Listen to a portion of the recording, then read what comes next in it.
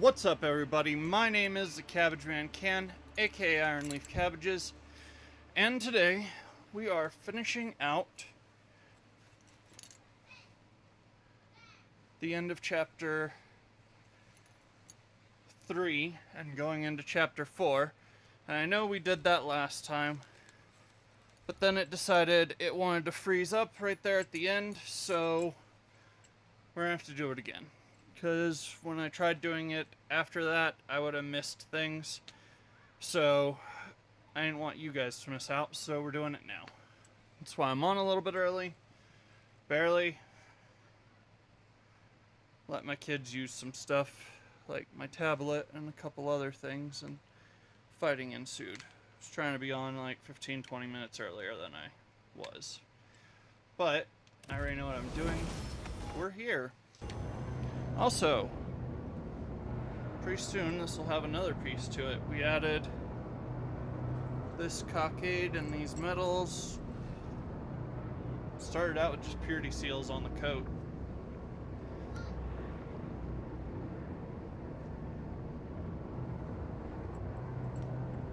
Figure, let's loot everything. The Divine watches over us.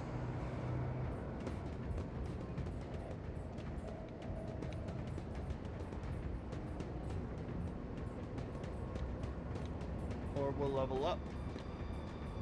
Heresy grows from idleness.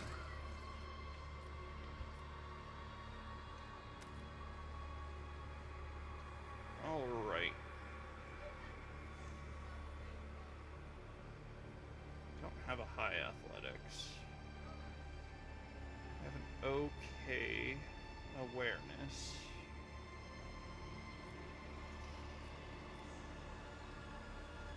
I have a great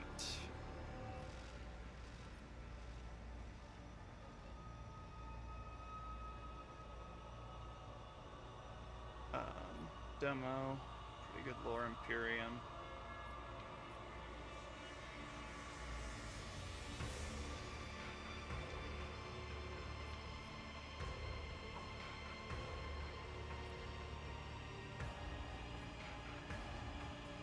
$120 for that.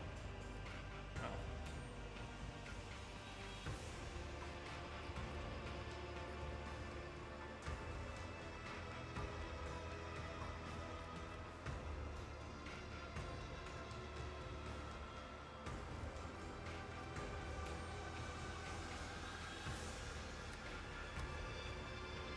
Alright.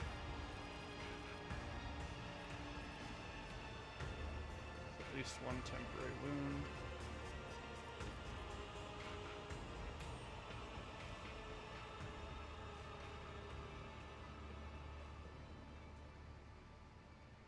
Stacks.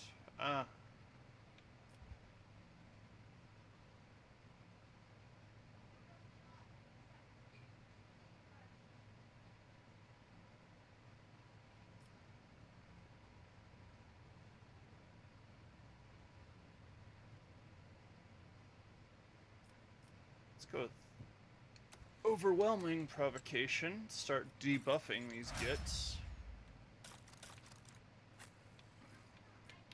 We will be just annihilating. I don't know. So I know that when we get to the other side, we're going to be told that Abelard's family is being charged with treason, and he wants help, no matter if they're guilty or not. He just wants me to be the judge. I really hope I uncover evidence that it's Yerbend. Not Yerbend, Drivestem. Oh yeah, Yerbend Drivestem. The governor, who's kind of a jerk and wanted to test me. And then learned that I don't like being tested. I don't like being made to wait.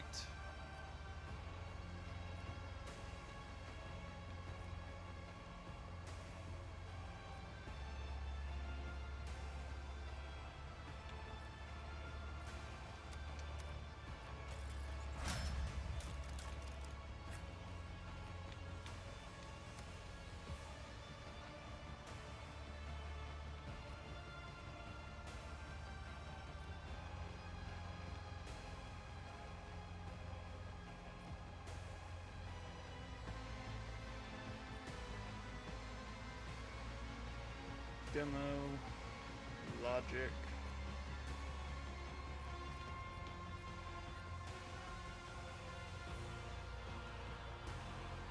Alright, let's see.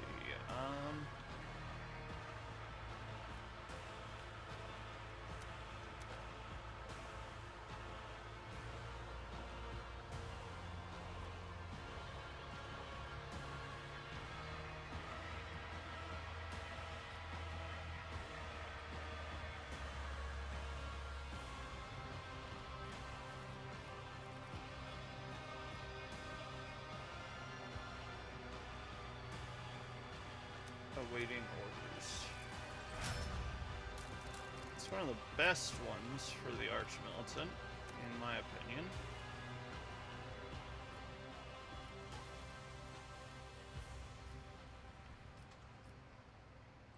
Coercion.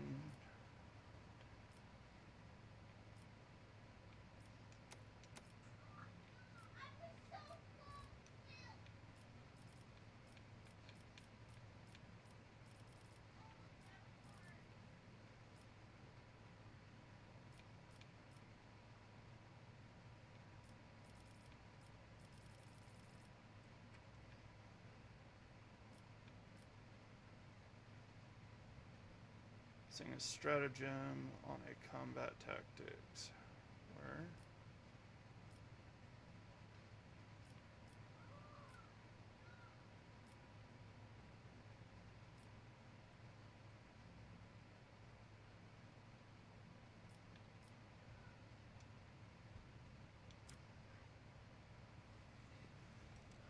Yeah, intelligence plus fellowship, or int bonus plus fellowship bonus, so 7 plus 5.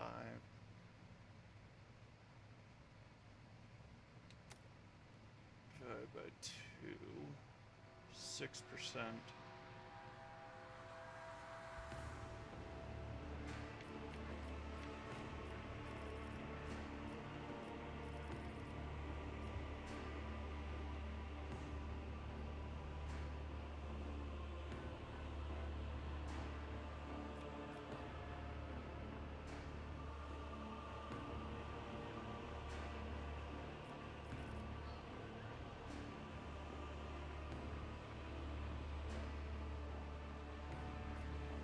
I don't know if this is good. I'm gonna take it though, and I'm sure I'll get better stabs.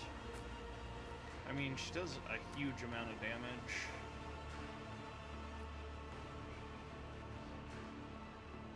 Wait, who am I dealing with?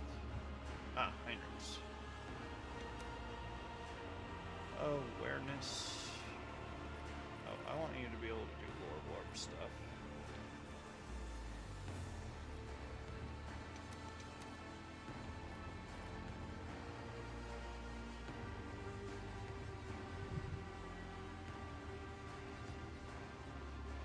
Stack.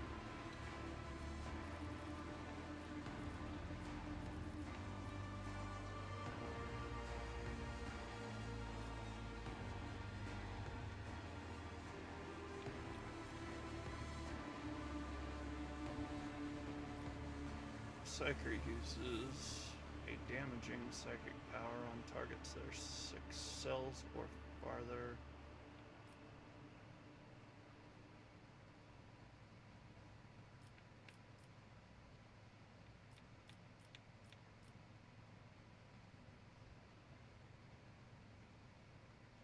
It's 10 or lower.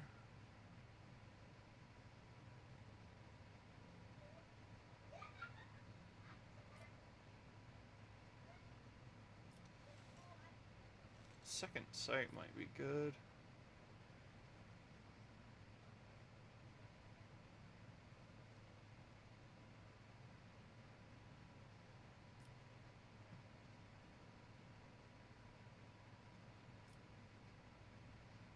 Use a damaging psychic power while being enemy.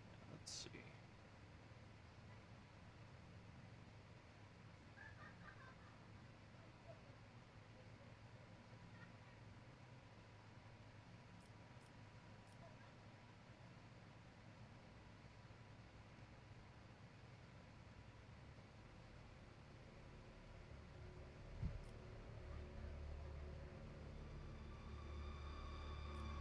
biophysical distortion is...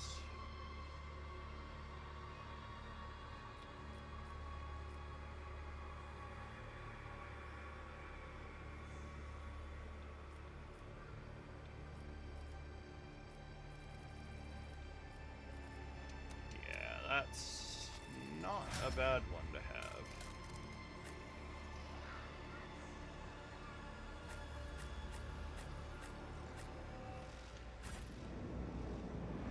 We shall reclaim what is rightfully ours.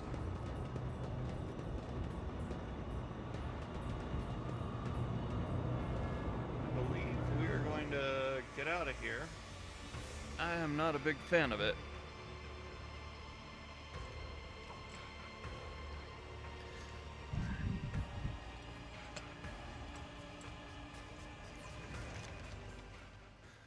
I kind of want to do a run-through of a heretical version where I imitate Jack Sparrow.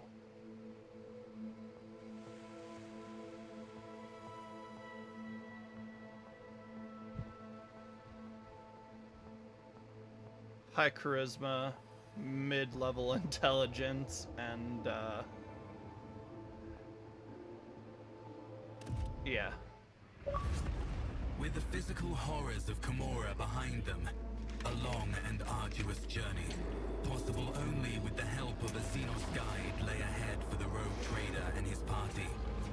From one strange destination to the next, through unknowable environments, the mere sight of which could drive one to madness. Hey, there's the Harlequin.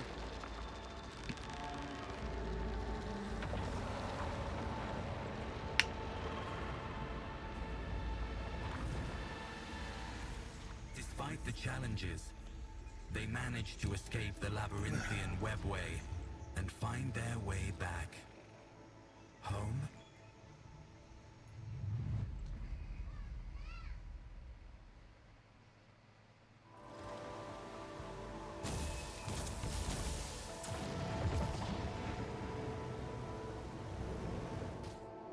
Roll in here like, sup nerd? A poorly shaved commoner in worn coveralls eyes you with suspicion. He is clutching an autogun that looks like it is one careless reload away from falling apart. The man narrows his eyes and inquires, hold on.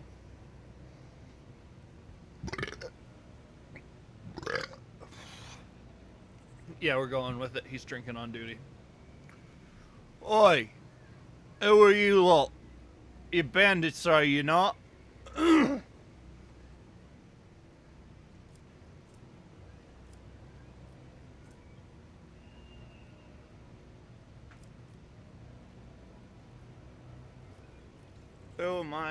am I, you ask?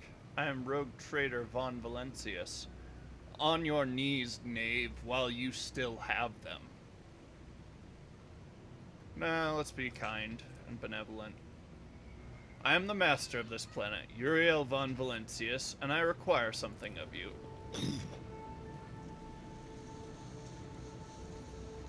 Blessed throne, you're not joking. His lordship in these here backwoods, what an honor, a big ol' honor this. I'm just a lowborn, a small humble man. I've only seen your lustrous visage on the holy icons in the temples of the capital. What do the people of Janus say about my abduction? What's it? Did some rotter abduct you? Who could perpetrate such villainy? Kidnapping his lordship. The nerve, we ain't heard nothing here on Janus. So who are you? I wish to know your name. I'm a scout, your lordship. I wander the woods. I test the soil. Taking great care, the old man reaches into his sack and pulls out a scratched auspex with a long spike wrapped in a muddy rag. The tech priest told me, once 1,000 steps you have walked, thrust the mystical probe into the soil, Say a prayer, then press the smaragdine seal. Offer 3 prayers to the Emperor, then press the ruby seal. Thus will the probe test the land and tell you what minerals dwell therein. How are things in the colony? I won't shame myself by complaining. We live, thanks be to the God Emperor and your lordship. We pray for your health every day. And the Chem Princes collect tithes, flog troublemakers, protect us from bandits, and don't fight much among themselves. All's well. There's this plague going around on Janus, though. Makes your hair fall out, your skin go pale, and your voice disappear. Turns normal. Emperor fearing people into right freaks. Scum of humanity. We call folks like that wretches. Scary to look at. Better to put them all down. Well, we do little by little with poison. Is the governor well? Can't say I have the foggiest. We've never even heard the governor's name, but it still beats living under that accursed heretic Vistenza the Bloodsucker. I need a shuttle and some means of contacting the astropathic choir so I can summon my void ship here. In a jiffy, your lordship, please. Please be welcome to our flying ferry. It's right over yonder, in the brush. It's also where our expedition's Vox Wizard is staying.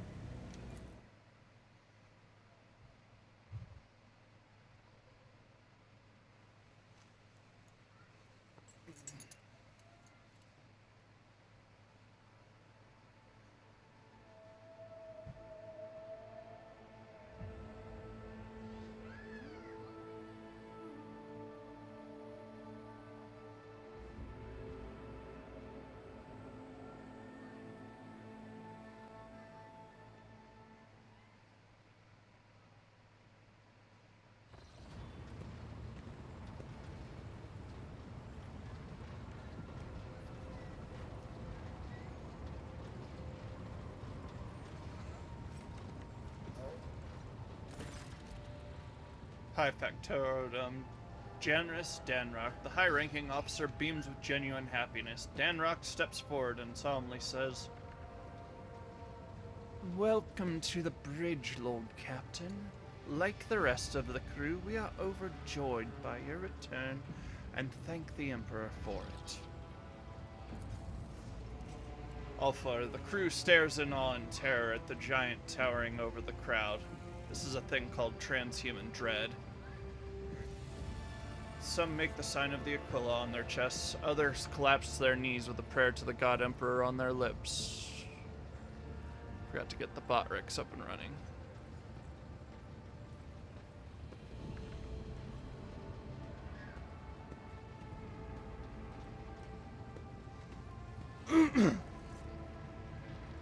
The crew stares in awe and terror at the giant. Is it transhuman? No, it's post-human dread. Because he's not human, he's post-human. And people have an instinctual fear of him. He's not exactly human, but he's not. Sort of related to the Uncanny Valley thing.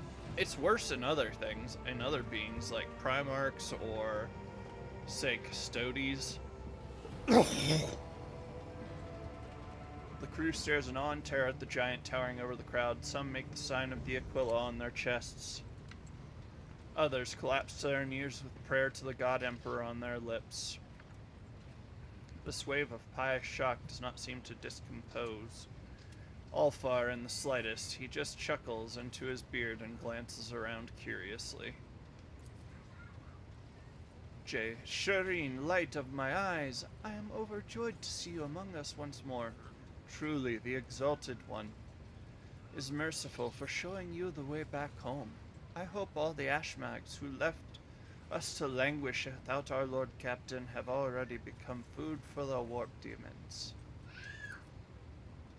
Lord Captain, I'm so glad to see you. I nearly lost it when you went up and disappeared on me. I was getting by on stimulants and recap. I barely slept, so Also, I could keep listening to the whispers for any clues on how to find you. The only other time I felt so powerless was when Lady Theodora... She stops. Pardon me, Lord Captain, I'm talking nonsense.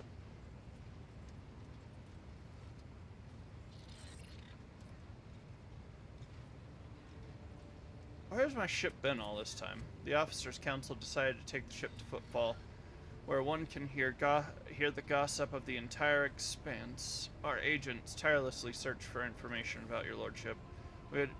Had we heard even a whisper that you were imprisoned, we would have immediately launched a rescue expedition. While you were absent, Lord Captain, we made every effort to find you. That resulted in a number of modifications to the ship that have significantly upgraded it, thanks to a favorable deal secured by the esteemed High Factotum. The ship is now equipped with state-of-the-art auger systems and direction finders from Kiava Gamma. First off, how much do you know about my abduction? Not much, Lord. All contact with your party was lost shortly after the supposed pirates boarded the ship and abducted your companion's kinspeople. We immediately sent shuttles with boarding parties to your aid, but we couldn't find anyone on the ship save for the crew, all of whom had either been butchered or driven insane. Since your lordship's body was never recovered, we hoped against hope that you were still alive. Alas, even our most alert auger operators never spotted anything suspicious, and thus our ignominious failure put you in dire peril. Dare we inquire what happened to your lord?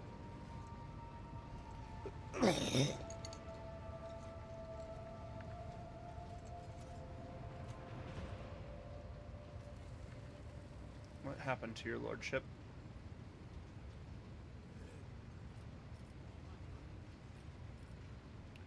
You helped the Drukhari abduct me and take me to Kimura. The officers erupt into indignant shouts, promising death to any treacherous Xenos that crosses their path. Raver shakes his head. Xenos have no souls and no conscience. They are dishonorable degenerates and traitors by their very nature.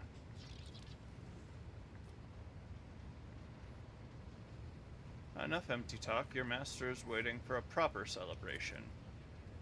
We can begin at once, your lordship. Glory to the rogue trader! Glory to House von Valentius! Your subject's triumphant roar sends a tremor through the bridge. It is as though the ship itself is greeting its long-lost owner. The factotum smacks his lips awkwardly and adds in a quieter voice. Lord Captain, the senior officers will report to you shortly. In your absence, we received a number of astropathic messages and dispatches that demand your attention.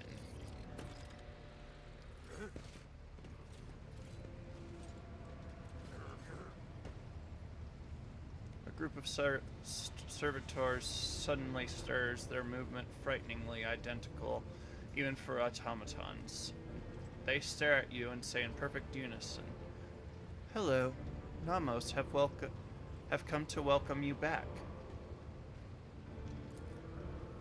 We sense that a great deed has been done, a vivid imprint on existence. You did something important. What was it? I triumphed over the enemies of humanity by pitting the archenemy's blight against that of the Xenos. One day they will all fall before the sacred flame. For now, we can be satisfied with having enemies of Terra destroy one another. Did Nomos say it correctly? The servitor chorus, which sounds as a single voice, falls silent. Nomos appears to be waiting for your response in eager anticipation. I'm glad that you are learning to understand me, Nomos. After a long pause, the servitor chorus responds with unexpected forcefulness. Nomos are glad too. We must go now. We will come to speak with you later. Another pause follows, so long that the silence comes more piercing than a scream. Then the servitors finally break it. We are glad to see order restored, and the head of the dynasty resume his reign. We were concerned about you and your well-being.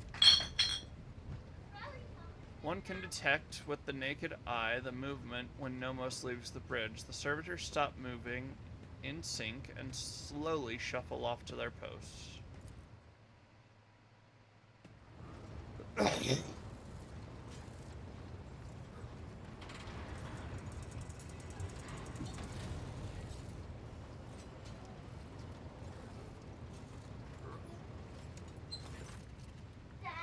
Your lordship, I must report what? Nope, we're not doing that. I'll let you know when it's time. Your lordship, I must report highly compromising information about a member of your retinue, namely Miss J. Hidari, who turns out is nothing of the sort. Or Mistress J. Hidari, who turns out is nothing of the sort but a commoner, a fugitive from the law, and a deserter from the Imperial Guard. I have solid evidence to prove it. This evidence had better be incontrovertible. It's all here, your lordship. Official records from the Administratum, attestations from the Departamento Munitorum, and much more besides. I want to know the details. I may have overlooked some nuances, but I saw evidence that the person whom we presently know as J. Hidari served in the 19th Ifrit Regiment and was identified as the perpetrator of numerous instances of theft and smuggling, as well as desertion. And this individual is not of noble birth, but of the lowest origins. How did you come to know all this? Watch this.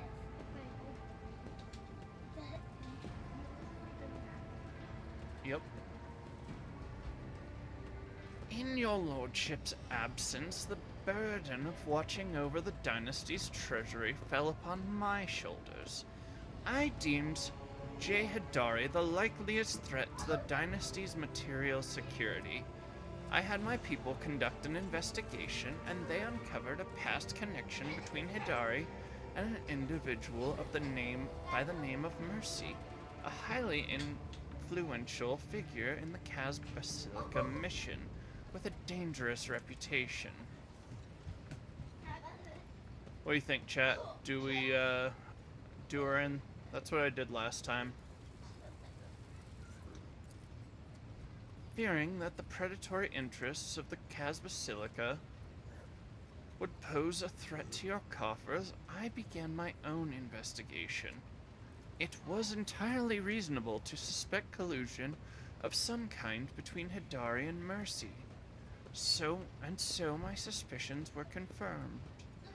The two were connected. It was from Mercy's associates that I acquired the compromising intelligence on Hidari. Because here's my thinking. I could keep her around. Right? Give her the things she wants, keep an eye on her, and possibly turn her over to the Inquisition later when we know more. Thus, gutting the Kaz Basilica a bit more.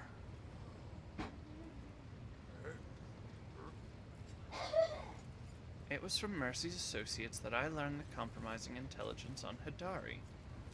Mercy could also have a stake in ruining her rep. I wish to see J. Hidari. We have something to discuss.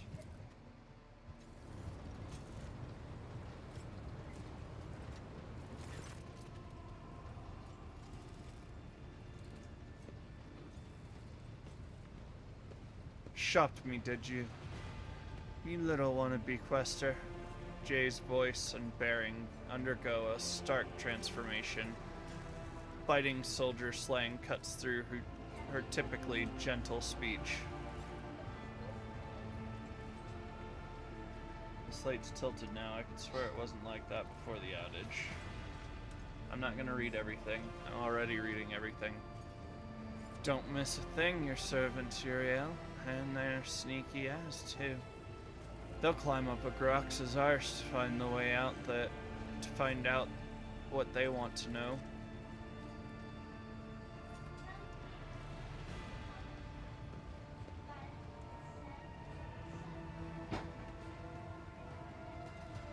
But I don't know that she's doing any smuggling behind my back is the thing.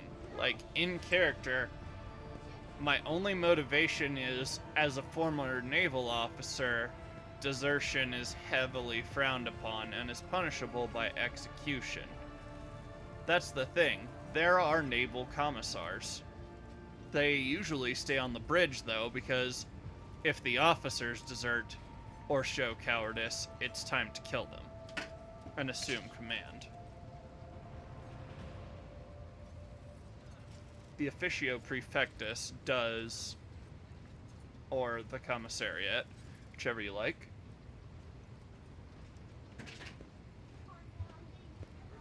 So that's kind of the thing. I don't think I know anything about it. I'm still gonna fish out what she's talking about. Only if this scum slings his hook. Jane nods at the now much paler Danrock. Well, your lordship, ask away. I'll tell it like it is. I'm not going to try to wriggle out of it. So, do I know that she's doing smuggling? Is the real question. It's the real, if I know she is, then, yeah, execute her.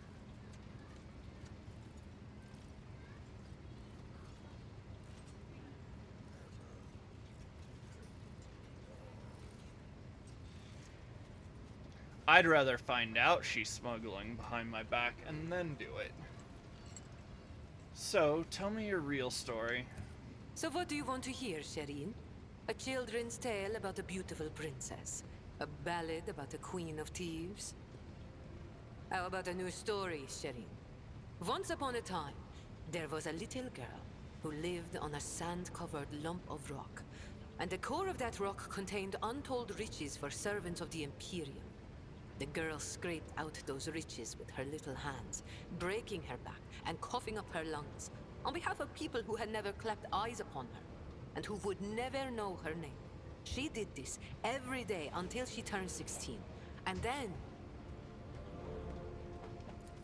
then his servants came and drafted the girl into the 19th Ifrit Regiment. Can you imagine? Of course, the regiment was wiped out on its first sortie. But the girl survived. The Exalted One protects. So what was next? Years serving in the Astra Militarum, just a shitload of hard labor, and fighting, and deals, and shady connections, and new opportunities. But everything in this world ends sooner or later, Shireen. The now not-so-little girl went and fell in with the Kasbalika. She saved up a little gold, and she even indulged in excess from time to time, until living the good life almost cost the little girl her head after her patrons got caught in an internal investigation between the Officio Prefectus and Departamento Munitorum. That's pretty severe. So the girl ran as fast as her little legs could carry her, until her eyes and the whims of fortune brought her to the expanse. A shitty story, all things considered, Shireen.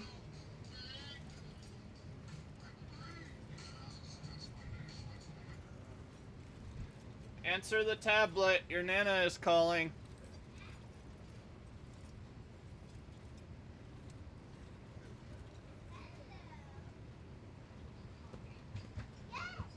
So the girl ran as fast as her little legs could carry her until her eyes and the winds of fortune brought her to the expanse. Ah. I knew you were no princess. Oh, really, Shireen? And there I thought you were quite ready to believe my time-honed thespian performance. The folks on Footfall are my only family, Shireen. The trickster twins and the rest of the rabble, plain-talking and loyal as dogs. And sometimes as dull as the pommel of a worn-out blade. who used to be in the Imperial Corporal Guard. Haydari reporting for duty, sir. I've had enough of the Astra Militarum shit to last a lifetime, Shireen. And my body's collected enough souvenirs from run-ins with Xenos and heretics to last 2 lifetimes. Except, when it comes to the Guard, there's no such thing as used to be. That wretched life sank its claws into me good. But that also means I remember what it's like to be a small, shaking, insignificant pawn. And that's why I appreciate what I have now all the more. How did you get involved with the Cas Basilica? What? You think it's difficult? Once me and my fellow guardsmen snuck into the upper city in search of a good watering hole, where the high and mighty of that world congregated. Another time, our regiment was sent to defend the tallest spires on a hive world. And I had an epiphany. I saw how the other half lives. And by half, I mean the ones born with a diamond spoon in their mouth, instead of an entrenching shovel rammed up their arse. My eyes were open to the truth, Shireen. The Imperium is full of opportunities, even for people like myself. The trick is knowing whose palms to grease, whose boots to lick, whose throat to squeeze, and whose arses to kick. I was very popular with everyone in the Guard Command, you see. I'd procure things for them, whatever they wanted. And so the Kasbalika took notice. So you're a deserter as well. You know, Shireen, I could still be bouncing around from one world to another, holed up on tired old ships with only venal grunts for company, if I hadn't decided I wanted more for my life. I accepted a shipment from the Kasbalika of certain chemicals. You know, for carnal pleasures and the like. Some bigwig was throwing a party to celebrate his 5th decade in the service. She couldn't have been that popular if she only made corporal. She would have been trooper, then corporal.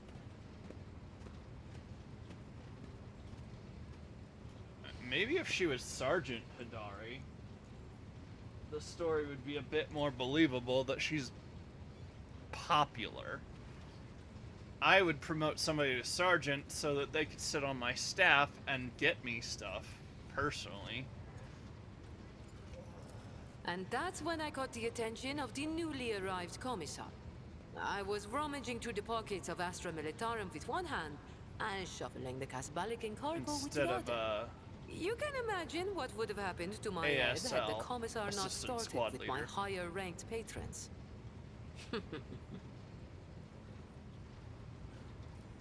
That explains the lung implant, but what about the hand? It was orcs. Not everything I say is a lie, Shireen. I see. Whoop the fu- Never mind.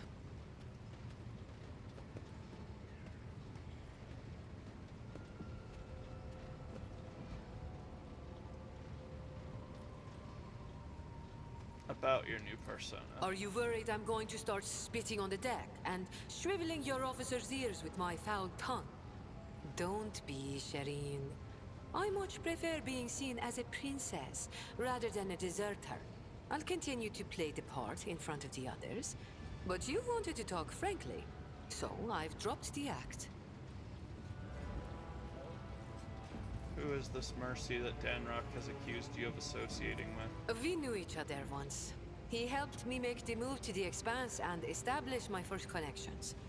But that's an old story I prefer not to poke at if I can help it. Things are good in my life now, and I don't need mercy. You do need mercy. I think we've covered everything. Return to your duties. Sir, yes, sir. Your lordship, Shireen. I'll be here, all primed and ready to go.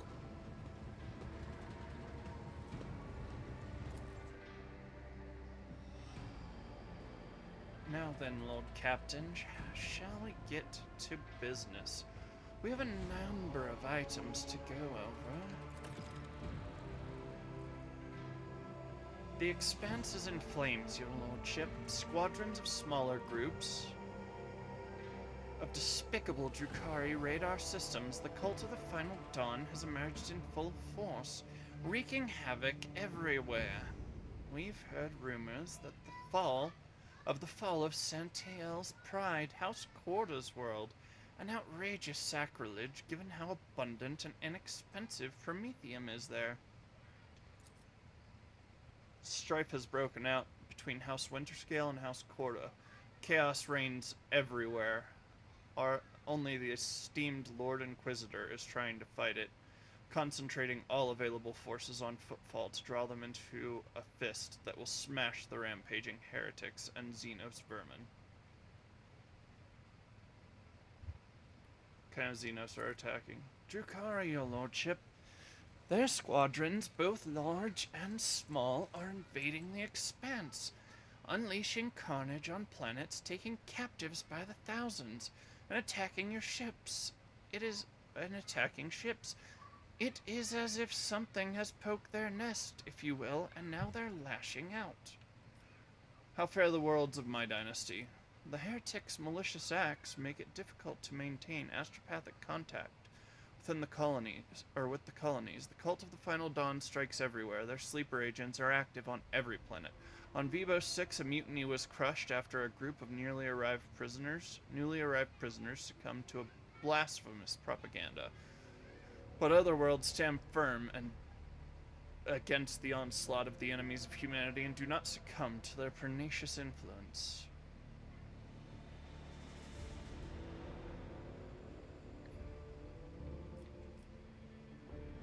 So Xavier Calcazar is leading the defense. I thought you'd be playing the Switch, kiddo.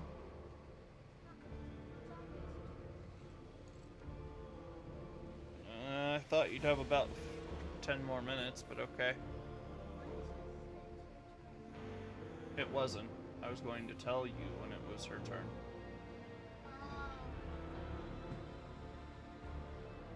So Xavier Calcazar is leading the defense.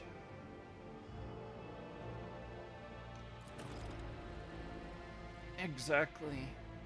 The esteemed Lord Inquisitor Calcazar has declared himself Warden of the Cronus Expanse and issued orders to requisition troops. He has made Footfall his base of operations, as it was the most logically convenient point. From there, his fleet strikes throughout the Expanse, destroying the forces of the Cult of the Final Dawn and the abominable Drukhari. He may be all that currently stands in the way of the Expanse being reduced to ashes.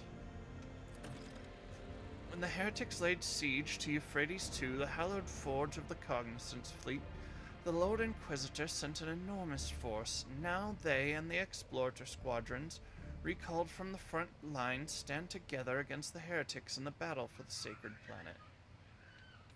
What's the source of strife between Incendia and Caligos?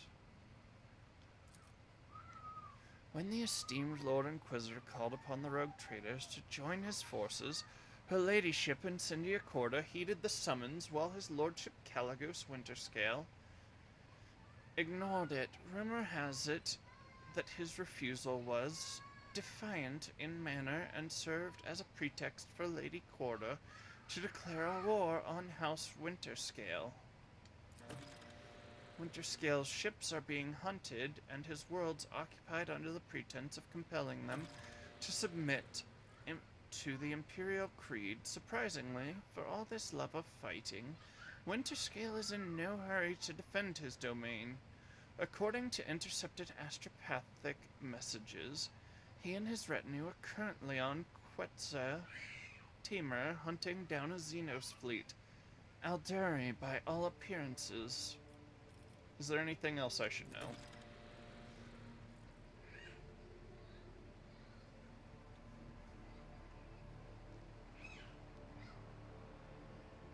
The factotum lowers his head in thought. There have been other minor developments. If you so wish, I will gladly bring you up to speed on the bridge. I would not want them to take any time away from this occasion. Why are you touching my phone? Look at the time. It's been an hour.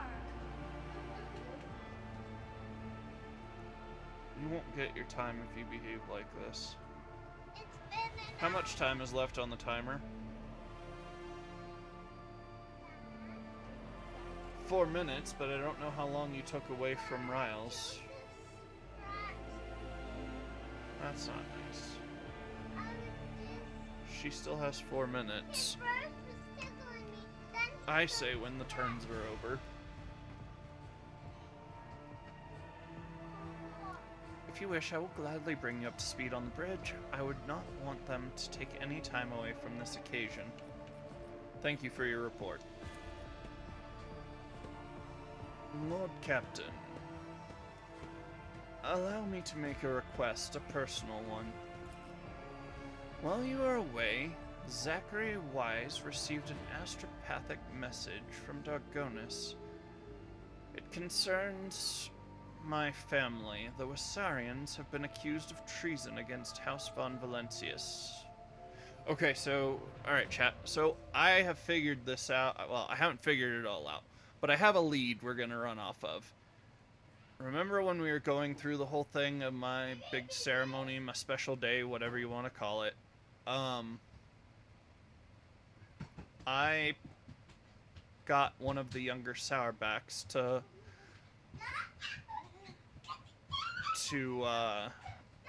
work as an officer commanding a regiment aboard my ship.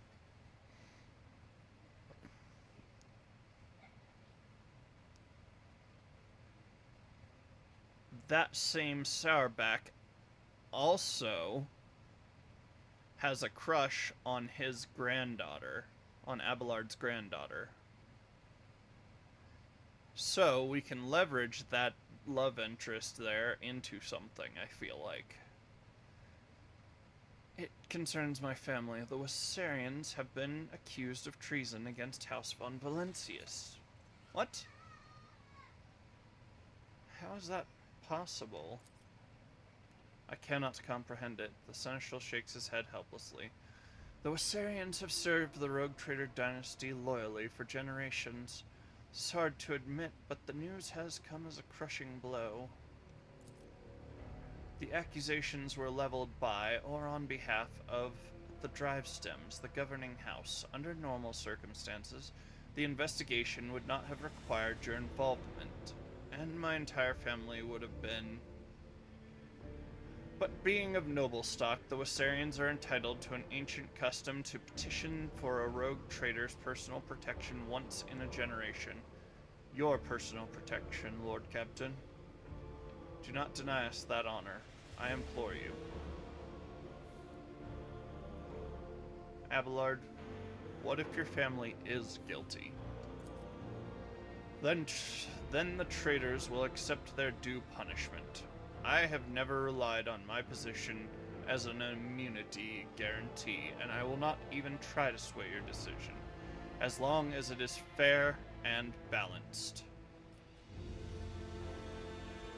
Tell Zachary Wise to send a message to Dargonis saying I will personally take part in the investigation. Abelard breathes a sigh of relief and seems to grow an inch or two taller. It will be done, Lord Captain.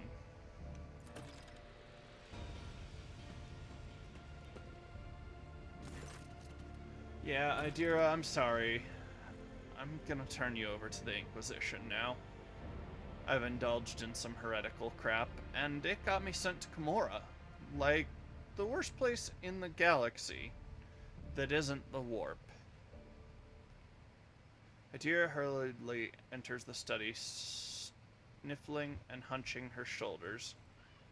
She looks haggard.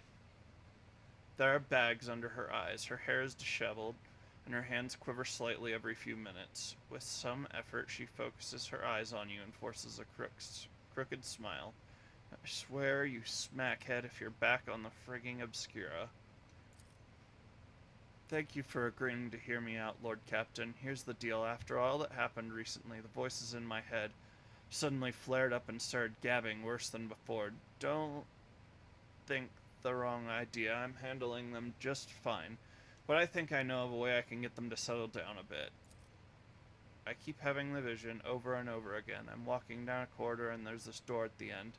I just know that right behind the door is blissful silence. All I have to do is reach out and open it. So I touch it with my fingers. I can feel the cold, rough metal, and then I suddenly snap out of it and always find myself staring at a wall in some compartment or another. I look behind me and all the doors on the way are open, but I have no memory of how I got there. Yep, Inquisition time. Lord Captain, I'll cut to the chase. Please help me find that door. I'm not joking. This is a matter of life and death. My gut tells me this is my last chance to deal with my powers, and if I don't...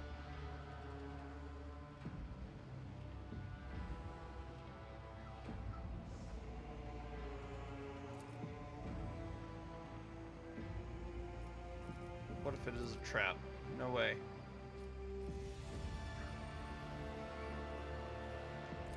Alright. We have to find that door. You're too unstable. Yes, Lord Captain, I'll prove to you that I deserve a place aboard the ship. As soon as I sense we're close, I'll let you know right away.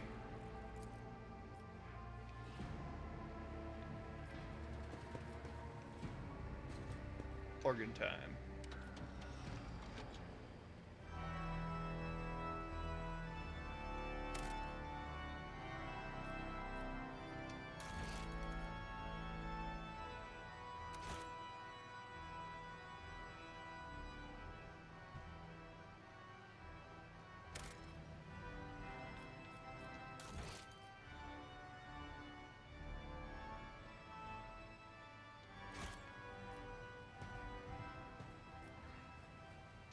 Piece of a craft world.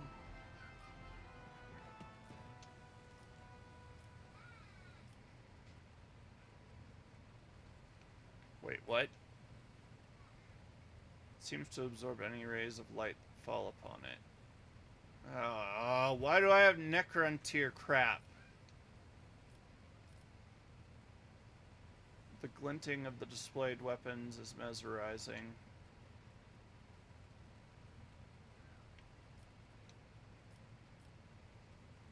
Never seen many of these articles before.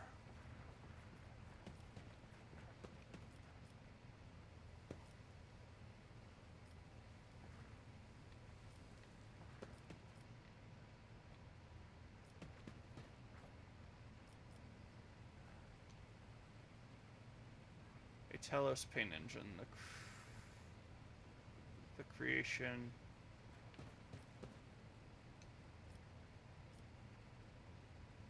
of the deranged minds of the Drakari homunculi, twisted sculptors of the flesh from the dark city of Kimura.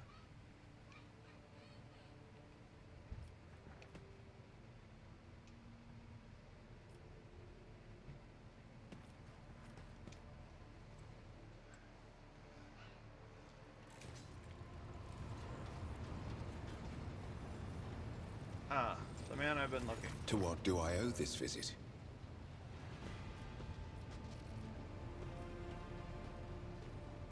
I want the Inquisition to take care of Idea. Rid me of her. Oh wait, hold on.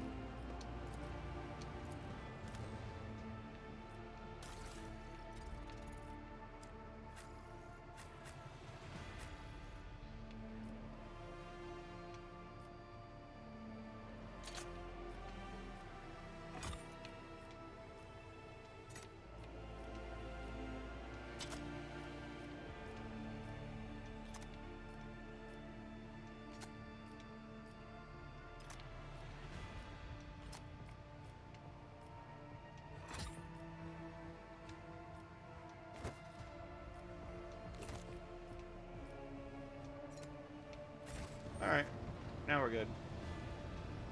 To what do I owe this visit? I want the Inquisition to take care of Idira. Rid me of her. You are agreeing to hand over the unsanctioned Psyker to us? Yes. I'll see to it. How long have you served the Inquisition? Since the day of my initiation as an acolyte. So, decades. How many real years it's been, it's hard to say. When I return from a journey through the warp, I often discover that much more or much less time has passed in real space.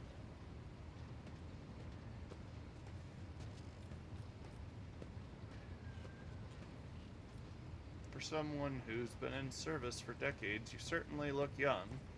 It's called Juvenat treatment. The first step for biomancers such as myself is to take control of the processes of their own body, including aging. I've endured innumerable hazards in my work. If I allowed every trace of them to remain, I would look completely different today. Gladly. Subject. You're not the Inquisitor's only acolyte, are you? Of course not. He's a Lord The Lord Inquisitor. Inquisitor's entourage comprises dozens of people. The best of the best. Experts in various fields and disciplines. Some of them I know personally. Others That's just his I've never entourage. met. He's a Lord Inquisitor. There are other Inquisitors. To be honest, I'm not even certain that the people I know are still alive. I used to work with other acolytes of the Lord Inquisitor, but in the Coronis Expanse, I have been working alone. If you're an interrogator, does that mean you hold a special position in the retinue? Technically, yes. You're getting groomed to be an Inquisitor. We are not a retinue.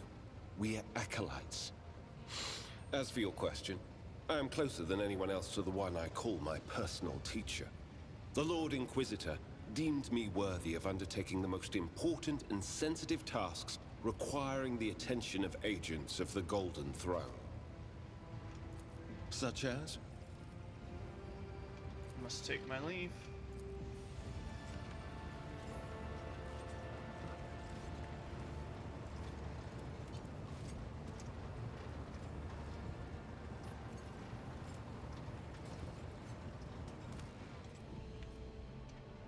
What has happened to my beloved colonies?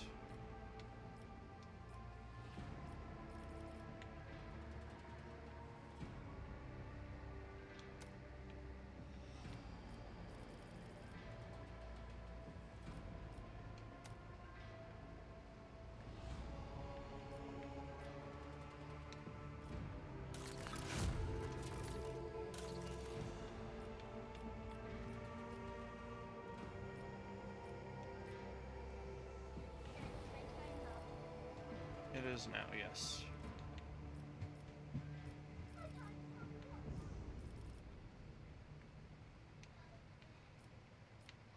The debt.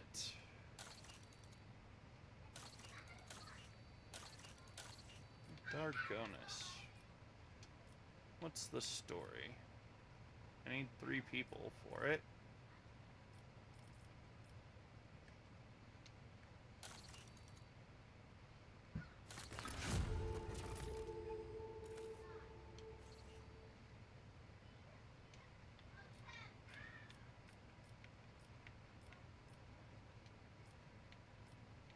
Chapel of Enumeration, Giants.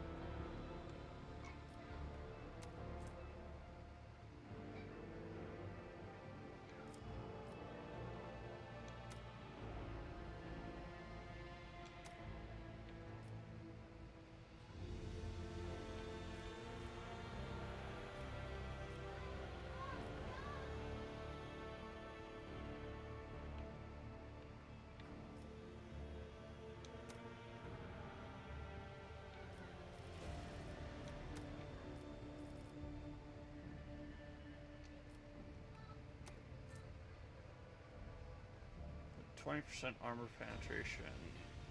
See, these grenades are actually really useful. I might work towards it.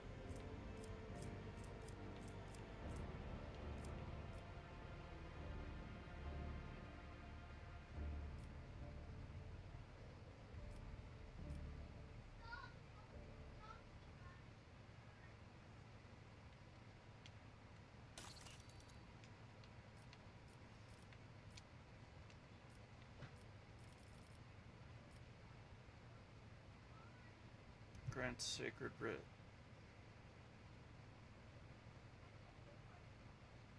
Build me an army.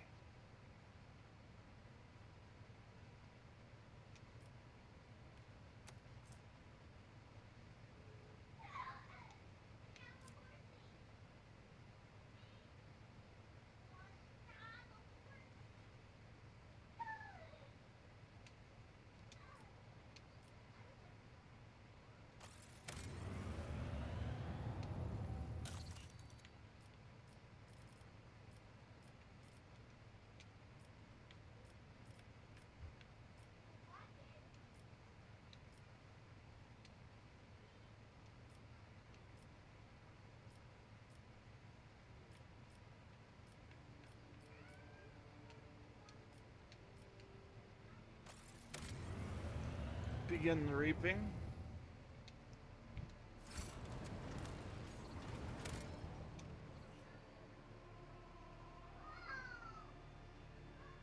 Generous.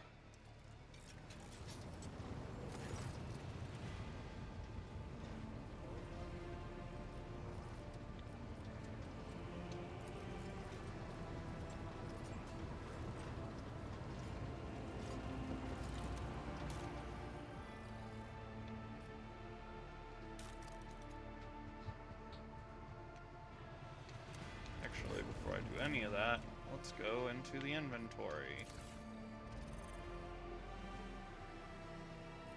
Pull out any redundancies.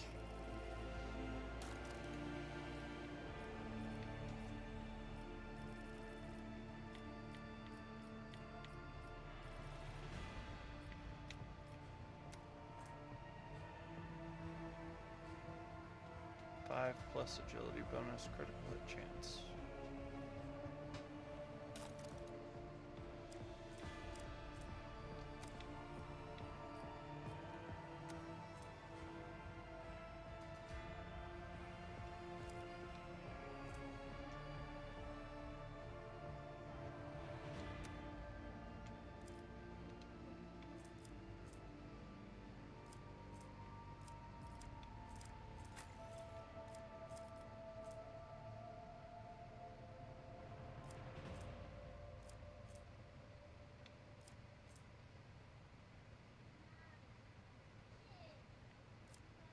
So none of this armor can be used by her.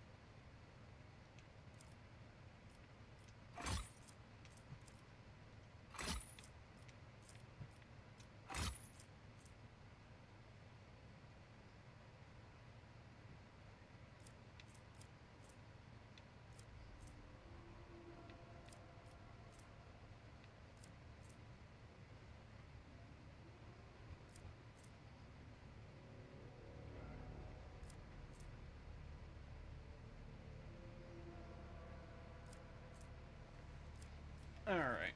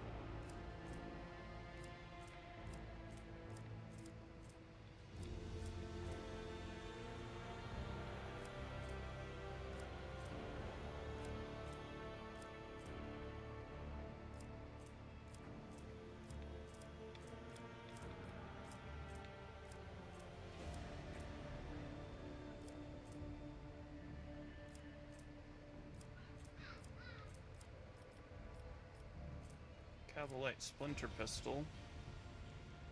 6 to 9.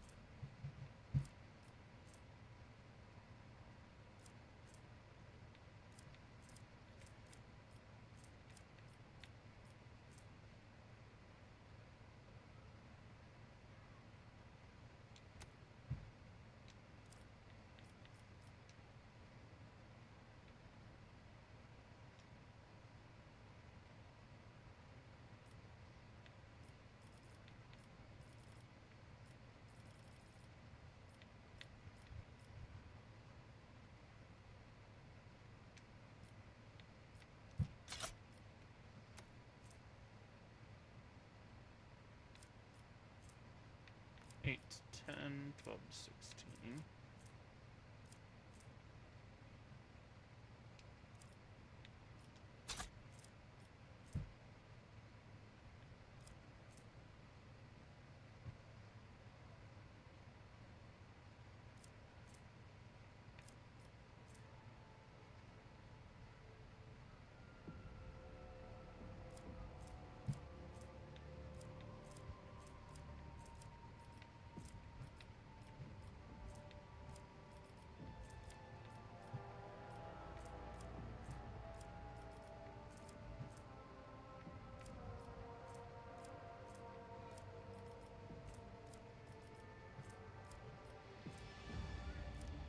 Hex rifle, bloodlight hex rifle, 2230, 22 to 25. That should help.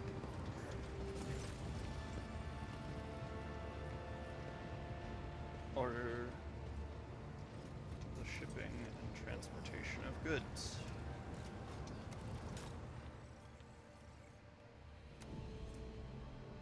I want this Drusus pattern.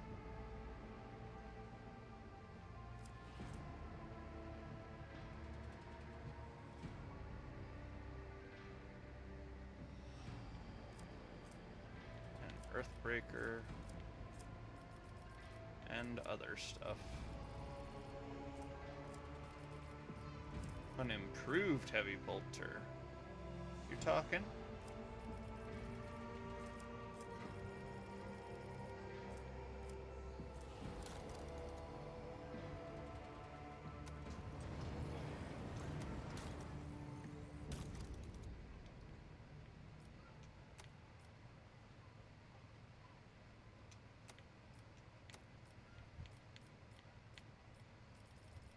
I have so many Xeno artifacts.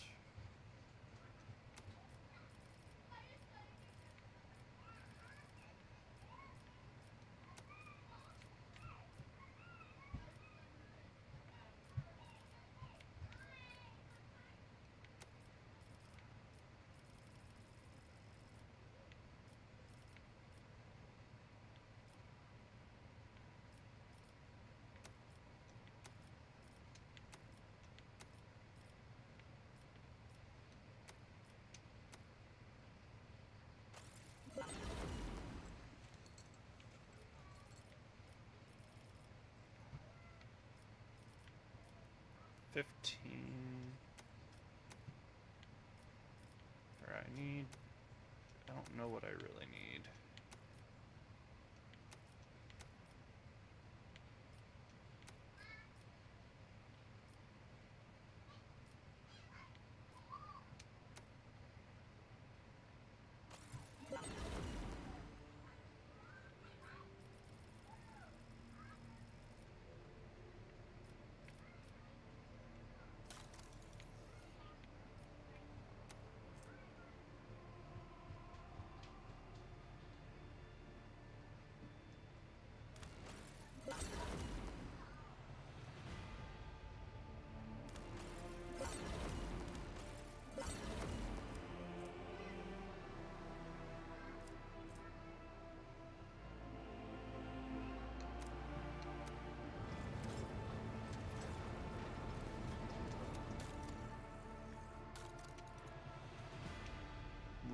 don't have anything.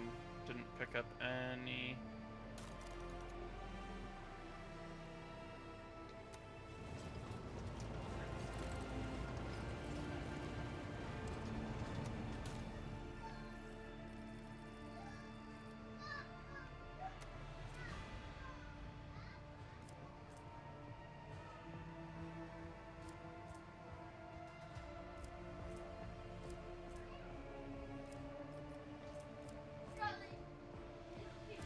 Las gun.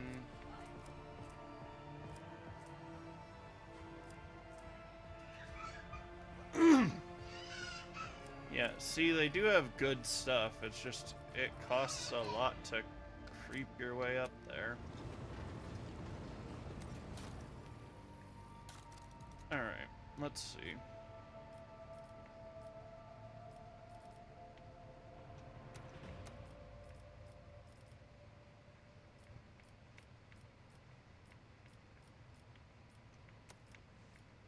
My thinking is that if I keep some of the things around that are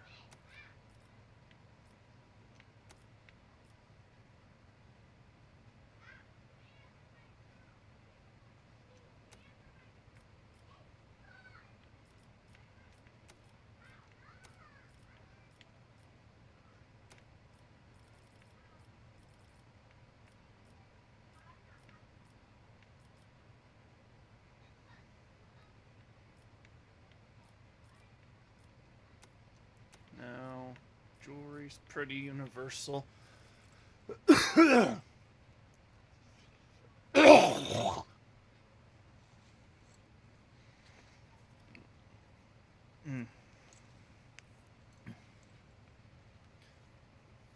Let's see.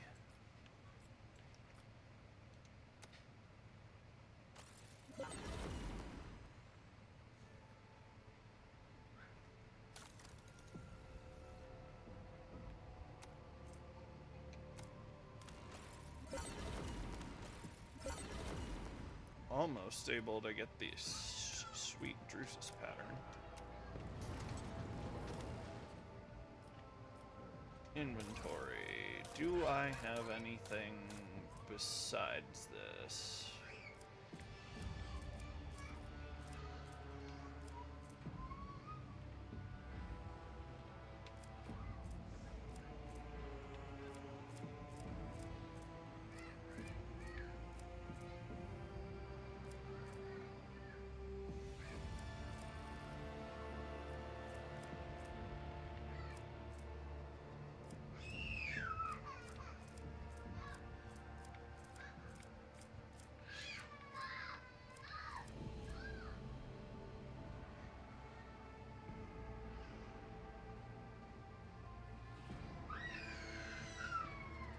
Buttons or holes. Add it to the cargo.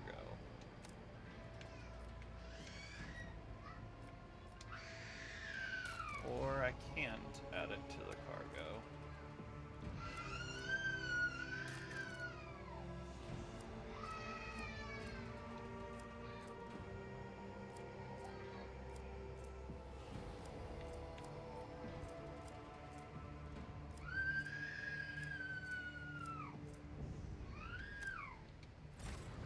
Wanna know what Drusus Star is screaming? Uh, Bull weekend. well, that's not nice. Fetch the good dreams. It's about 20 minutes till their bedtime. Then all I can hear is screaming. I know. And I can't look, and I can't even do anything. I'm getting a headache. Because all I can hear is screaming and yelling. That's just all I can hear. It is suboptimal, isn't it? Hey, if he was mean to you, son. Huh? Yeah. Here, you can have one of these. And he was mean to me back. Yeah, well, that's not very good. Oh, sorry about that, boyo. I dropped that. Can you get it? Over there. Daddy dropped a good dreams. That's for you, Fee. Give it to Fee. Do you need a quick hug, son? Hey.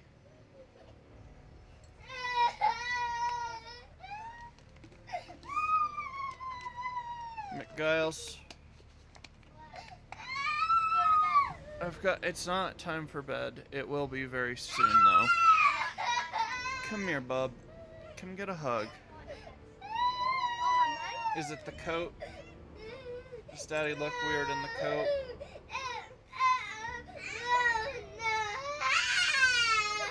Come here. Hey, I know... Hey, bub. I know that you don't need a hug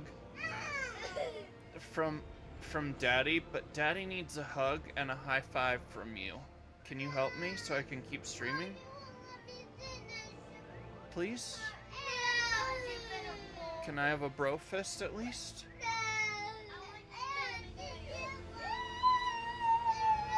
Come on. I know you don't need it. Daddy needs the hug. You don't need it, I know. Unless you do need it, and then that's okay too.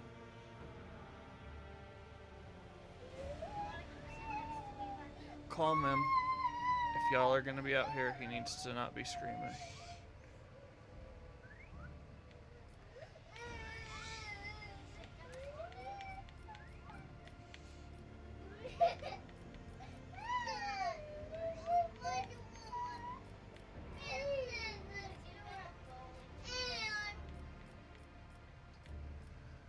Don't. Okay, but that cat... No, we're not doing the cry and scream thing, kiddo. I love you. But I'm not forcing anybody to do anything. If you guys choose to be mean to each other, you can, but...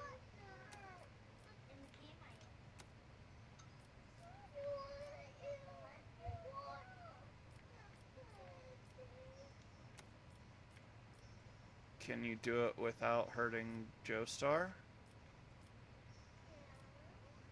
Then she should let you. I'm telling her she should let you.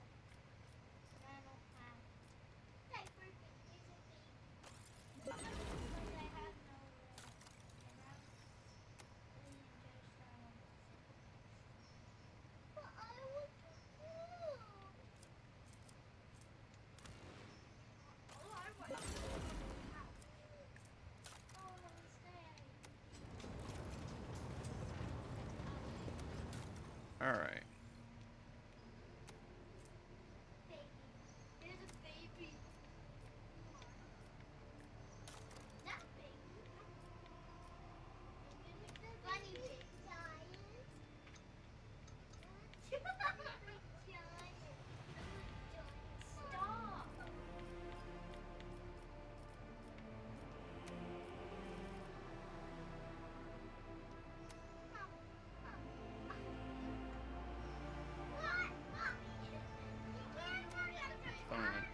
Ranged weaponry provisions.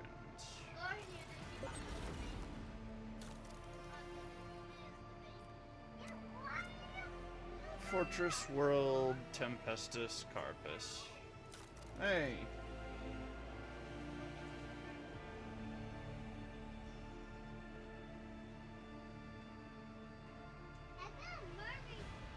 Alright.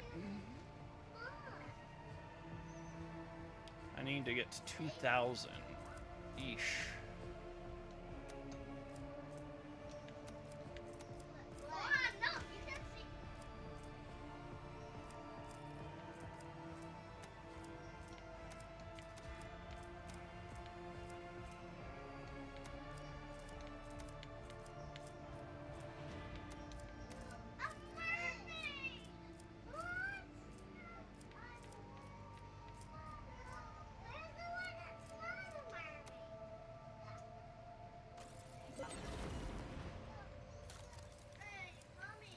Hopefully.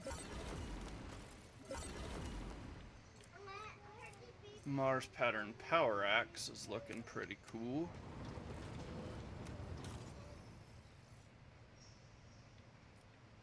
Hey, Fred, let's have makeup. You need the lipstick. You know. Let's go home and Alright, Dennis. Now that we've done all the stuff. Alright, guys, I'm gonna run to the restroom. I'll be right back. I'll need to take the coat off for a little bit, and then I'll put it back on. Yeah, it's making me hot even with the ice plate on. Alright, we'll be right back. Just run to the restroom.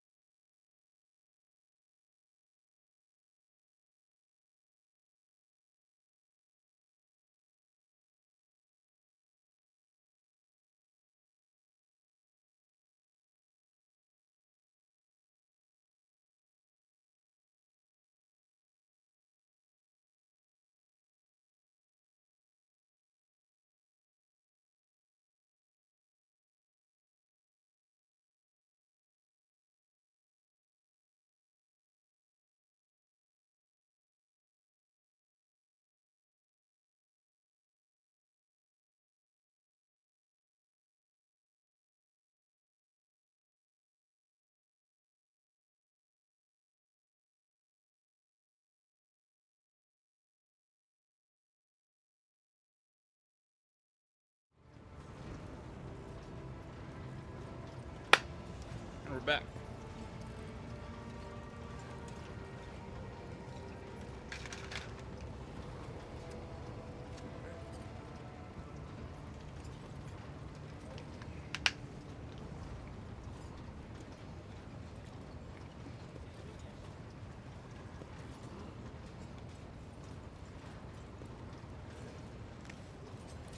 Alright, let's find out what's going on in the Protectorate. I wish to hear news of the Protectorate to keep apprised of things. We discovered a world that is home to a long-abandoned colony founded centuries ago by one of your predecessors. A ship was sent there carrying several thousand colonists who were to restore the derelict settlement after the ship entered its system of destination. Contact was lost of it, and fate remains unknown.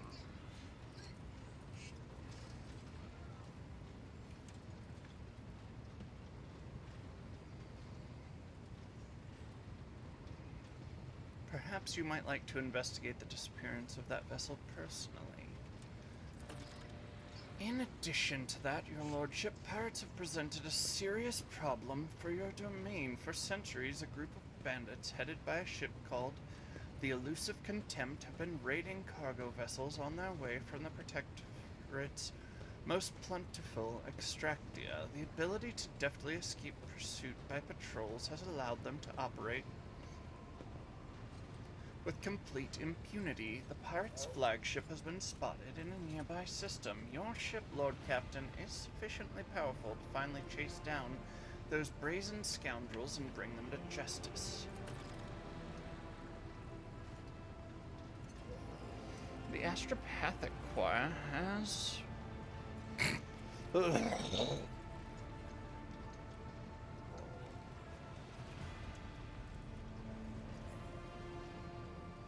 received a series of alarming messages concerning the Namur 4 system, where a dangerous space anomaly has supposedly manifested itself. Its nature is unknown, but the fabric of space within the system is reported to be curved and unstable. It is said that any ship entering the region disappears without a trace. I believe we ought to be prudent and steer clear of that system. The factotum hesitates as if unsure what he has to say is worthy of your attention. There is something else, Lord Captain. The ship's astropaths caught echoes of alarming messages. Unidentified ships abandoned by their crews have been spotted in several systems of the Expanse. It may only be a rumor, but those who have encountered them have gone missing. That is all, your lordship. I'll return later. Right now, we're going to Dargonis. I didn't go through heck and back with my homie Abelard.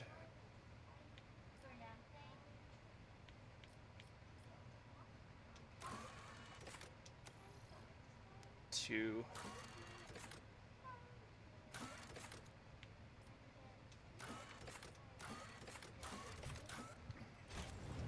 let him... Annabelle. Anna. Anna. You warned us. Thank you. Anna. Oh my jeez.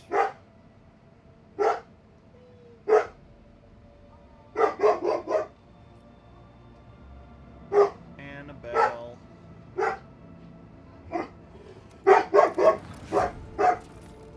Annabelle. Come here. Come here. I'll give you pets. Over here.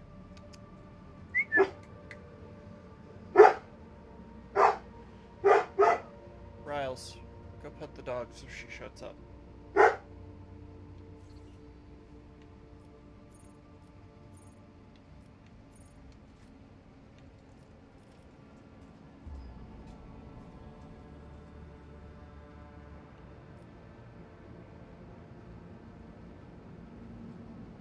Wow, that's a lot of...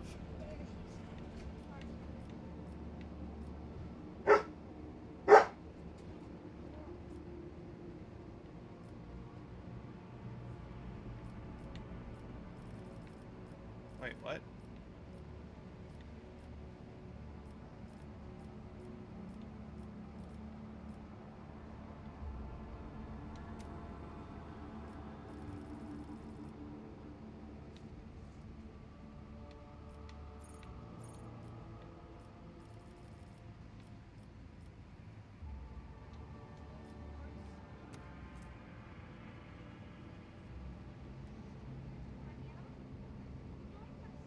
Additional...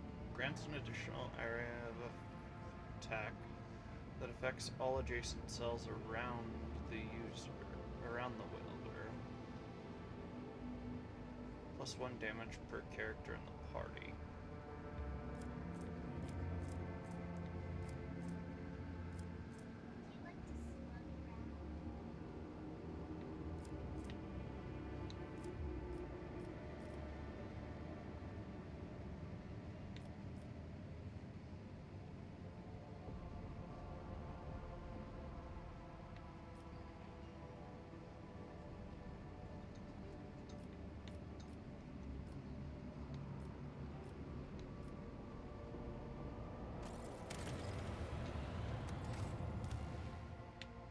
Wait, can I now do more?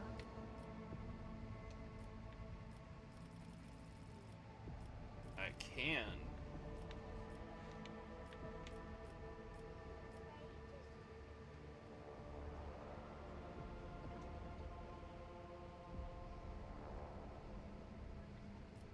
Missionaries. I need people.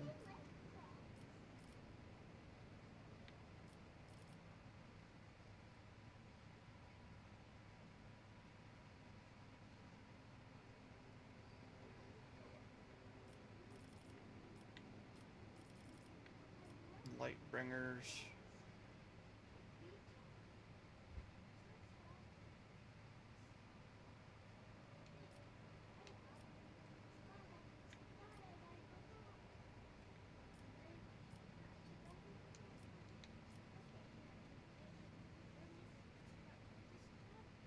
I want that Navy rep.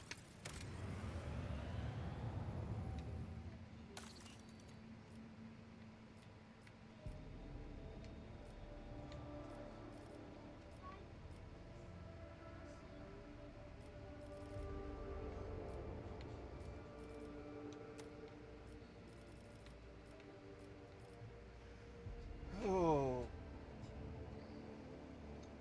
The date for payment of the tithe approaches, however, making use of the corrupt practices of the Ministratum, one could find a way to keep both the Psychers and the thrones.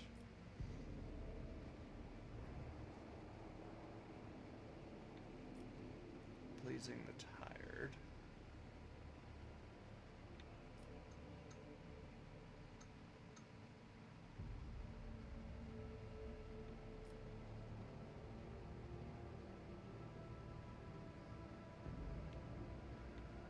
Man, I need people.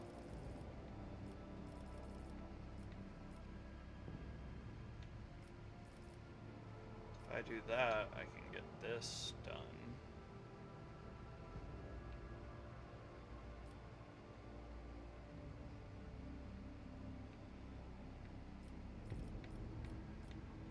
What's the other?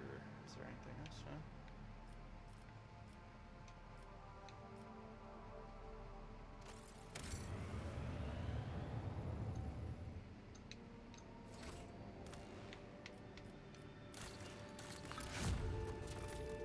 Okay. We're that fast at it then.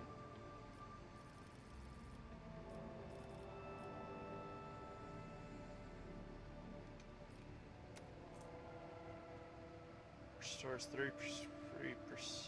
to the cooldown of ultimate abilities. The end of space combat. Red warp roots always become orange. Ooh, yeah, that right now. Give me that.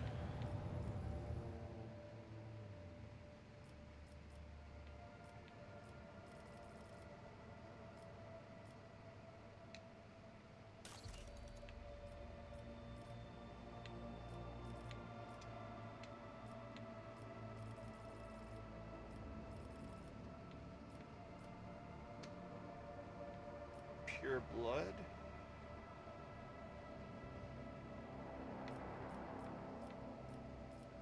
Test of wills.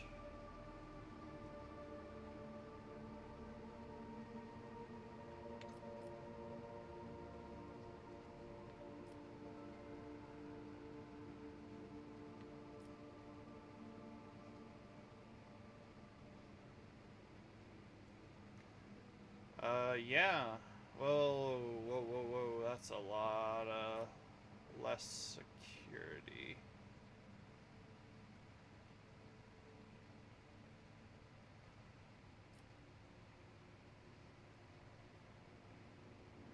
Ooh, I can form a penal battalion. Heck yeah. Wait, that's not what I want.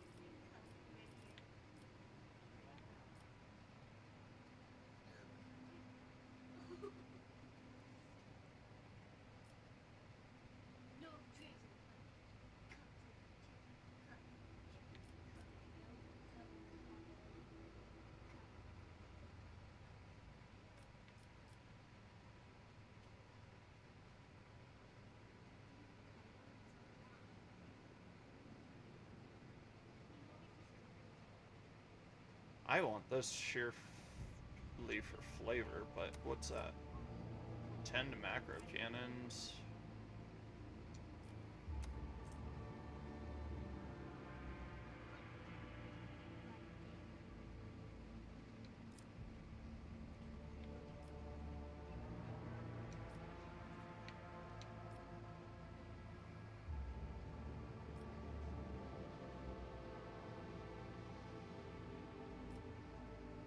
I'm gonna do this one first because even though I want the other one more. Lord Captain, a strange anomaly has been detected on Kiava Gamma. A series of orders, defined as Procedure 0-C, forced itself into the production algorithms. The servants of the Omnissiah define its execution status as most sacred, and therefore follow its instructions impeccably. In just one cycle, cells were erected in all the manufactorums connected by cogitators, or more precisely, their computing channels. This network forms a pattern similar to those applied to the digital cells of machine spirits. The 0-C procedure commands Magi with an above-average psireceptivity index to enter the cells. Those tech priests who take their seats in the cells fall into a blissful data dream where they listen to binaric hymns very similar to those periodically whirred from the warp vox of Cubus Delphum. The performance of the manufactorums has dropped. Many of the machine god's servants have abandoned their posts and are pleading for the privilege of fulfilling the procedure 0-C, but the enforcers have taken custody of the cells and warned these volunteers away from them. What do we know about the procedure? Could it be part of Delphum's legacy? We cannot trace the source of the signal that activated it, or figure out what it means. The tech priests oppose the idea of researching the procedure as it violates the sacraments. Supposedly, the minds of the Magos immersed in the cells are involved in some grand-scale computation. The servants of the Omnissiah have tested the cogitational network 7 times with purifying algorithms of varying degrees of severity, proclaiming it clean. Let's see. Perhaps my advisors have a few words to share. A signal seemingly from nowhere that has the highest execution priority. A perfect weapon for capturing the planet. It should be anathematized, and I am ready to summon a cadre of competent techno-sorcerers from the Inquisition.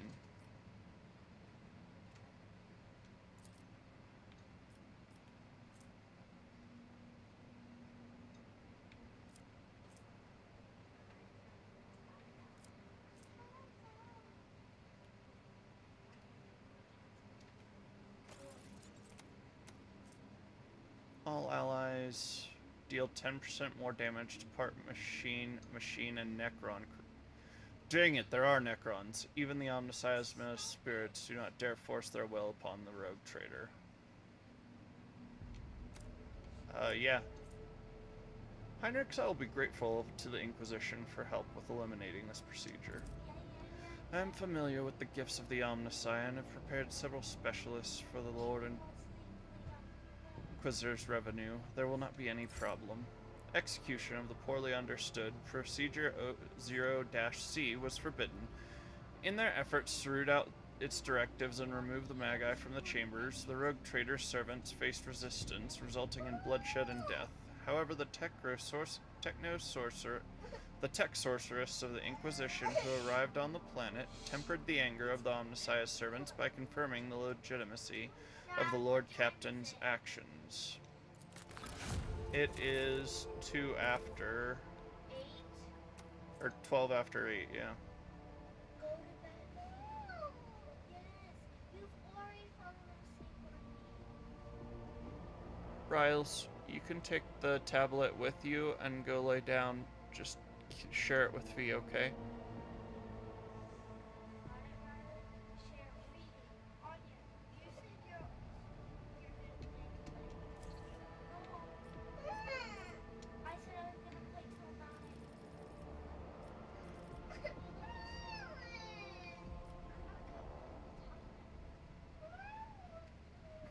That doesn't mean I'm gonna turn it off. Raw materials. It doesn't mean that.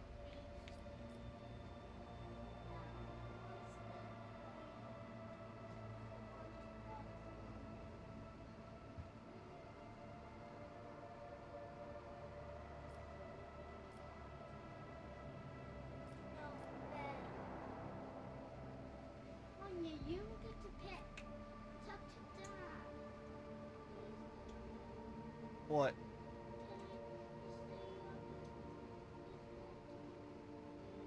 No. No. I let you have Switch time and soda today.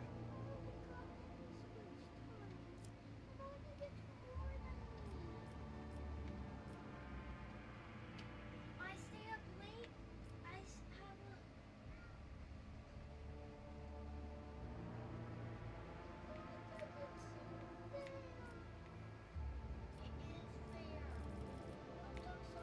It is fair. That's my turn. That's not fair. It was just like 2 seconds. That wasn't 2 seconds. I don't know how long it was, sweetheart. It was fine. Second. Well, I didn't change. I gave you 5 extra minutes, so you're okay. It worked out. Your lordship, Janus is reporting a disaster. Ghostly Xenos figures that appear at dusk and go away at dawn.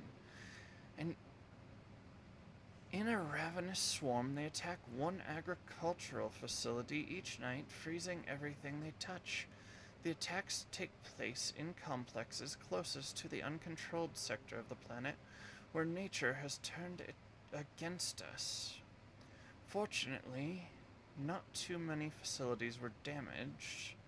Our irreconcilable struggle has moved the borders of the affected sector. The important production lines have survived. What do we know about these wraiths? Not much. They are incorporeal and difficult to discern, but they happen to have Aldari features. The spirits draw the warmth out of humans, plants, and inanimate objects, and it seems they do not hunt consciously. Rather, they do not notice anything in their way. At dawn, they dissolve into mist. The wraiths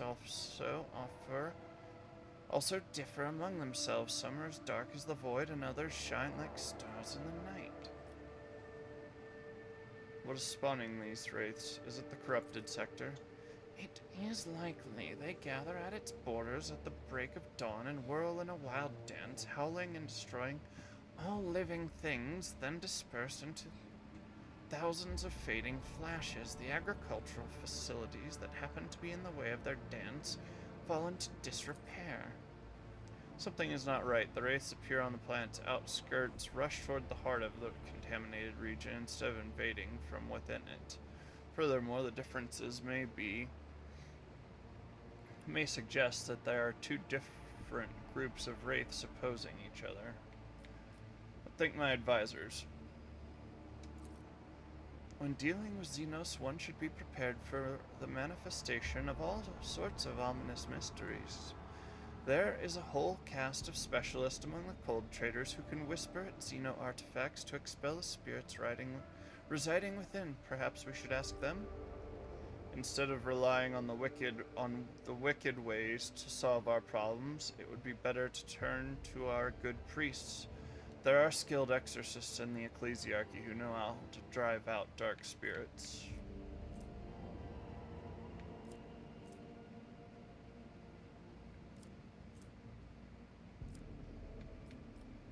Argenta, invite the esteemed specialists to Janus. The priests will not leave their children in a time of need.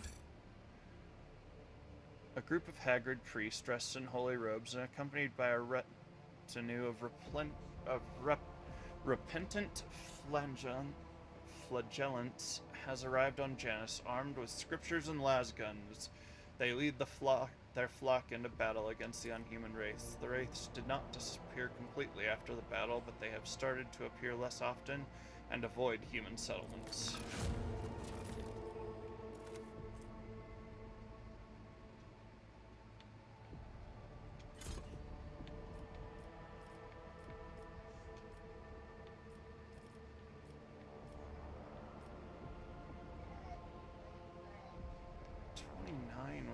Basilica. Dang, man.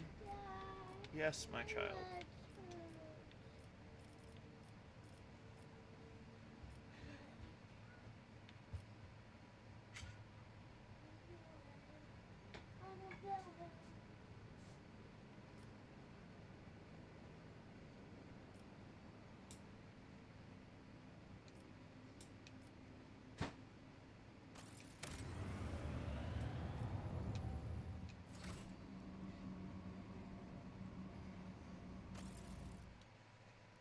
Onward to glory.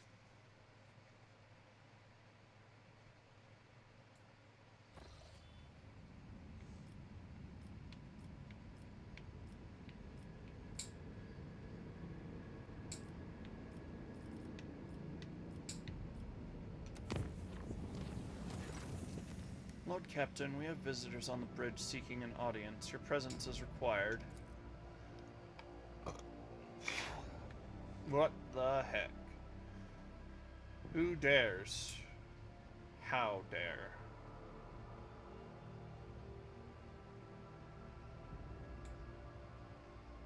Tell them. McGiles. Tell them. These people are disrupting your father, the Lord Captain's nap. Because they're butts. Oh, wait, never mind. They're the ecclesiarchy. We're not going to mess with them.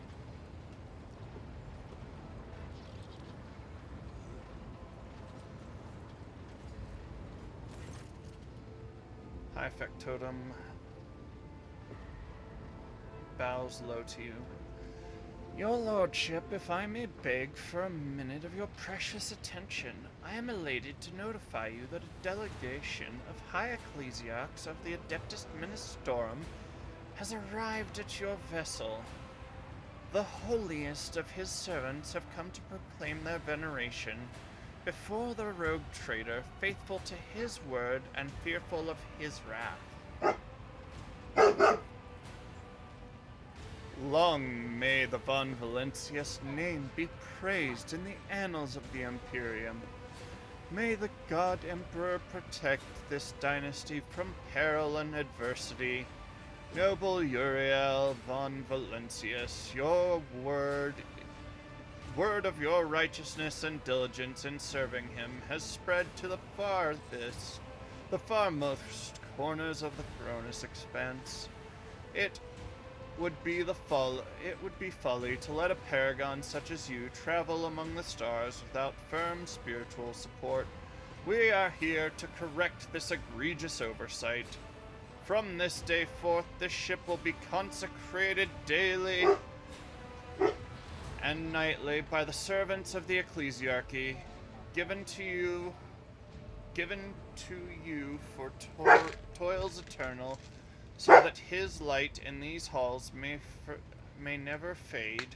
The ecclesiarchy grants you a holy relic, the banner of Saint Cognatius, obtained in the conquest of the expanse. May this gift instill trepidation and reverence in the hearts of your subjects, and the altar created to bear it become a place of prayer for your senior officers. Ave Imperator. Does your lordship wish to witness the installation of the altar and banner? You would be the first to kneel before the relic and set the example of piety for the crew. It would be a great honor. We keeping it church, homie.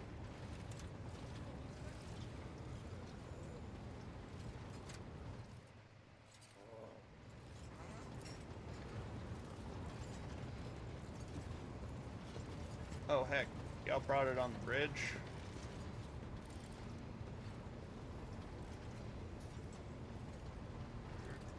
Behind the glass of this altar lies the banner of Saint Cognatius, a relic left behind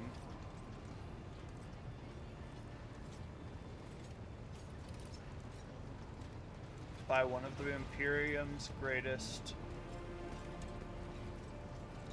missionaries and most mysterious missionaries who converted more than one world to the righteous faith.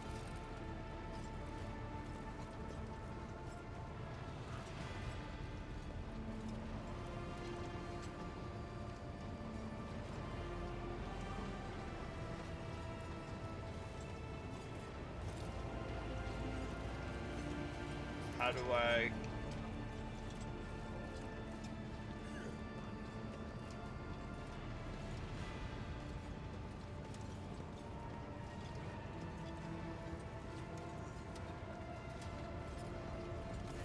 May the Exalted One protect you. Have you grown bored without our little talk, Shireen? Oh.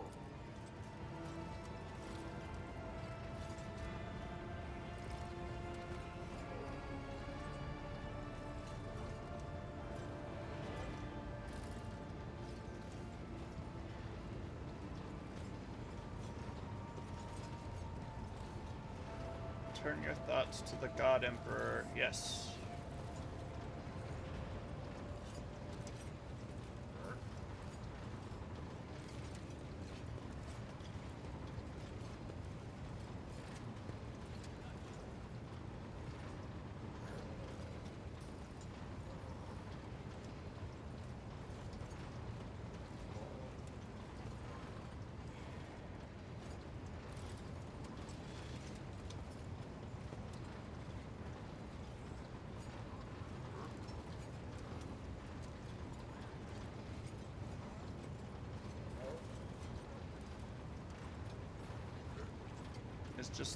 Is it just here now?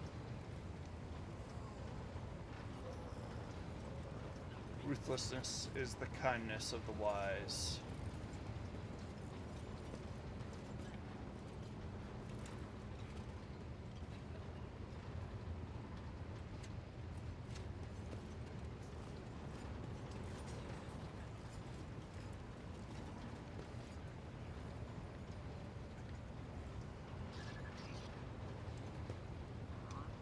To what do I owe this visit?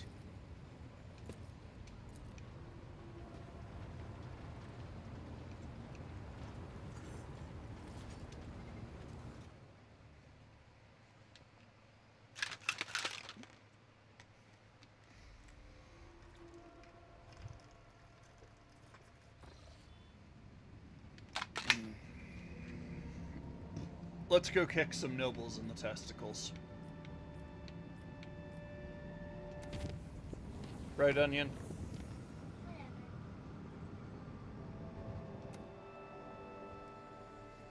whatever. They're accusing Abelard of treason. He's my homie.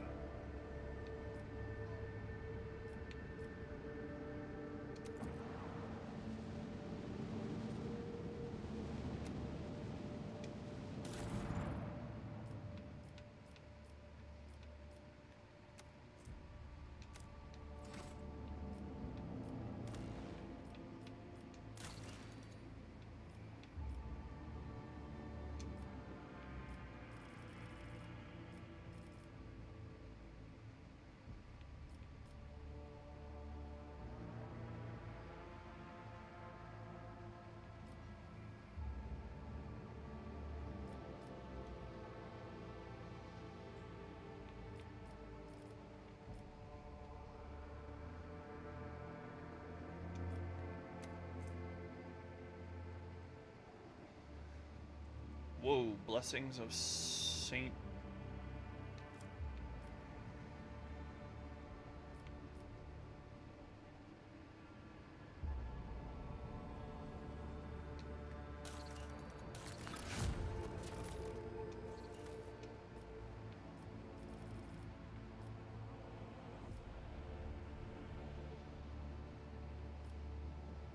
Profit factor and efficiency.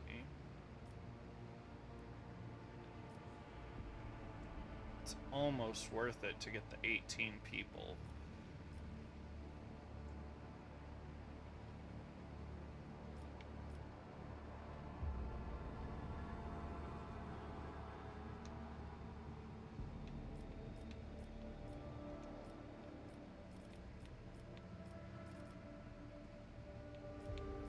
Hey Shun, could you look at something for me? Is 10 as high as it'll go and that's why it's showing red? On colony management.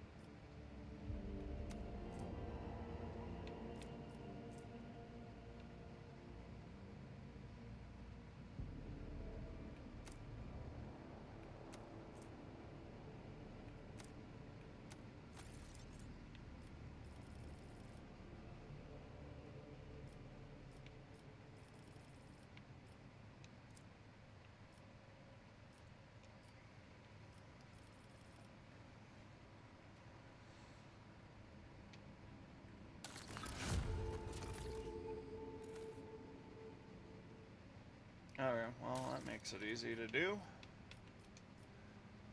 We need a little insecurity so we can up security, right? And I need 18 people right now. So that'd be good.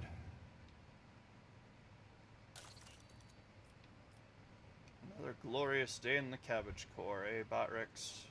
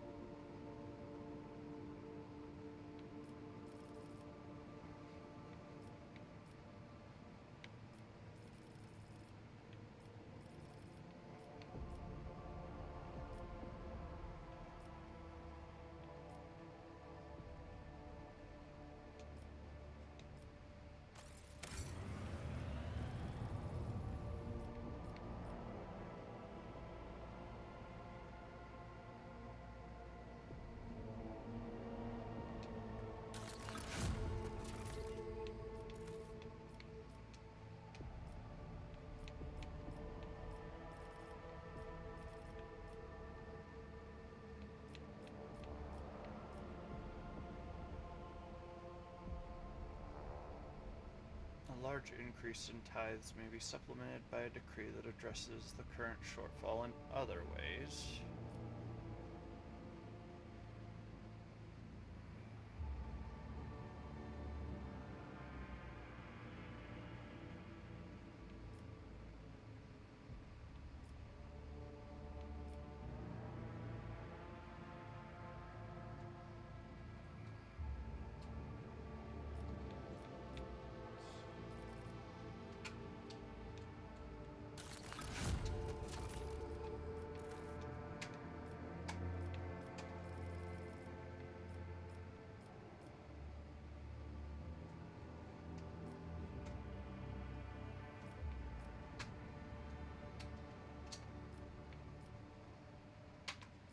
Takes 8 people to build an orbital shipyard.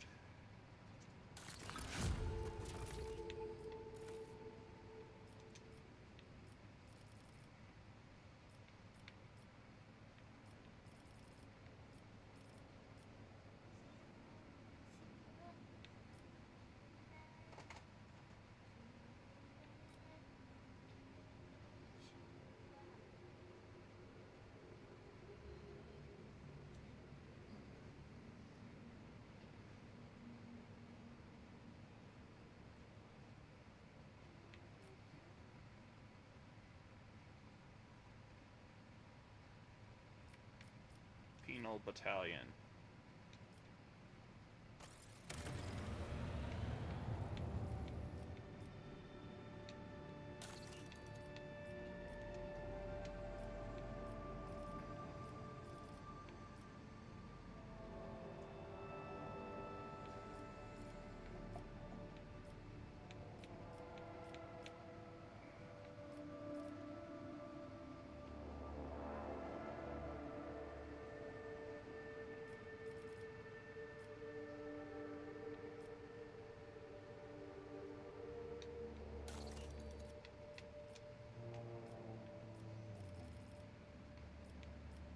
Missionaries.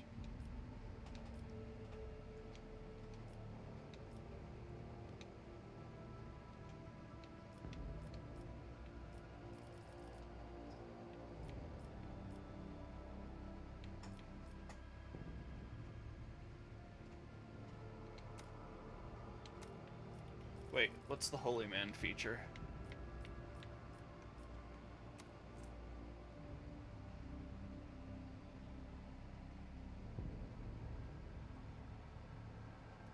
Your move, Holy Man.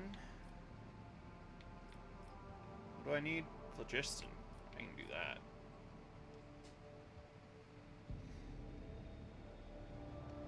But we do need missionaries.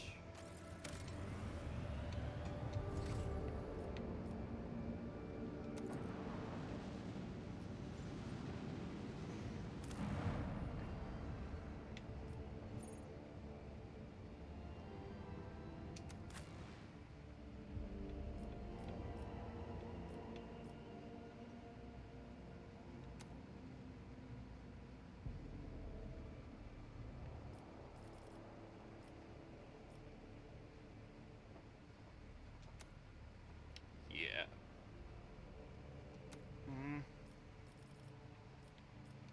Hop in, Cog. I haven't hung out with you for a moment.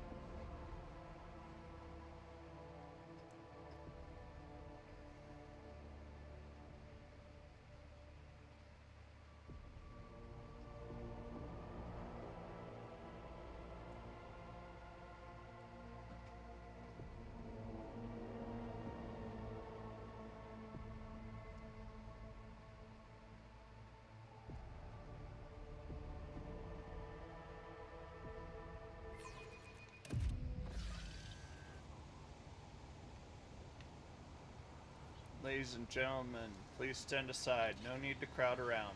Governor Drive Stem will take care of everything. This is ridiculous. Such a thing is happening right in the Rogue Trader's Palace.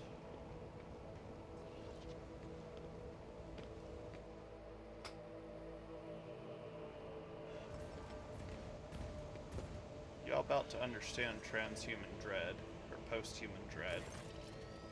You're confronted by the sight of dead bodies at the entrance to the palace. The corpses have been hauled into a pile. Some are dressed in the uniforms of palace wardens, while others are arrayed in the clothing typical of the Dargonus nobility.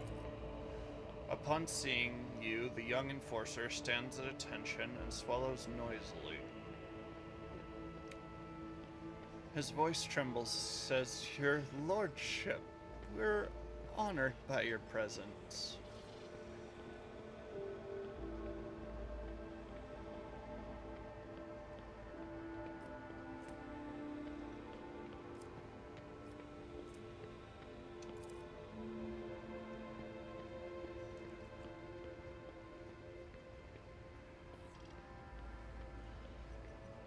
Observation. There are rare, high-functioning servitor specimens present among the expired units. Such specimens are traditionally bestowed upon noble houses that are most loyal to the sacred fellowship of the Adeptus Mechanicus. The augmetics of the deceased do differ from the implants ordinary people wear. Their intricate construction makes it clear the deceased were not ordinary humans. Abelard frowns. As far as I know, House Gaprick has received such servitors from the Crimson Priesthood as gifts in the past, although this is my first time seeing one myself. What is this mess? You see, your lordship, those people wanted to attack. Second Lieutenant of the Palace Guard L.M. White reporting. Shortly before you arrived, we averted an assassination attempt on the rogue traitor. The palace soldiers detected intruders and engaged them in combat.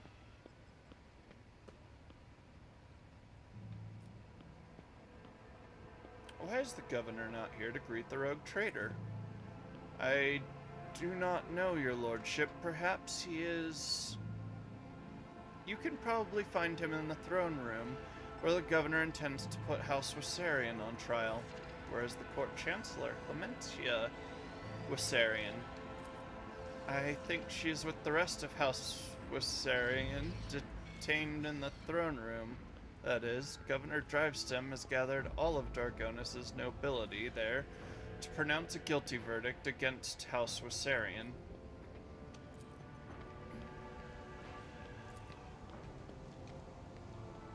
We are bound by the blood of martyrs.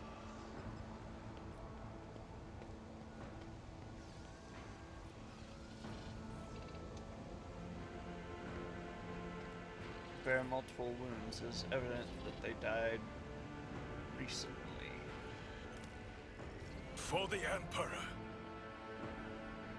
Who's in it? You are in the Alright. Last few levels of assassin for you.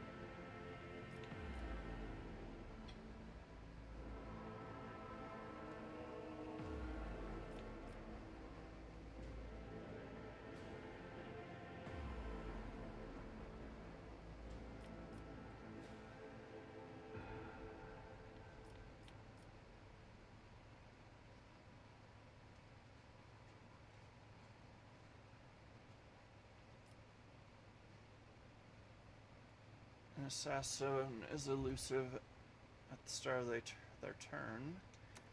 Yeah, we'll go with that. And bring our agility up.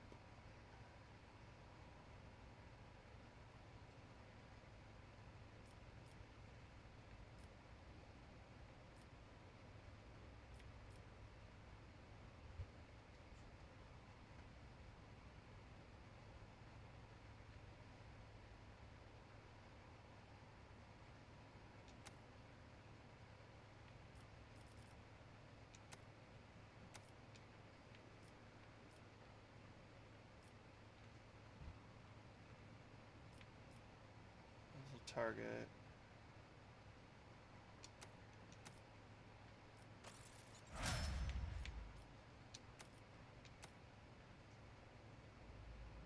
Oh wait. Alright. It's an extra turn provided by...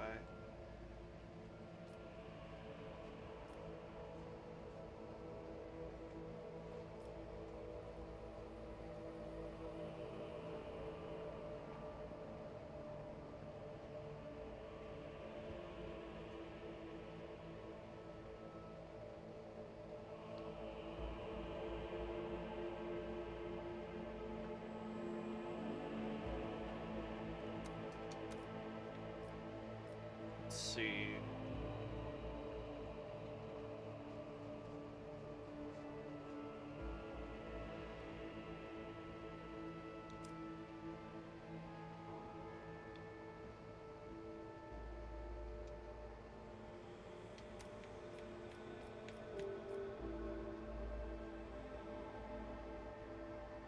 Perception equal to the number of exploits removed.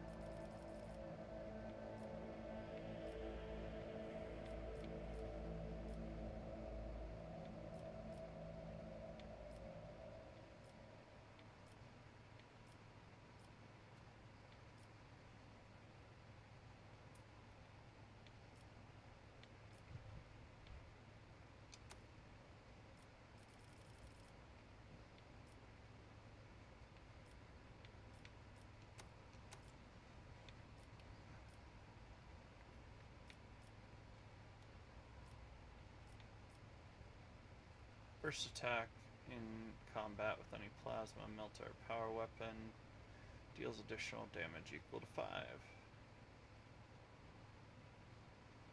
Just increase to the int bonus divided by 2.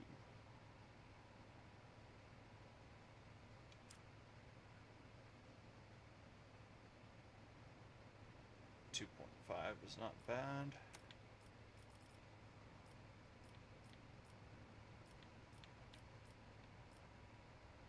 Pascal gains 15 plus int bonus to dodge reduction and parry reduction with melee weapons.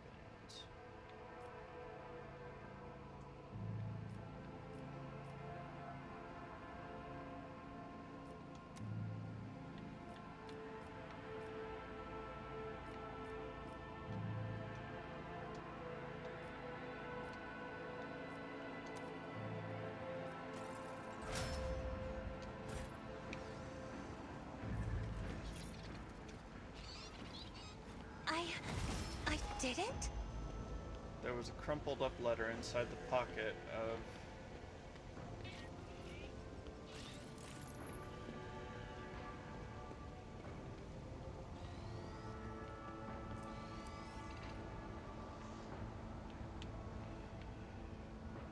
the assailant's blood-soaked jacket.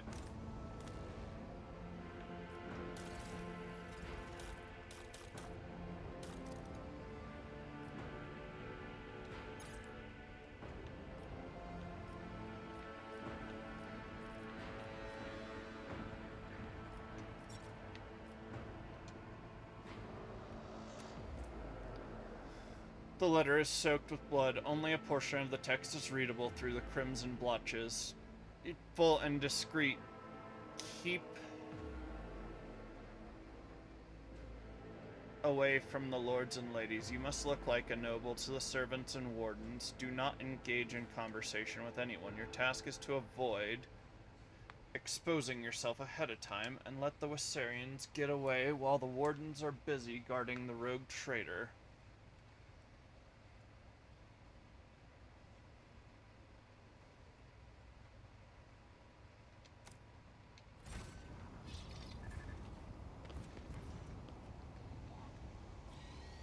What?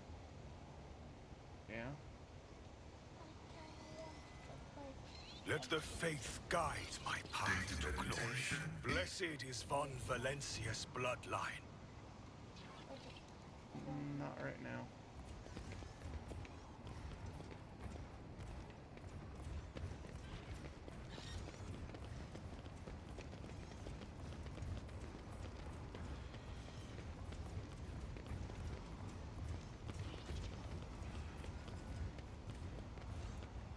Isn't there a guy around here? A suspicious man. Shady character. It's your lordship. Your presence makes it better.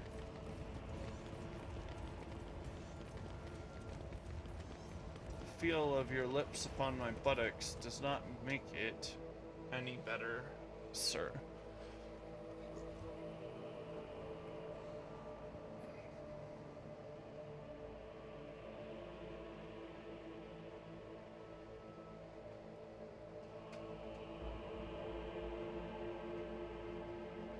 Pascal, run file drivestem testicle kick.exe.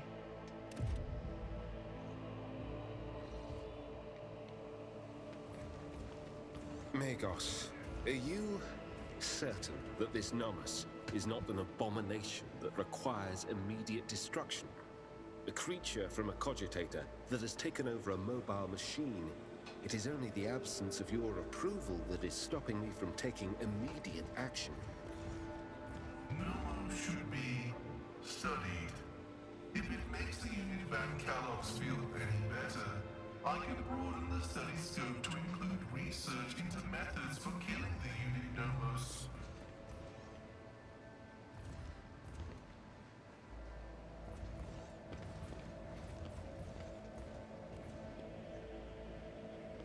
It's mumbling a prayer to the Emperor.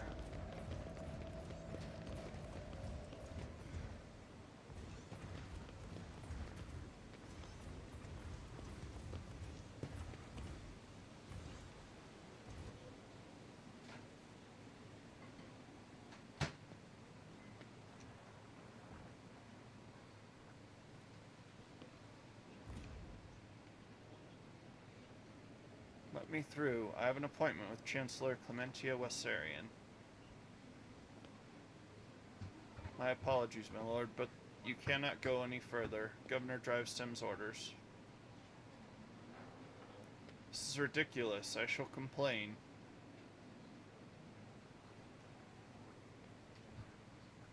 Move over. His lordship...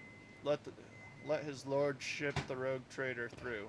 I humbly beg your pardon, lordship. Your lordship, please, this way. Your lordship, 'tis an honor! Governor Urban Drivestem seems to materialize out of thin air. So suddenly does he emerge from the crowd. I regret that such unfortunate circumstances have occasioned the rogue trader's visit to the capital. Clementia tries to take a step towards you, but the warden nearby stops her. Her face is veiled with fear and weariness. Your lordship, you're here. Please, you must hear us out.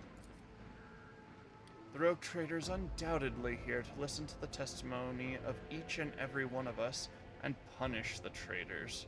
The governor's words, directed at Clementia, are harsh. They are echoed by the scornful sneers and whispers of the assembled nobles. Geez, I forgot that it was probably a little safer in Camorra than here.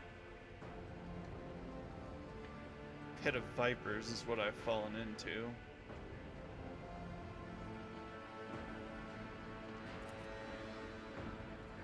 We have known each other for many decades now, and we have our fair share of disagreements, but do you really think my flesh and blood would trample on the very definition of honor and loyalty? The governor sweeps his gaze over Abelard, then replies, a faint shadow of doubt in his voice. We have evidence implicating them, Abelard. I'm sure that his lordship will arrive at a fair ruling.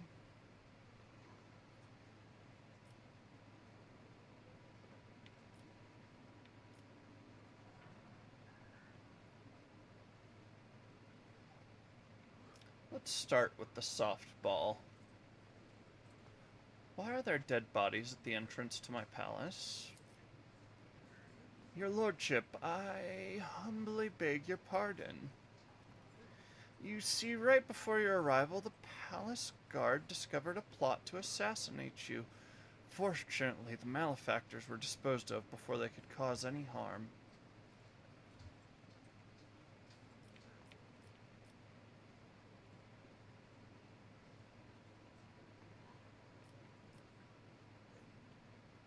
Drivestim, you aren't accusing one of Dargonis' leading noble houses of treason without airtight evidence, are you? Of course I have evidence, your lordship. I asked for airtight, though. The investigation has established that members of the Wassarian family, which is responsible for both Dargonis' fleet and its logistics, use their contacts and influence to forge a host of documents in order to undermine the planet's supply routes and economy, thus fermenting unrest among the inhabitants. Allow me to introduce my son, Cornelius. We didn't kill him before he bred. Cornelius holds a prestigious position at the Administratum Palace, and it is thanks to him that we managed to identify and trace the entire chain of forged documents. The investigation led us to the perpetrators, who admitted to acting on the orders of members of House Wassarian. It was they who were intent on spreading the idea of resorting to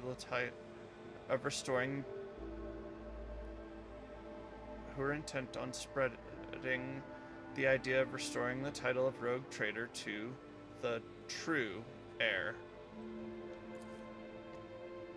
This young man is shrouded in a mist of gray and blue. Sickly shadows of fear are fluttering around him. Cassia speaks so quietly that only you can hear her. What happened on Dargonis in my absence? When we caught wind of the rumors of your disappearance, we patiently awaited news of your return, but then Dargonis was struck by a series of terrible events. The first was the sabotage of logistics that hampered shipments. Then mass unrest spread across the entire planet, and the minor noble houses began squabbling among themselves, trying to pin blame on their rivals. We took great pains to calm them down and managed to quash the revolt, though not without some outside help, unfortunately. Who did you sell my land to? These events have also been overshadowed by the, I'm ashamed to even say it aloud in front of you, your lordship, the rumors circulating among the higher houses. Some were calling for Theodora's true heir to be installed as head of your house, Conrad Voigtvier. Not all your subjects have forgotten his past efforts. For the benefit of the Trade Protectorate, when the investigation was launched, the evidence led us to the Wassarians.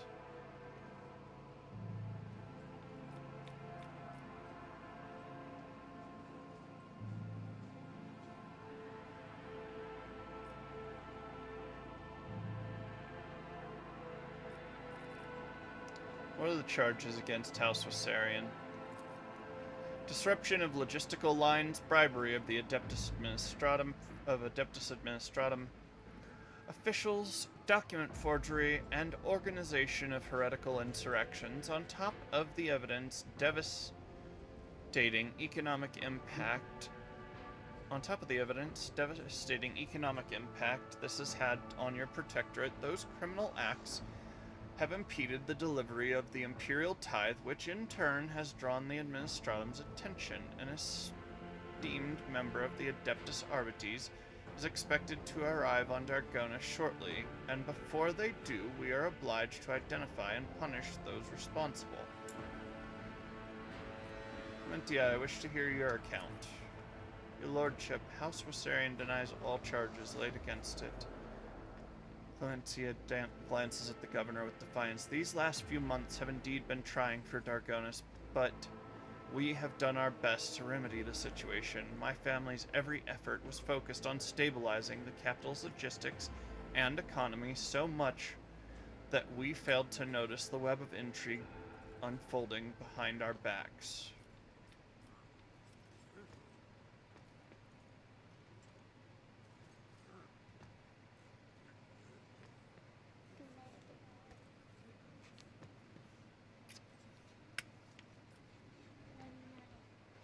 Sabotaging logistics.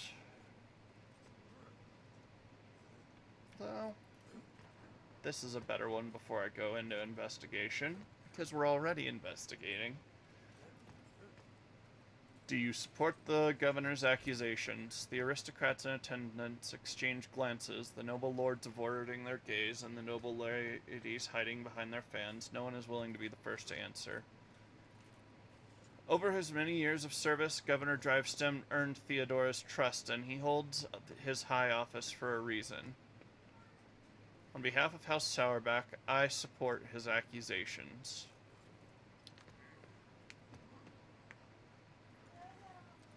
Bit hasty. My apologies, your lordship, but I wish to speak to.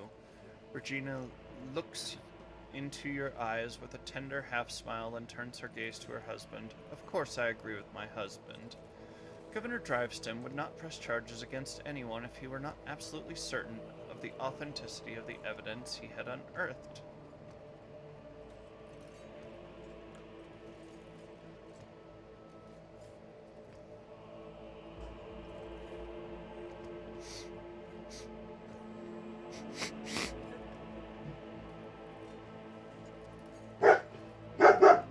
Hey. Calm down. Why would you need to talk? The head of your house already spoke. I think anyone here would agree that anyone who ever doubts the authority of the true rogue trader should be prosecuted. I am sure, your lordship, that you will eradicate the scourge of heresy from your domain.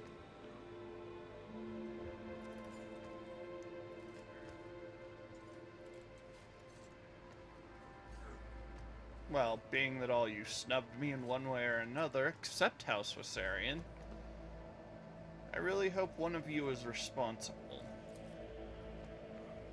Turiana Gaprick, your lordship, Governor Drivestem has always faithfully served the rogue traders of House von Valentius and concerned himself with the future of your trade dynasty, and so, House Gaprick thinks his charges against House Wassarian to be sound. The augmetics hide Turiana's emotion, but her voice sounds slightly timorous. Good to know. She doesn't necessarily believe. I humbly ask you to allow me to speak in defense of my family's honor. The evidence provided by the governor is utterly false. I cannot refute it, but I can say with confidence that no one from my family has ever tried to forge documents in the Adeptus Administratum, let alone undermine the economy of your capital. Hector Sauerback. Kindly allow me to speak as well, your lordship. Hector Sauerback offers you an eager bow. The opportunity to serve on your ship, ooh, I have you in my pocket, is a great honor for me and my family. These charges are grievous indeed, and thus require the attention of the rogue trader. Should you decide to conduct an investigation, I would be happy to assist.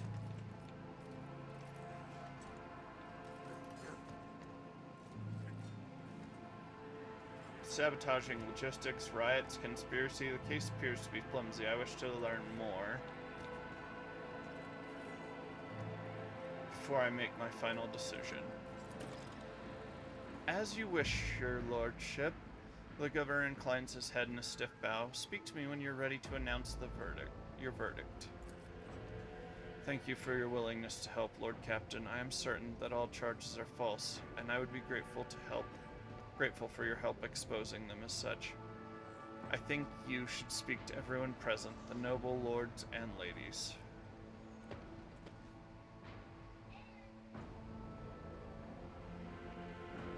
Know your duty.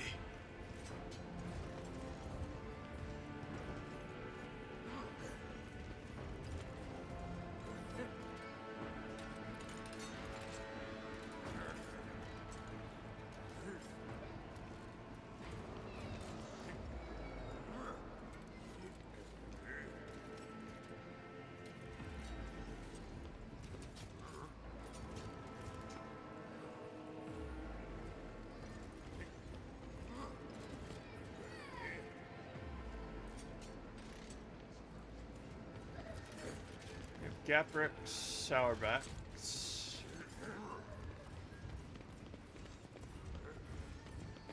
My personal throne. More aristos.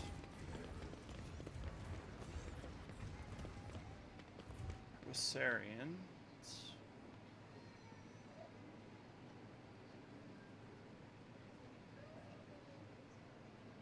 Astartia. The divine watches You're the over one us. that young Sourback has a thing for.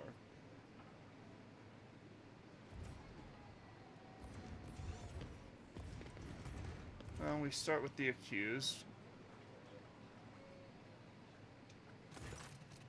As you draw closer, the wardens step aside, bowing respectfully, allowing you to approach the Wissarian family. Clementia, tired and slightly disheveled, is the first to bow her head to you in deference. Several men and women behind her follow suit. Your lordship, the woman stammers as if at a loss for words. Accept my most humble apologies for failing to greet you properly. My thanks for agreeing to speak to me before making your final decision. The charges brought by the governor are severe, but I can only assure you of this and swear on my own honor, we are not guilty of the crimes House Wissarian has been accused of. Clementia. A hint of sorrow creeps into Abelard's voice, belaying his stern facade. You were acting head of the family. You were supposed to take care of each and every family member, and now you are being accused of treason and collusion against the rogue traitor, and the entire family is facing death. How could you let this happen?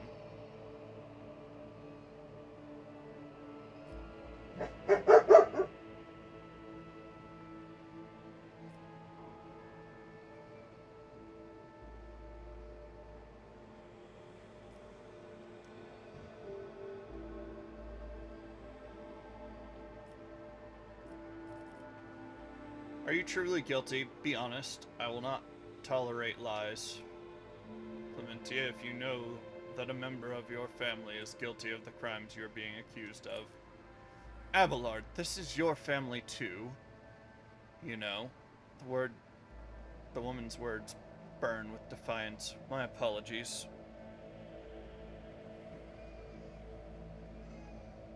I should not lose my composure. No member of House Wissarian is involved in a conspiracy against his lordship.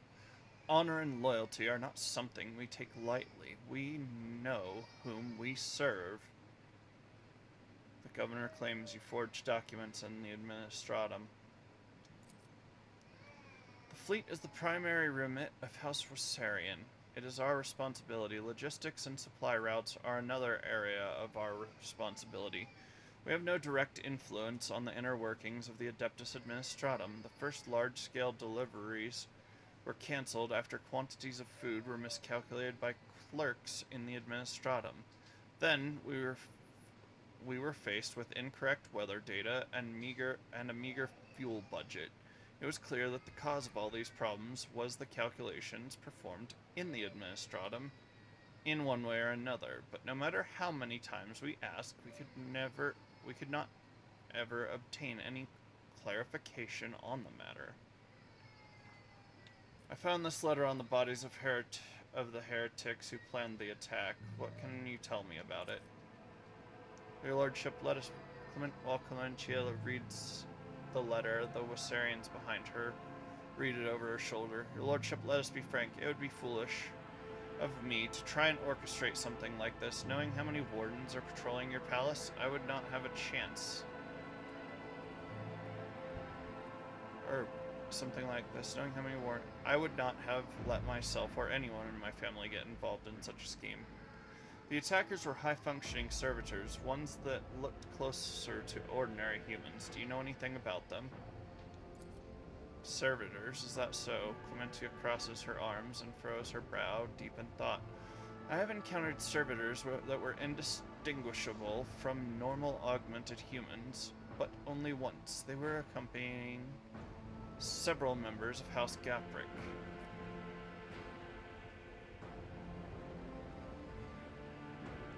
If you are not guilty, who stands to gain from framing you? Technically, House Gaprick stands to gain from framing them. And, well, Drivestem doesn't like them. I'm not sure about Sourback. They might.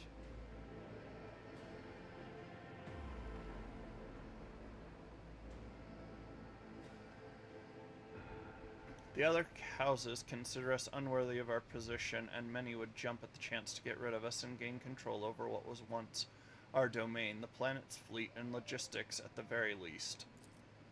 Lady Theodora chose to grant noble status to House Rosarian, but the other houses, which have served in the Expanse for millennia, did not welcome the decision. It has led to some difficulties. I want to find out what is going on here and who the real mastermind behind all this is. Where should I start? Afraid I cannot be of much help. Talk to the representatives of other houses. Eavesdrop on their retinue. Perhaps you will hear something unusual. We shall reclaim what is rightfully ours.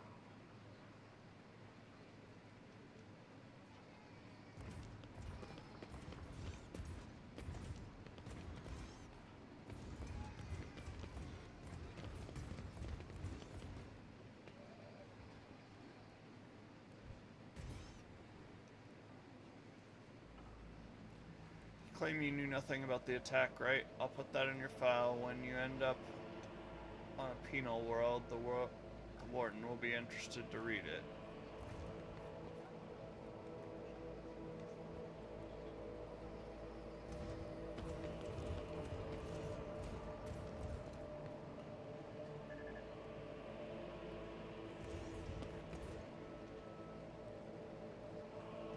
Holds his high office for a reason. His loyalty and service are beyond doubt.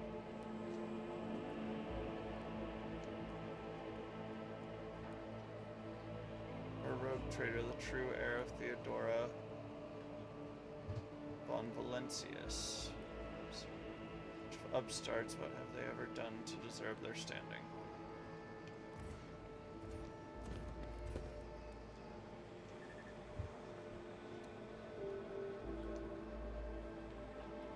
We are bound by the blood of martyrs.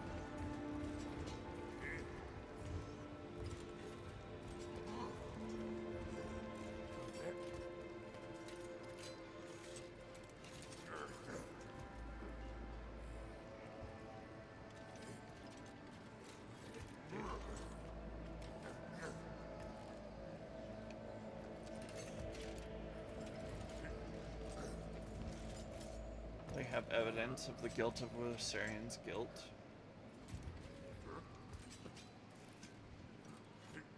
To name someone else their heir as her heir. Nonsense, there's only one true rogue trader.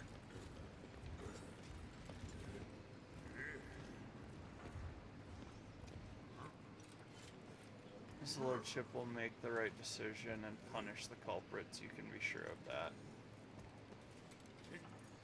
As long as Macarius is the head of our house, we have nothing to worry about.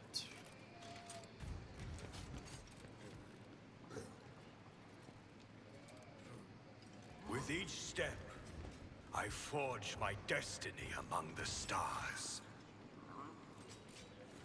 Hector, my boy. Hector, young lad. Before bowing, Sourback scrutinizes you with a bitter, judgmental look. Your lordship. Hector Sourback, looking like a younger copy of his father, stands at a slight distance, close to his mother. An expensive yet understated dress serves to highlight the dazzling beauty of Macarius' wife, Regina Sourback. Your lordship, I'm delighted that you have chosen to grace us with your attention.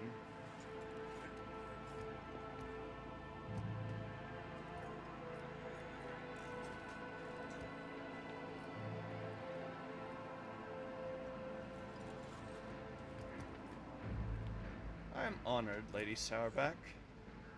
Noticing your gesture, Regina readily extends her delicate hand, her nails long and manicured. How kind of you to say, your lordship. Burning eyes fixed upon you. Sourback straightens and leans forward, trying to partially occupy the space between you and your wife. set against the doom and gloom of current events and your husband's dour family, you look especially dazzling today, Regina. A flirtatious spark flares in the beautiful lady's eyes. Really, your lordship? I'm glad to hear this from the rogue trader, especially today. Macarius almost barks, each word striking like a hammer. Regina, step away from his lordship. Regina's high voice almost breaks into a shriek. She interrupts her husband, retorting defiantly to disobey. Oh, throne preserver, you Macarius! Stop being so jealous and making a scene over nothing. Just because a crude blockhead like you lacks the refinement and courtesy of Uriel von Valencius. Regina's voice drops to a whisper so that only you can hear her. His bile poisons the air around him wherever he goes. Once he gets something into his head, he hares off to remove the heads of others to prove that he is in the right. Do you really believe the Wissarians are guilty? Certainly. Sauerback replies without hesitation. Governor Drivestem possesses proof of their guilt, and they have no means by which to refute it. Even if I were to entertain the idea that the Wissarians are being framed, how much longer would their house have lasted anyway, if it is so ill prepared for treachery? He addresses Abelard with a slightly mocking tone. My advice to House Wissarian would be not to appeal to the rogue trader for help, but instead simply stop, accept their fate, and not make matters worse for themselves. I cannot remember Uriel von Valencius seeking your advice on what House Wissarian should do in this situation. Pay attention, Macarius. Focus on the rogue trader's question. Who, apart from the Wissarians, could have motive to conspire against me? House Drivestem, wishing to expand their clout. House Gaprick, who lost their influence over the Kiava Gamma incident. Sauerback looks back at his family, then turns to you again. House Sauerback, whose patriarch is too direct in his communication with the rogue trader. Anyone could have reason to conspire against you, and equally they could have none. It is not a question of motive, but of loyalty. Each of your subjects has sworn an oath of loyalty to you. Whose sincerity do you doubt? I kinda doubt the pretty woman. Although I am a better... Hypergamy does try to go up. So her... But at the same time, she shouldn't have lost her temper.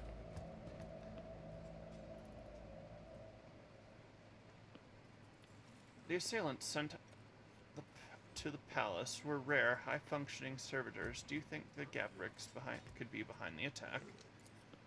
Sauerback looks away briefly, then replies with a curt laugh. I've always thought Tarina too weak to participate in such risky ventures, but it seems I was wrong about her. Let us walk this path to the end. I want to talk to Hector specifically.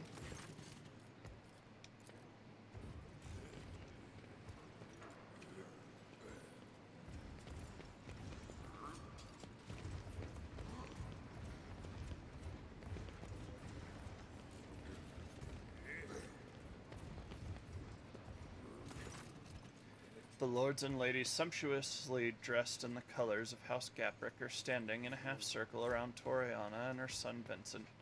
The bodies and faces of almost every member of this dynasty are covered in large, ornate augmetics.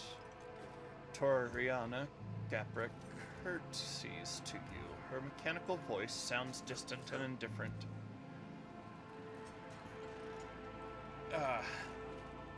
Greetings, your lordship. Lady Messiah. Don't you understand me? With a click, her visor oculars swivel to the seneschal. Abelard, I'm not gonna do the thing right now. It's hard to do a woman's voice with. Abelard, it must be difficult for you to be here under the circumstances of your house standing, accused of such a grave crime. She is comforting. My family, Lady Toriana, is not yet to be found guilty of anything. That verdict is for the rogue trader to reach. Do you think the accusations against the Wessarian family are true?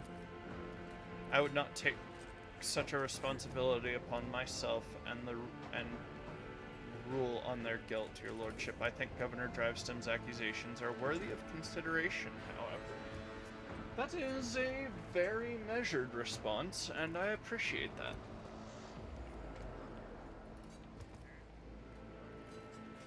I have examined the bodies of assailants that were killed today. All of them were highly functioning servitors. Such servitors are only employed by families close to the Adeptus Mechanicus. Isn't that so? It is impossible to read Toriana's emotions in her heavily augmented face, but her sudden turn toward her family betrays her confusion and surprise. Perplexed whispers bounce from one family member to another. Impossible. We came here by ourselves, without any servitors. We know nothing about it. Your lordship, thank you for informing us of this. You are absolutely right. My house has indeed been endowed with high-functioning servitors, a blessing for those who revere the Omnissiah, but today none of our house members were accompanied by them. I found this note on the bodies of one of the attackers. What are your thoughts on it? A fish... Toriana's mechanical fingers grip the paper. Officially, high-functioning servitors are employed by my house and my house alone. If such units were to attack the rogue trader, suspicion would instantly fall upon the Gapricks. I assume that this is what the Wessarians intended to happen, but they did not expect that the servitors would have this letter on them.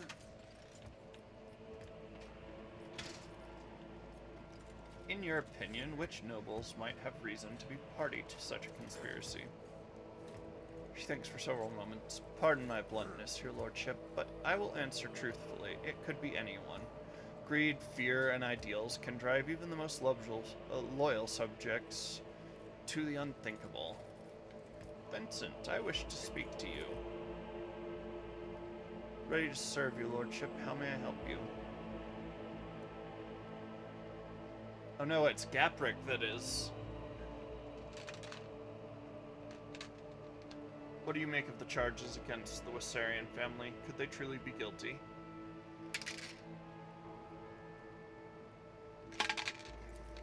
I do not think I can doubt the validity of the accusations, but... Vincent's voice trails off and he seems to retreat into himself for a moment. Before continuing, he takes a deep breath. I am also not sure that House Wessarian had a reason to betray you, your lordship. I do not know of any instance where their loyalty to you or the Emperor was anything less than unwavering. I know you care for Astardia Wessarian. Are you prepared to watch her die? Vincent's jaw augmetic screeches slightly. The young man scrutinizes his mother and other family members for a few moments. There's something you ought to know, your lordship. Today I noticed one of my family members to be in an odd, uncharacteristic mood. Halen Gaprick is my paternal second cousin. Once removed, may the Emperor save his soul, usually reserved and self-possessed, today he was frantic and anxious, fidgeting with a small piece of paper and seemingly looking for someone to no avail. When last I saw him, he was headed to the entrance hall where the altars are. Perhaps you should talk to him. That will do.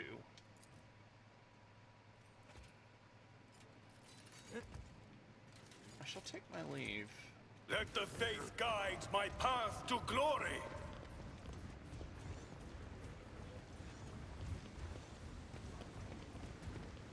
Paternal second cousin, once removed, might be just enough to make him desperate enough to take a deal with somebody else. finely dressed man in the middle years is kneeling in front of the altar, his palms folded in prayer close to his face. The implant-free parts of his skin are a sickly blue color. The nobleman does not react to your presence. He does not lift his head. He does not blink. He does not even breathe. Only when you draw closer do you realize that he is dead.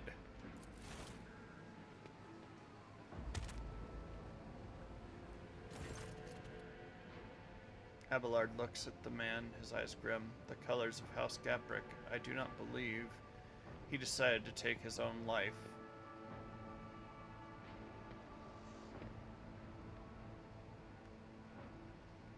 In such an extravagant way. As far as I know, there is a warden post here, but I do not see any wardens. There is no one to ask about what happened here, or with whom this man spoke before he died. I would ask Urban where the palace guard suddenly disappeared to. A familiar sight. There are poisons that rapidly damage the nervous system, causing paralytic spasms throughout the body once injected. The victims usually suffocate slowly and painfully, unable to call for help.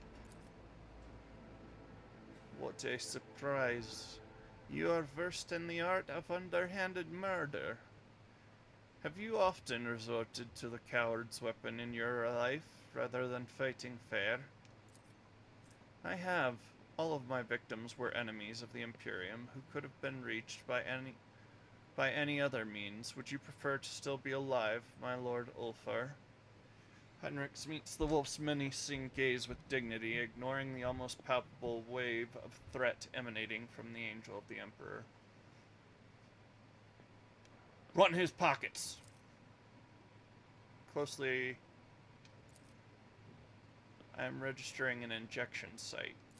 There are no visible wounds on the body, but near the edge of the gold-trimmed collar, you notice a tiny puncture in his blue skin, like a wound caused by a thin needle. Run his pockets! You discover a secret note in the lining of the dead man's luxurious jacket. You find a folded piece of paper inside, hiding behind a handkerchief embroidered with the initials HG. Look around. You're almost certain that wardens are usually stationed nearby, but their post is empty. Where have they gone? This would be an excellent question to put to Governor Drivestem.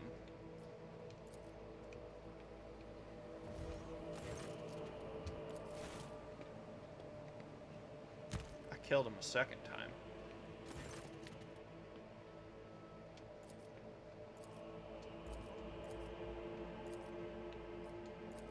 We shall reclaim what is rightfully ours. Yeah, there's usually a warden right there.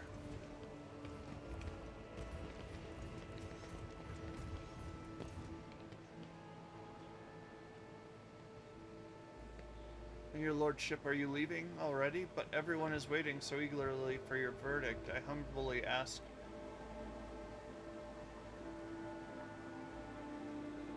You speak to Governor Drivestem before leaving.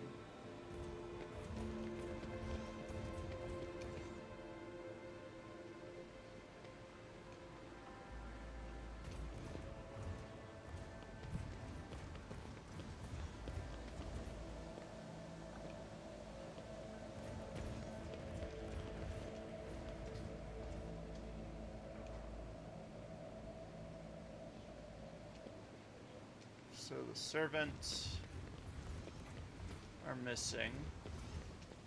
We are bound by the blood of martyrs.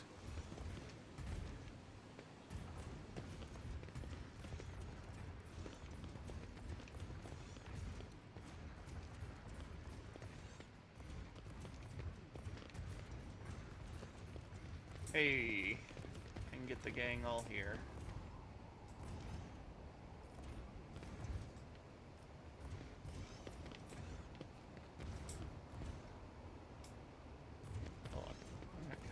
Diagonal so that it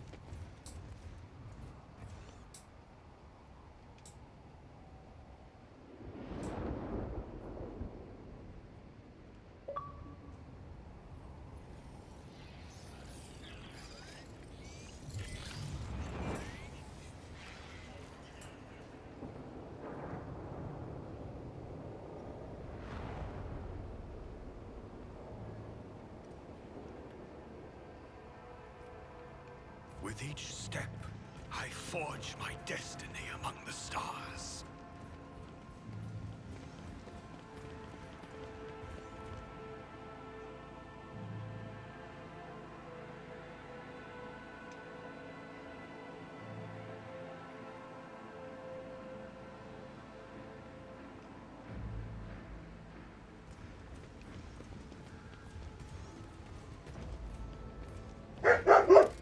Okay, yeah, it's thunder. Hey, Coyote.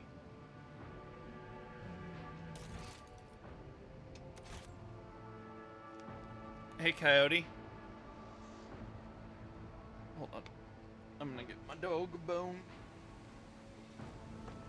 So she'll quiet down. She has something to worry at.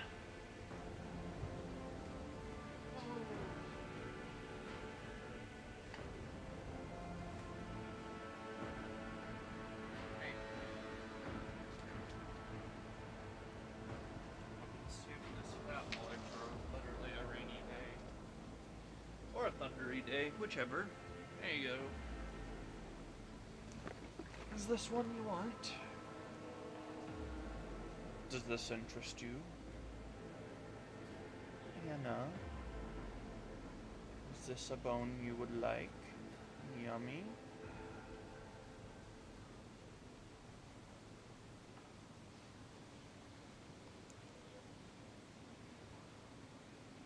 Enjoy the bone.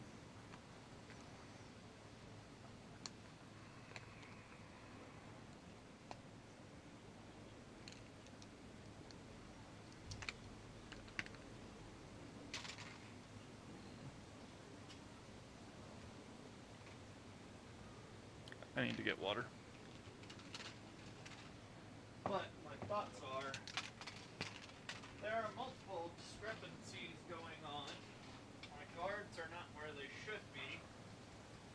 The guards should be where they're supposed to be, but they are not. So,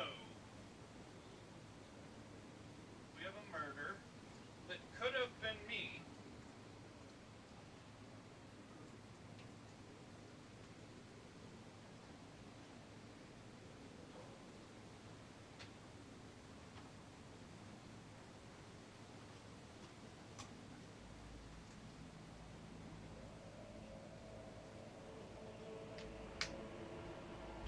That murder occurred within spitting distance of my chambers. A murder that could happen that close to my personal chambers could have happened to me. I take a bit of umbrage at that. Let us walk this path to the end.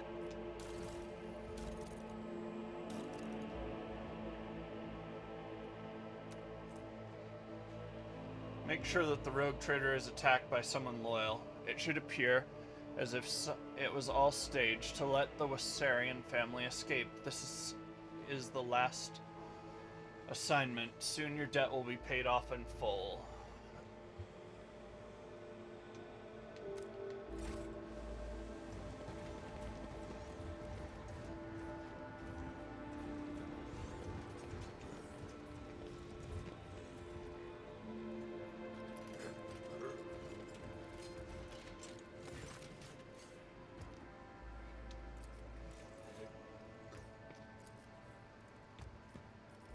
I've discovered a dead body, a member of your house.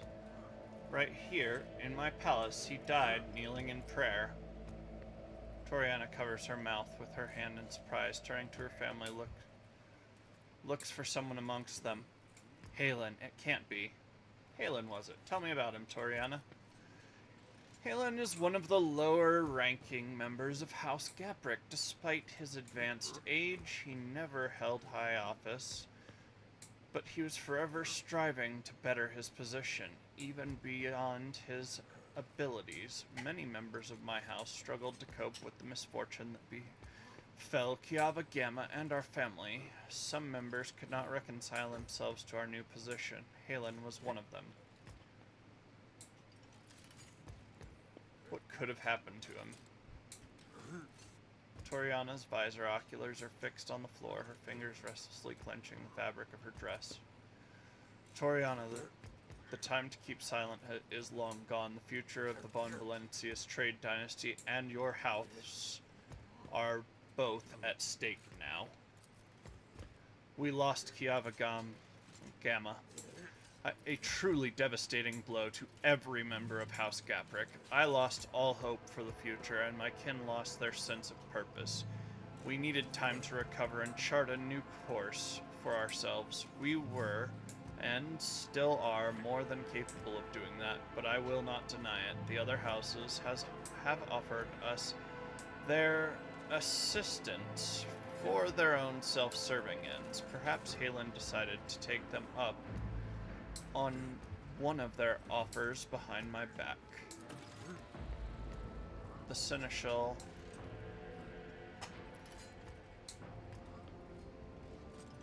bows ever so slightly and speaks quietly. Lord Captain, the Gapricks, or all, or perhaps only some of them, are definitely involved, but I suggest that they were not behind the plot against you. Halen Gaprick could be nothing more than a puppet in the hands of a deft puppet master. We must expose whoever that is if we are to prevent the pestilence of heresy from spreading any further. What are you suggesting we do? Interrogate the heads of the Drivestem and Sourback houses. One of them has been pulling the strings here. Once we uncover new evidence, announce that the guilty party will be publicly executed. Before you pronounce the verdict, I suggest focusing on each house in your indictment speech, and I shall observe them. I have known these people far longer than you have. I know all their gestures, habits, and behavioral quirks. I am sure that I will be able to determine which of them is responsible for the riots based on their behavior.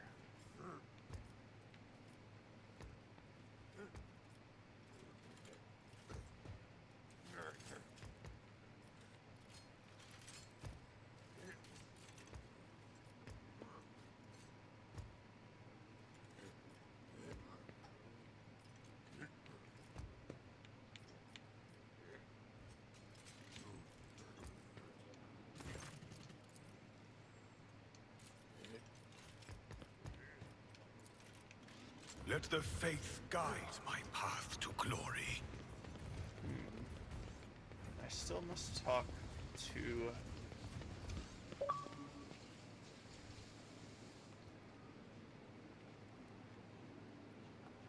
Now, I don't know, as much as I hate to say it, I don't know that Urbend is actually responsible for the simple fact that he has the most to lose from doing something stupid.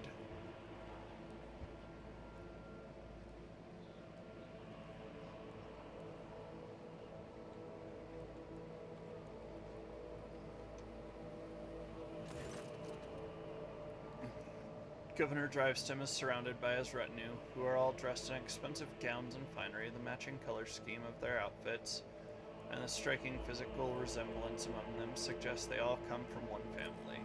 Your Lordship, thank you for giving this case your undivided attention.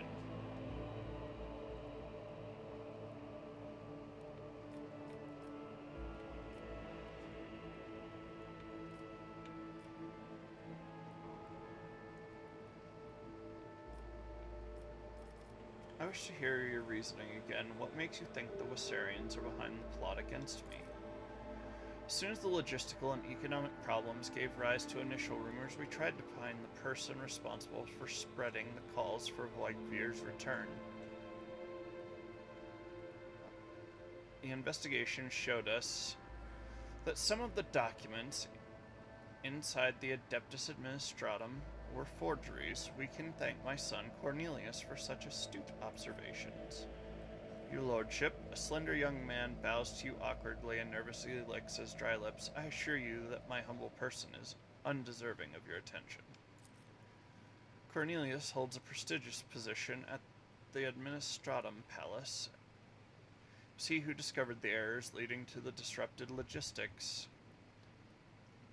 It is also thanks to him that we found the perpetrators of the forgeries who admitted to acting on the orders of House Wissarion.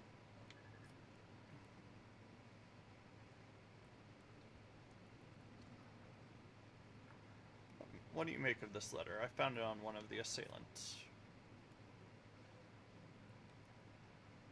It looks like another piece of evidence incriminating House Wassarian. Perhaps they truly did intend to kill you, or at least cause a stir to help them escape custody during the confusion that followed. All the assailants were high-functioning servitors. Such servitors are employed by families close to the Adeptus Mechanicus. High-functioning servitors? Such servitors are indeed rare, and the Gaprix do have them in their service, but this could have been done intentionally, with an eye to confusing you. Anyone with a desire and sufficient funds can hire them. Oh yeah. Here's my thinking. I blame the pretty woman. Pretty women can get pretty much anywhere they want to. Most women can. But very, very pretty women definitely can go wherever they want. And if they have noble rank and title behind them, that's even more leverage. But I don't know that.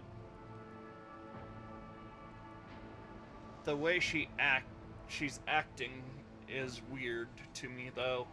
Like, she said some stuff, you know? Like, why would you need to say such a thing? Do you think me a fool?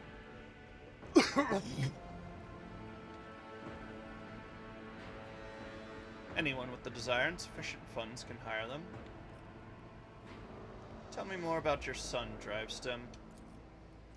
Thank you for your interest, your lordship, but I am not worthy of it. The governor's son bows and stands still as he nervously stares down at the floor. Son, show due respect. Forgive him, your lordship. This is his first time he's had the honor of attracting the attention of the rogue traitor. Heinrich narrows his eyes and glancing at you shakes his head.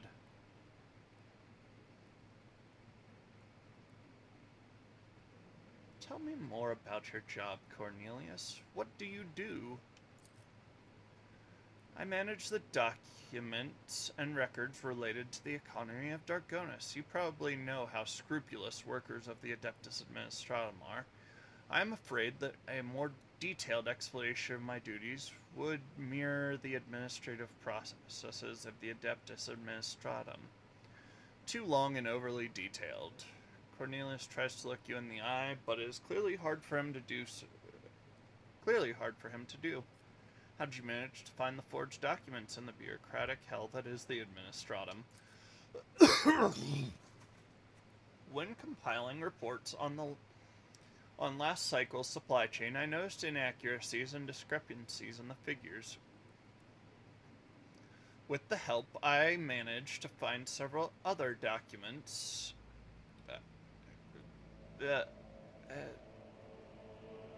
Comprehensive data analysis has shown that the discrepancies were caused by intentional tampering with the data, thus leading to some logistical problems that were practically unsolvable.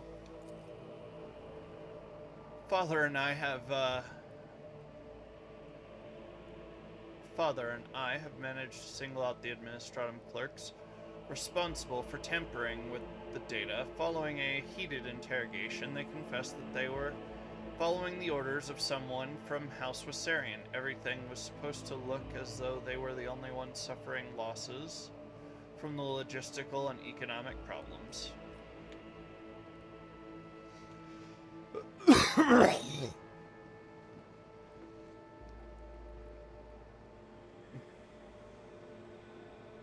I see no motive, I see no means, and I don't know that I see opportunity either. But does House Wassarian have access to the Adeptus Administratum? There is no conceivable way they could do all this in a place where they do not hold any power. Before replying, the governor's son nervously adjusts his expensive frock coat. I think the right amount of money can open any door. Cornelius, what is the true reason for your nervousness? The young man's pupils suddenly dilate. He stands at attention and replies to you in one breath. This is the first time I've spoken face to face with the rogue trader. I'm afraid of saying something wrong or forgetting something important.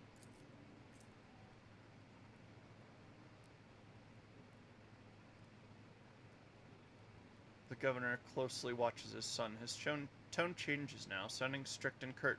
Do you wish to tell the Lord Captain anything else?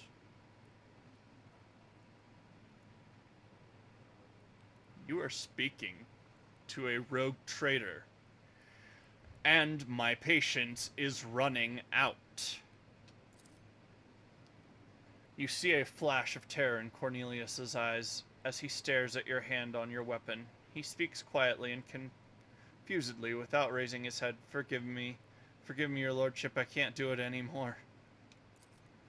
This lie has gone too far and I can no longer control it. The truth is that all of the logistical nightmares were caused by a single error in the numbers. My mistake. What? Urban looks genuinely shocked and enraged.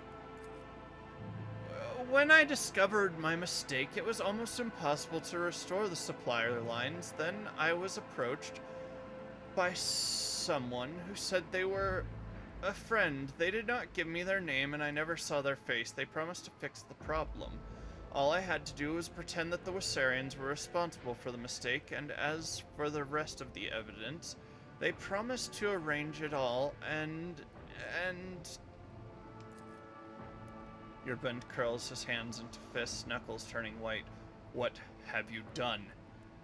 How could you?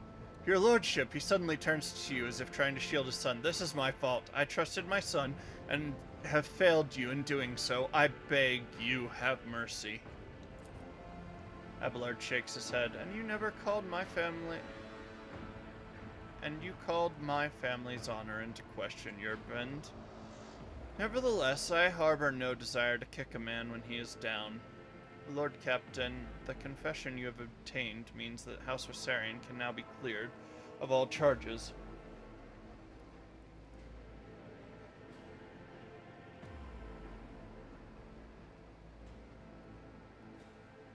What is this friend that approached you, Cornelius? How did the two of you communicate? By letter. I received a letter out of the blue one day. It was unsigned, but the person writing it knew about my erroneous calculations. They offered to help me cover up my misdeed, and in return, I would name the Wissarians as the ones who sabotaged the supply lines. All I had to do was gather together some documents and reports that were listed in one of the letters. That, and keep my mouth shut.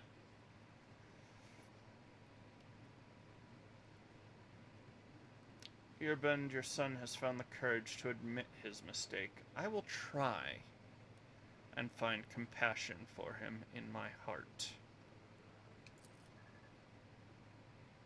Thank you, your lordship. And as for your position, I think you will be reassigned to a role requiring less responsibility. I found a dead body in my palace. A member of House Gaprick was slain in front of an altar. Do you know anything about it? A member of House Gaprick was killed in the palace? The governor's eyes bulge in surprise. And no one noticed? But how? There are wardens posted at every altar. There was no one near the deceased. The wardens had left their post. Did you order them to do so? Emperor forbids, your lordship. The governor helplessly throws his hands up in the air, as if to signify his powerlessness. I could strip him of that power now. But I do have a high-ranking noble and officer on my ship who could do such. Your negligence is stunning, Urband. An assassination attempt followed by a mysterious death, and yet here you are, oblivious to everything. The rogue trader can justly accuse you of allowing a noble to be killed in the palace and failing to even notice it. It may be so, but it is for the rogue trader to accuse me of negligence, not you. The governor addresses you once more. Your lordship, I accept my deepest apologies for my imprudence. Nothing matters more to me than my honor. I shall send servants to deal with all this immediately. Did you see Macarius Sourback before I arrived? Macarius, I did not see him myself, but perhaps, the governor turns around and asks his family, have any of you seen him today? The nobles talk quietly among themselves. Then a middle-aged woman with a tall, extravagant hairstyle replies to you, I think my sister and I saw him sitting on a bench some distance away from the palace's entrance. We think he was accompanied by a gentleman, but forgive us, your lordship, we could not make out his face. Lead me to that place. Of course, consider it done.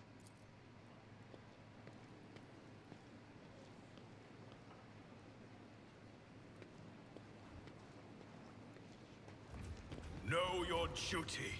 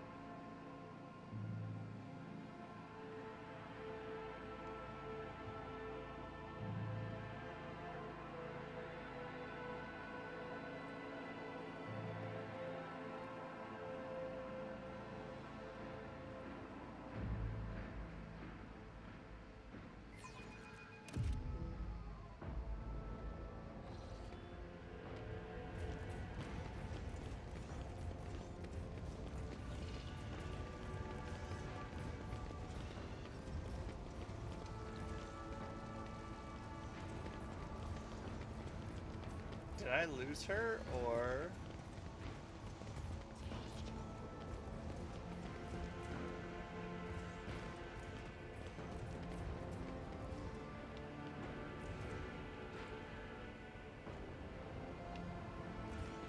We are bound by the blood of martyrs.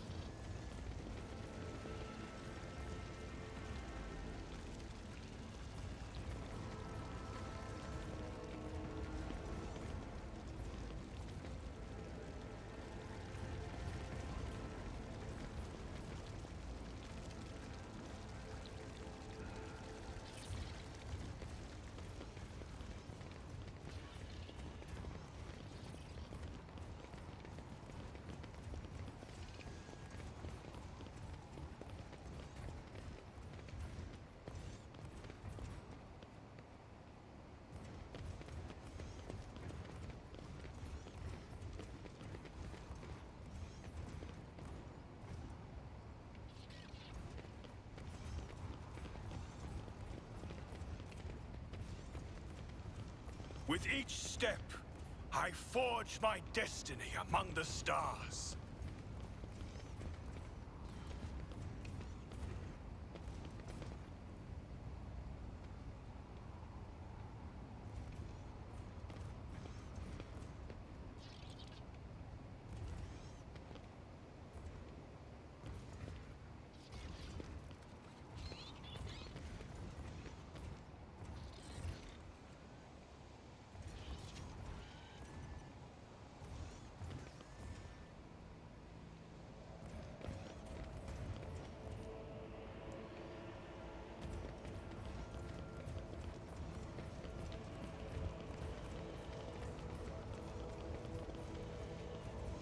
I wanted to be led to the place, but I cannot find the lady.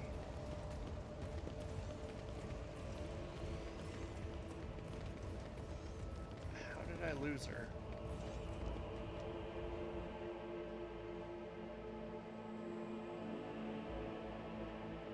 Would have been easier to just take me directly to it. Unless it's out on the balcony.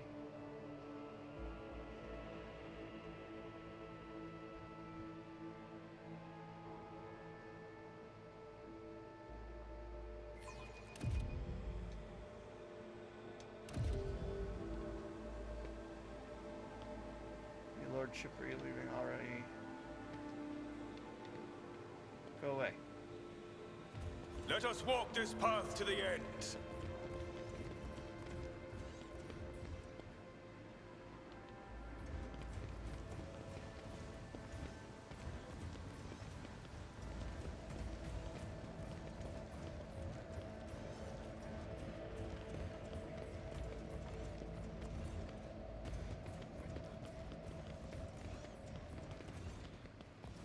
Is it Wardled or a trap?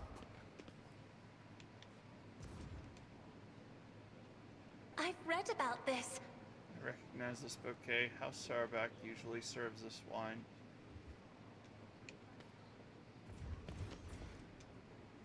Governor. Okay, so it wasn't outside.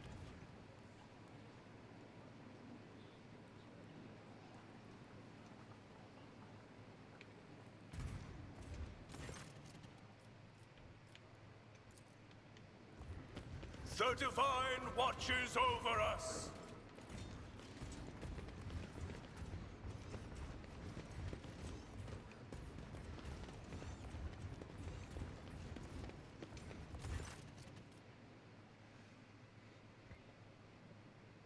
I discovered the body of Halen Gaprick here in this palace. He had this note on him. Do you know anything about it? The young members of the Wassarian family crowd around to examine the note in Clementia's hands. All present are beset with worry and bewilderment. I'm not sure if it is relevant, but perhaps you should know the fall of Kiava Gamma. Since the fall of Kiava Gamma, House Gaprick has been faring poorly, to say the least. They have been looking for ways to enhance their influence and improve their lot, including asking for help from the other noble houses. They have not approached us, of course. It is shameful to seek help from those you consider your inferiors. You understand, but perhaps the drive sims of the Sourbacks can tell you more about this matter? Know your duty. Well, well, well.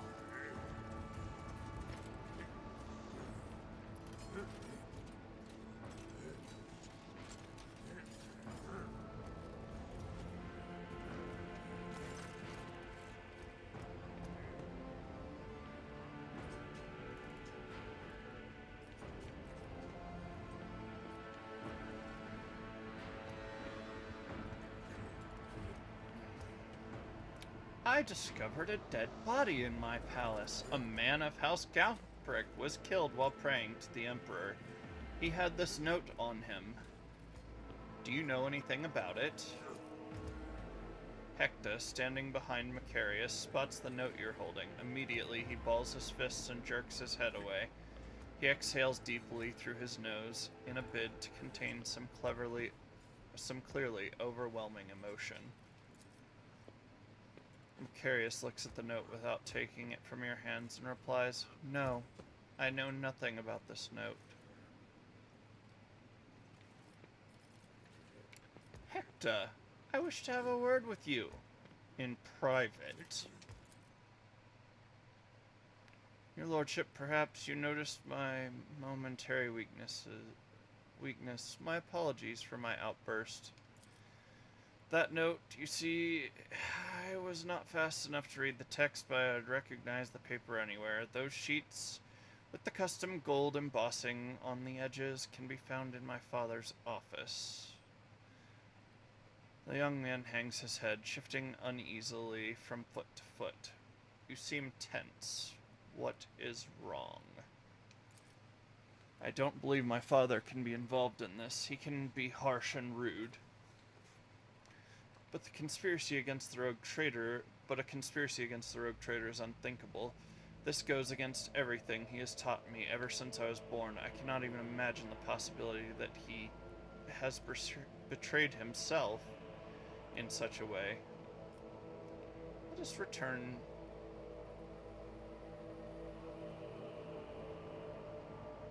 to the others.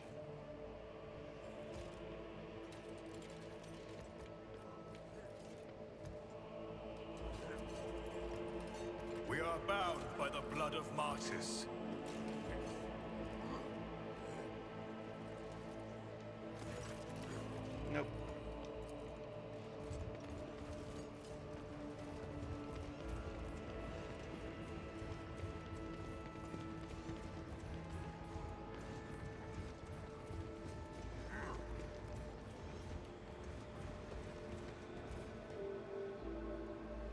That's what I was trying to do.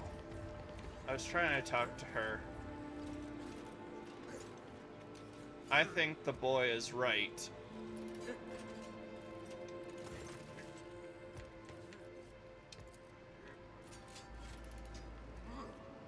I could see her having a number of reasons. At a minimum, she's not always happy with her husband.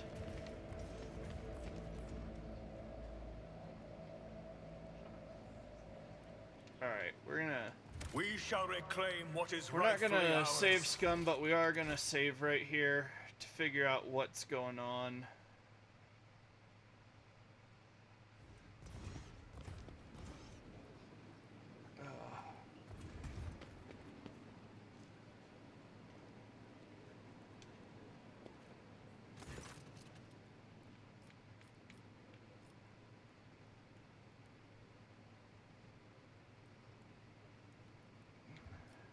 Let me check with Gaprick one more time.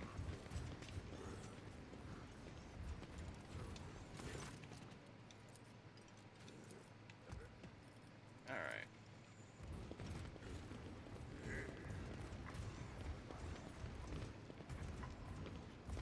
At a minimum, somebody did... At a minimum, Sourback is who's getting it. Drive stem, while he has a feckless idiot for a son, nobody half confesses to a crime. Stop. So, summon everyone. I'm ready to pronounce my verdict. Understood.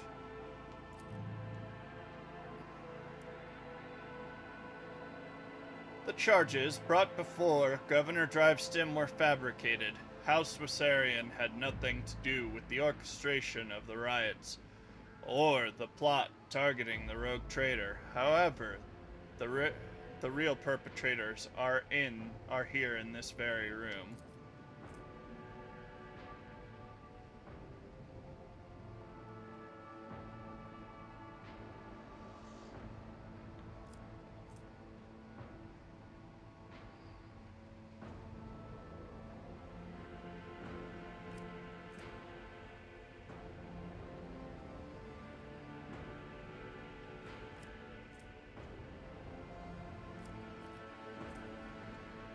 Urban Drivestem, you have exhibited inexcusable negligence by failing to question the possible involvement of any other family besides the Wassarians. We have discovered that an attempt on my life was orchestrated by a member of House Gaprick.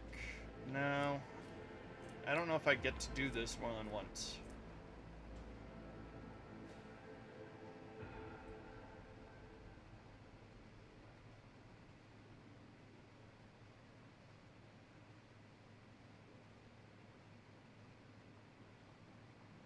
I know that House Sourback has offered their help to the Gapricks, and the late Halen Gaprick seemed to have accepted the offer. I suspect that you were responsible for his death as well. Sourback furrows his brow and slightly cocks his head. He averts his gaze for the first time, as if trying to remember or make sense of something. You notice some restless movements behind him. Abelard narrows his eyes and scrutinizes Macarius Sourback and his retinue standing behind him. His sharp eyes light up when he catches sight of something important and hidden in the crowd. The seneschal looks at you and nods, as if to say, the puppeteer has given themselves away. Pronounce the verdict. Urban Drivestem, you have exhibited inexcusable negligence. Yeah. The governor closes his eyes. Fear and shame getting the better of him. Some faces in the crowd look confused and surprised, but you see more are wearing expressions of self-satisfied contempt. Looks from the governor to you and subtly shakes his head as if to say no, it is not Drivestem pulling the strings here.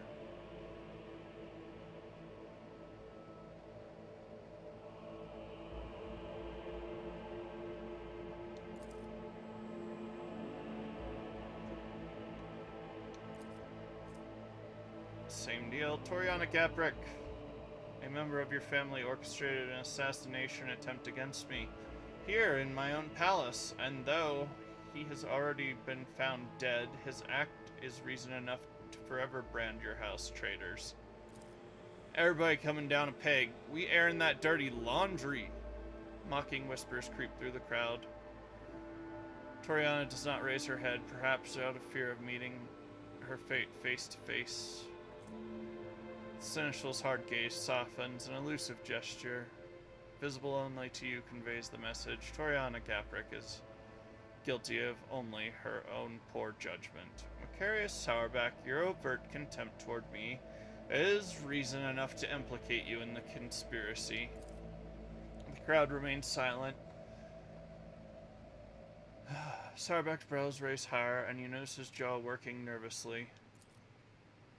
Abelard narrows his eyes and scrutinizes Macarius and his retinue.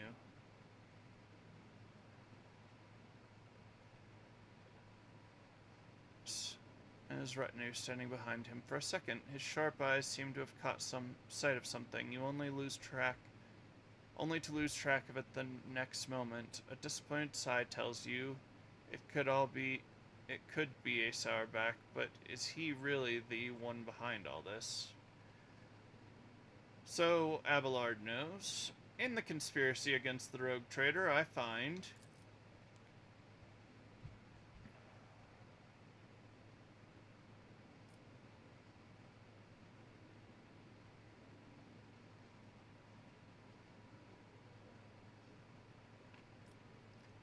the air in the room is frozen with a tense, almost electrified silence. All the nobles, some with fear, and others with reverent anticipation, await your verdict. House Sourback guilty. Seneschal, you may take it from here.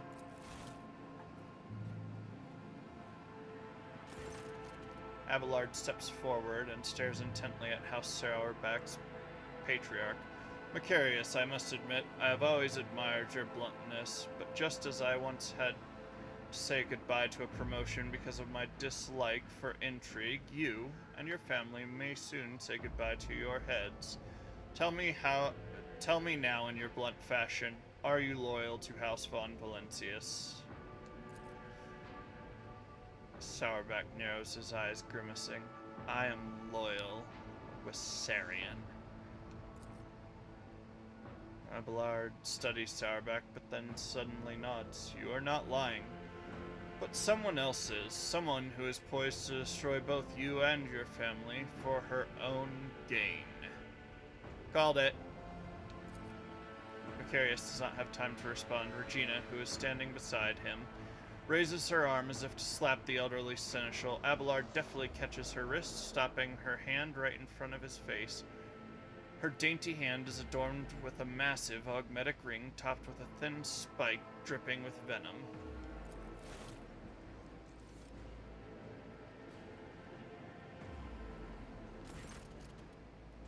Macarius Sourback shifts his confused gaze from his wife to Abelard, then back again. The stiff arrogance has vanished from his posture. Regina. You? Mother? Upon realizing what has happened, Hector recoils from his mother. Macarius, your bluntness makes you an open book. When I talked about helping the Gabricks, you had no idea what I was referring to. Your wife, on the other hand, her eyes started shifting like you would not believe. Regina Sourback, you alone betrayed the rogue trader, jeopardizing the prosperity of the von Valancius trade dynasty. And you alone are responsible for your unmasking.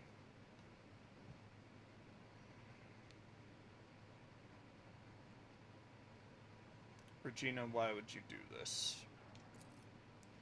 Like the spike on her ring, Regina's words are dripping with poison and rage. Because Dargonus is serving an impostor.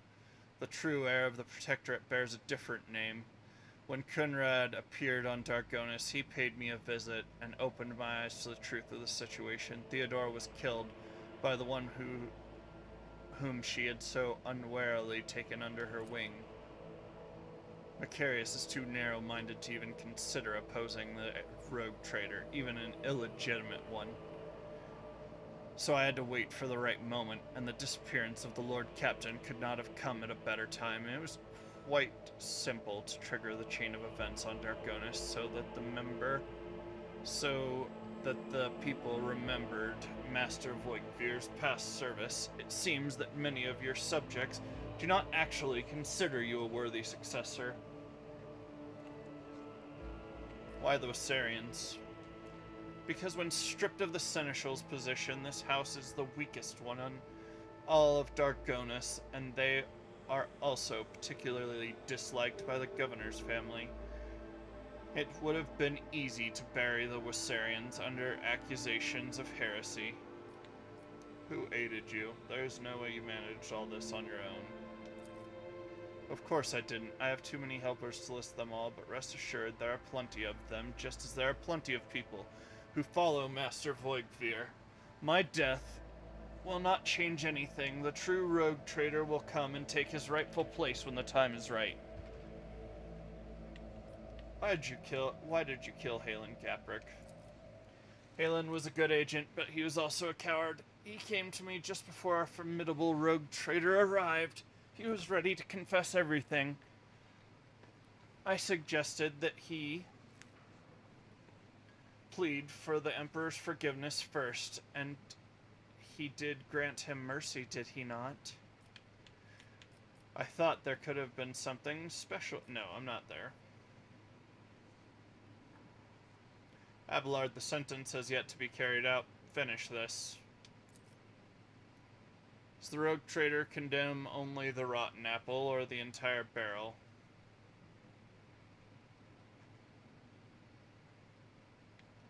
I will not exterminate an entire noble line that is loyal to me just because of one traitor.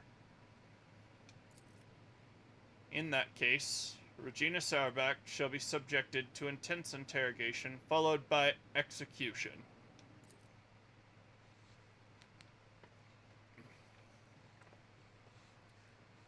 Problem solved, problem staying solved.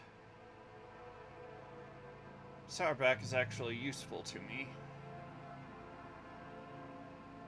And while a tool, I wonder how much of his dislike for me came from Regina. By order of the rogue trader, Regina Sauerback is sentenced to death for heresy and crimes against the Von Valencius trade dynasty. That's right, clap. Hey, we doing it right.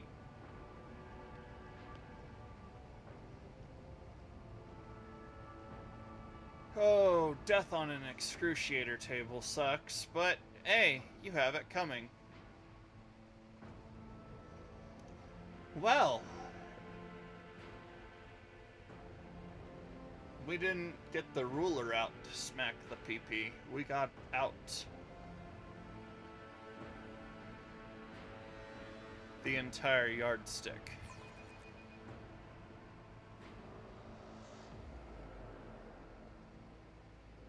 Yeah, first to stop clapping dies.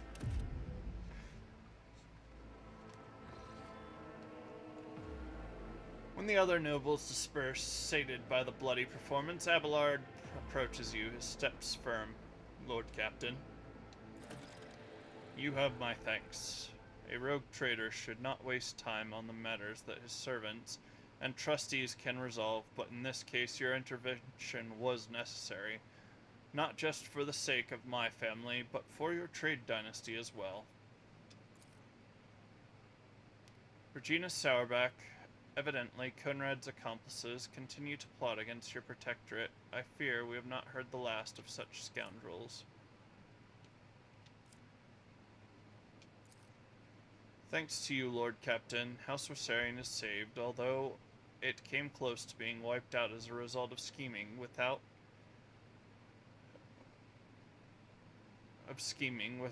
and imprudence within. Sometimes I think they have much I think about how much I could teach them. I could ensure that they survive in the future without me.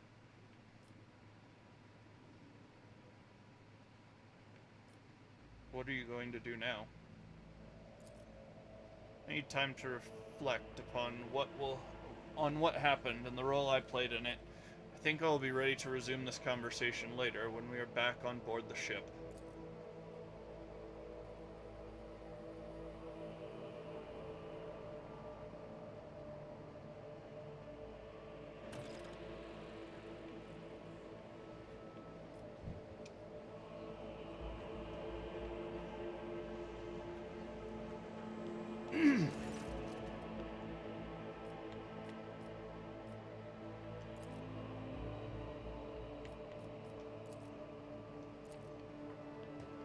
That's right, I do have a traitor to deal with. He might be dead.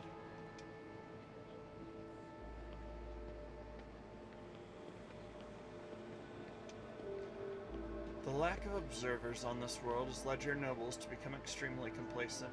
Today alone, I overheard 3 statements that, if I so wanted, could be turned into grounds for a charge of heresy.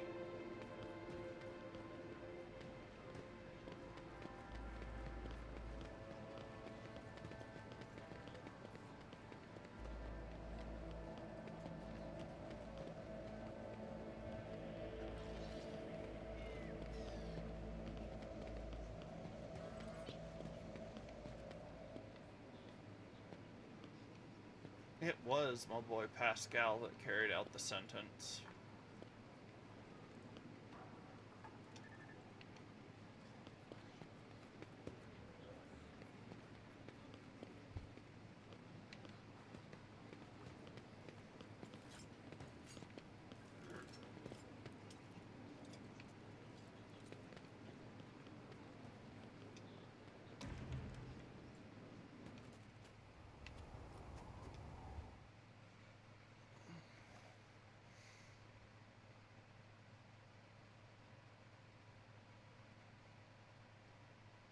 Well, we saved Abelard, chat. Abelard.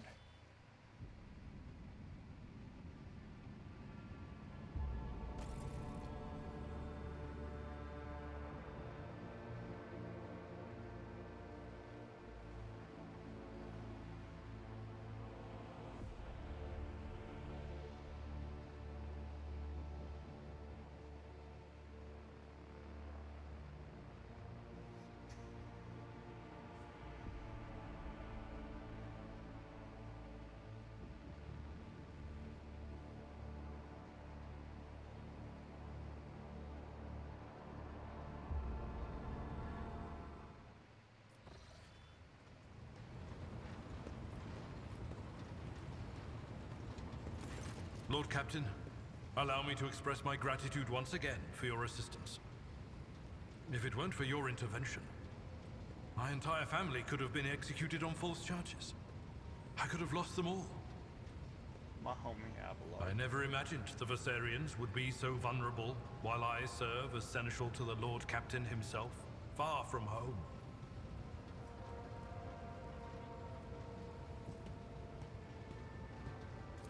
But such is my duty to the rogue trader, to keep tireless watch at the Lord Captain's side, to serve as a support in the darkest of times, for you and for me. I will not step down from my role, no matter what happens. Do not doubt me.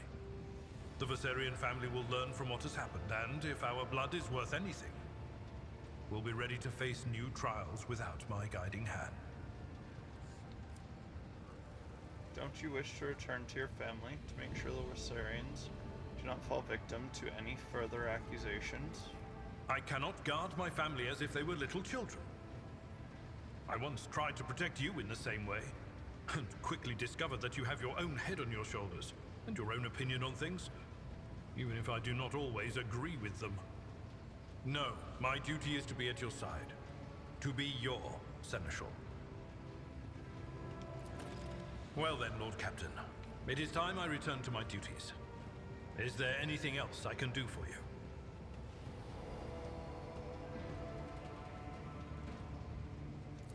Lord Captain.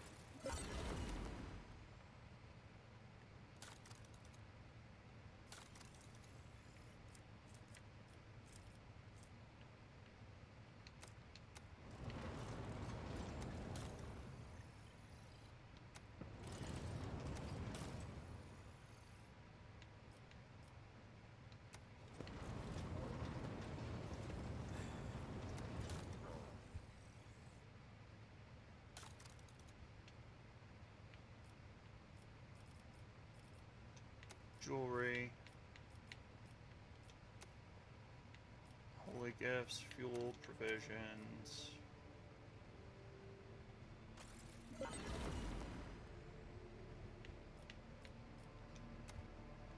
Miscellaneous.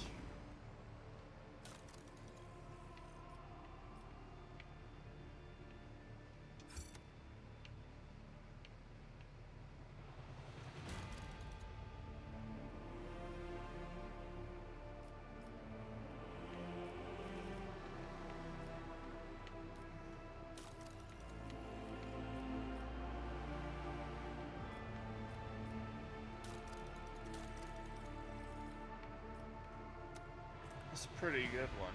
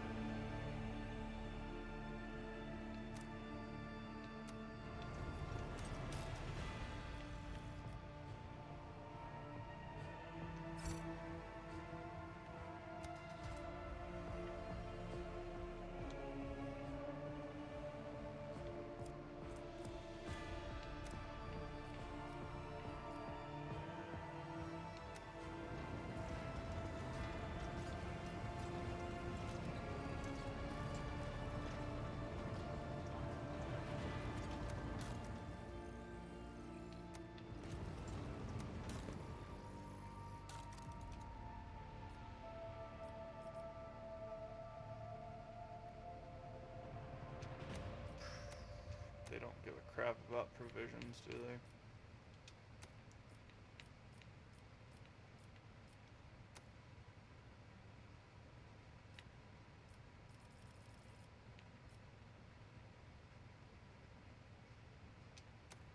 I guess they kind of do.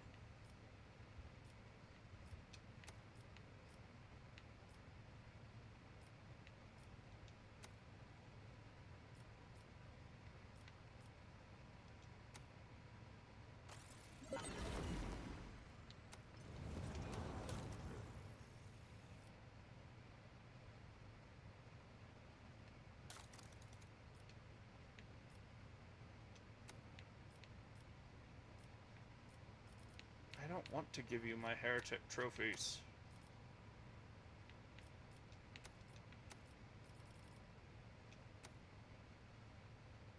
I mean, I kind of do, but I also really don't. I don't know.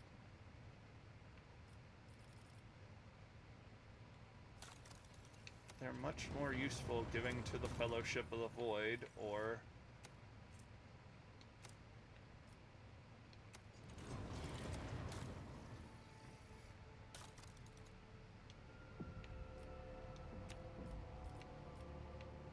let's just get rid of all of it.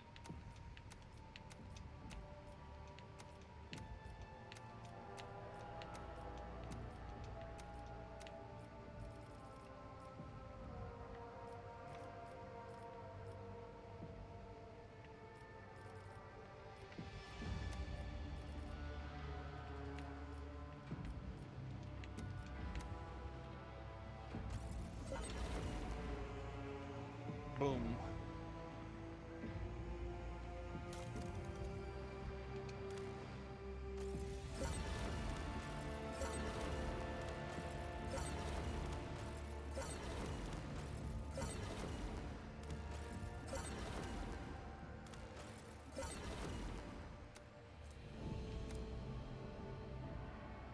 What do I need? 600 more? Heck yeah, I can do that.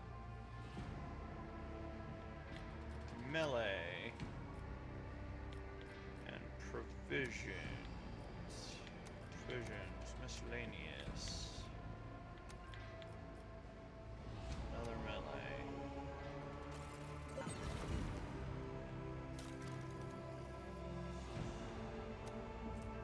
Stormbolter.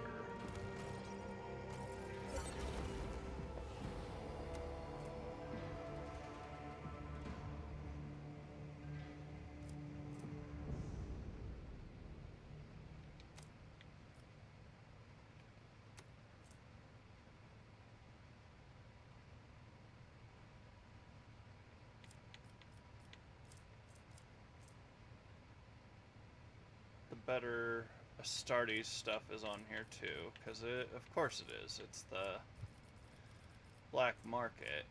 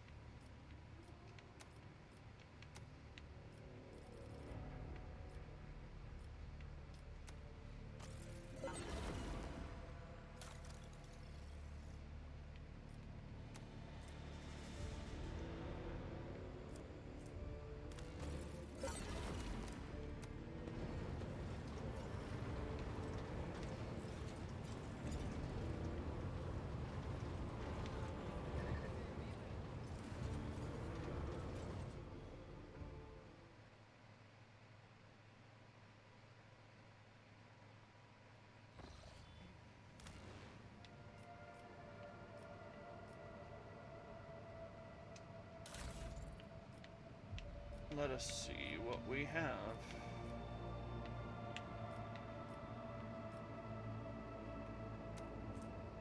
Jovian drive pattern 2.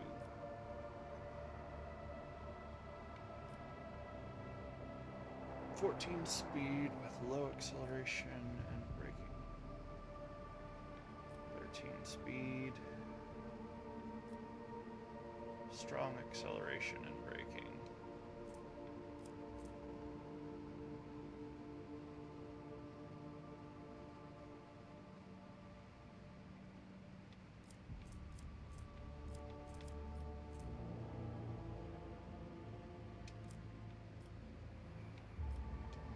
Compound. Armor.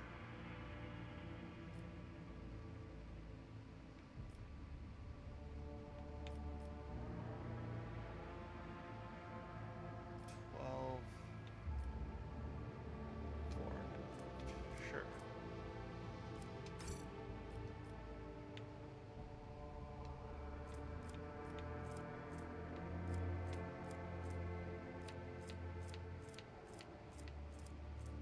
Sunhammer. Void Sunder. Titan Forge.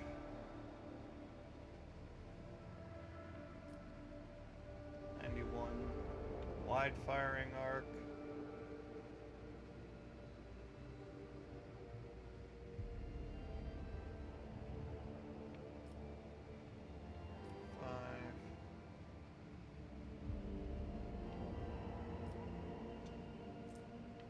Let's try that.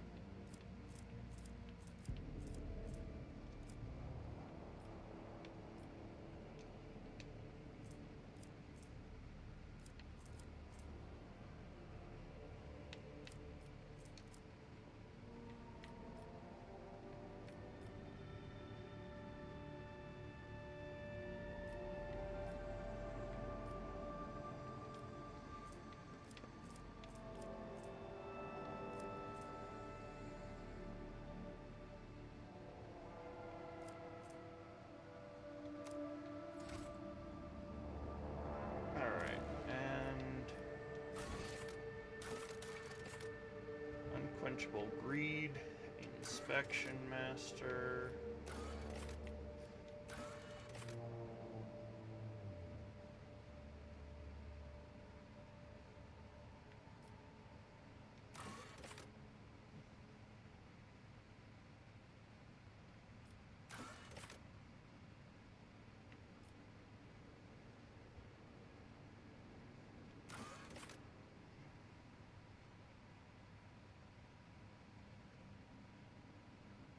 Jungles.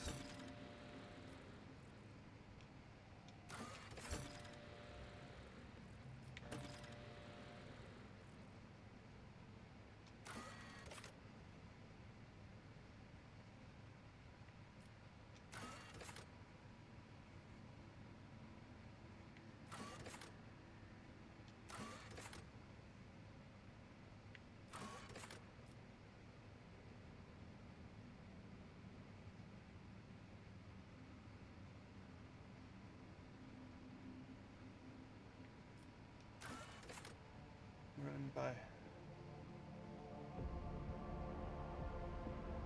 Goodbye.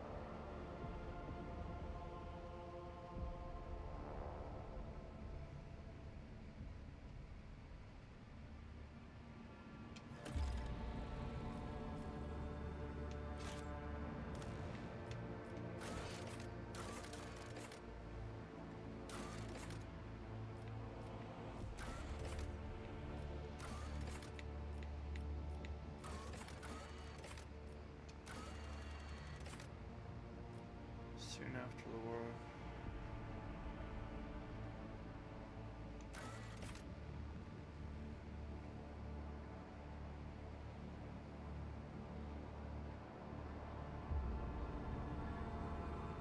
Langren's belt.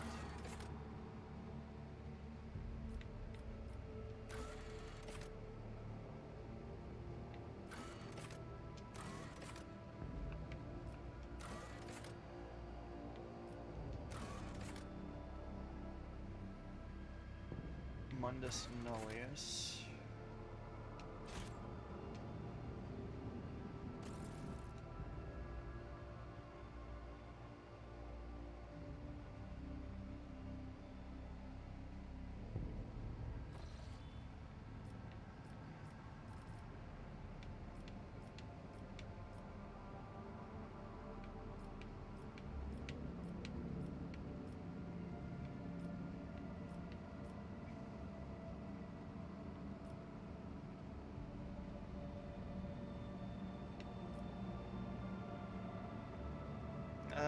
Yeah, I should.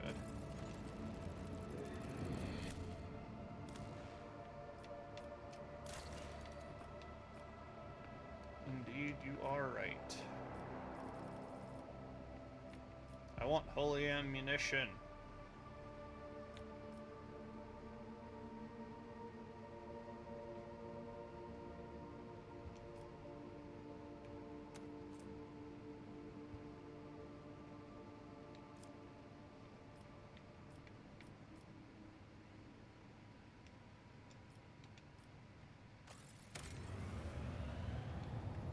But I also have to do a bit of cruising around in general, because, well,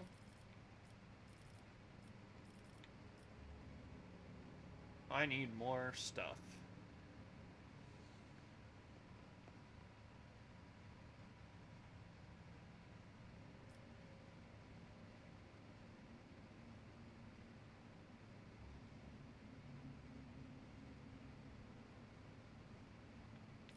Bastion. By declaring Dargonus the defense center of the Cronus Expanse, the rogue trader will be able to requisition foreign vessels and collect additional resources from the population. I don't even know what the feature does. Munitions. +2 to the plating of all sectors. Yeah.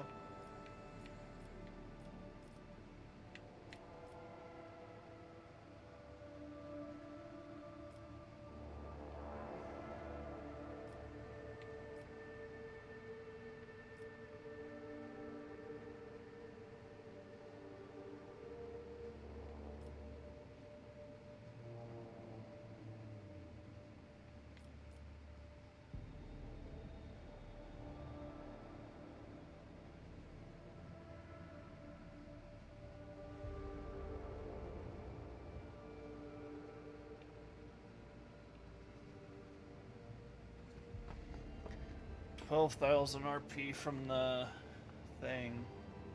I kind of want this one though.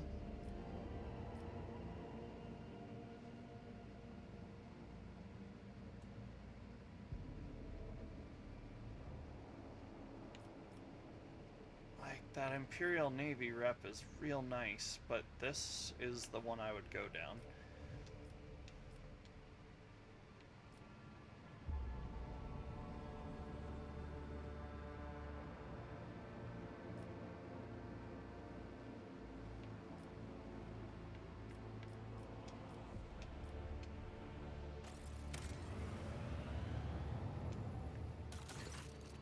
Corruption has infiltrated Vibo 6, Lord Captain. The cultists of the Final Dawn have agitated the convicts into a full-blown uprising, promising them a chance to escape. The planet's cargo port and guard facilities are now under siege. The cult conspirators do not personally participate in the assault. Not too long ago, they scurried into the mines, deep into the tunnels rife with Xenos corruption. Why did the cultists go to that particular place? Unfortunately, we do not know the true objectives of the heretics. But there is nary a doubt they are pursuing a sinister and wicked goal, and therefore must be stopped. What is the current situation on the surface? The overseers are trapped inside the guard facilities, and the convicts are now united by the common hatred for the dynasty and obsessed with tales of freedom. I would like to hear what my advisors have to say. Heretics seek out those who are weakest of spirit and entice them with promises of salvation.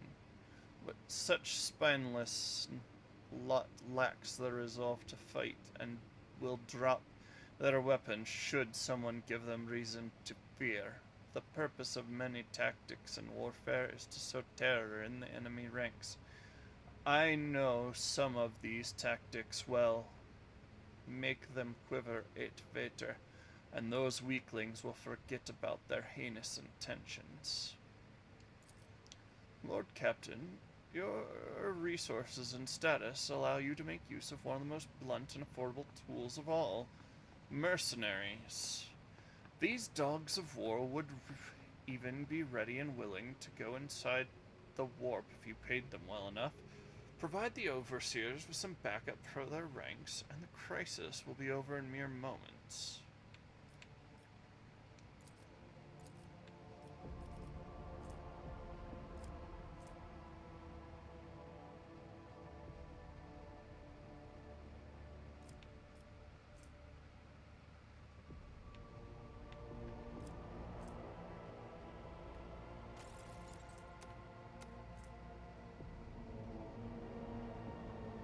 Just 5-cell radius.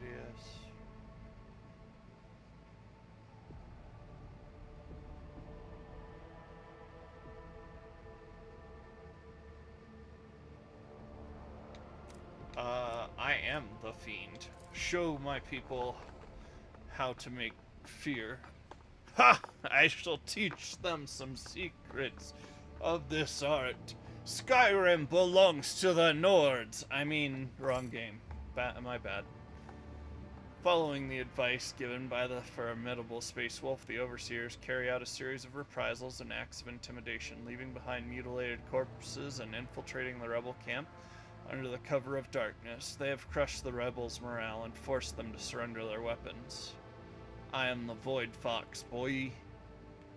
Like the Swamp Fox. Francis Marion.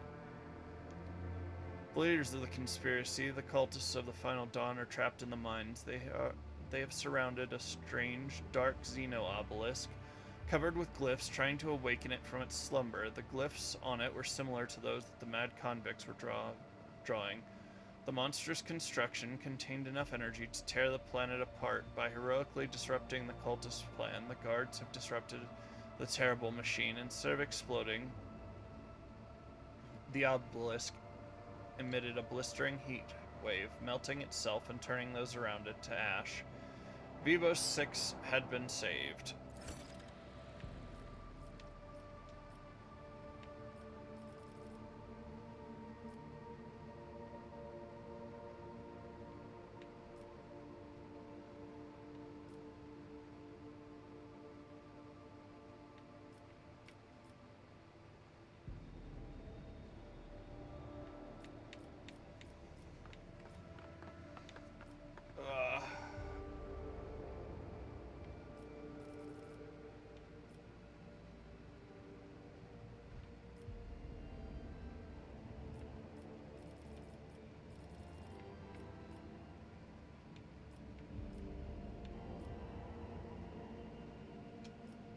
mean, that's a freebie.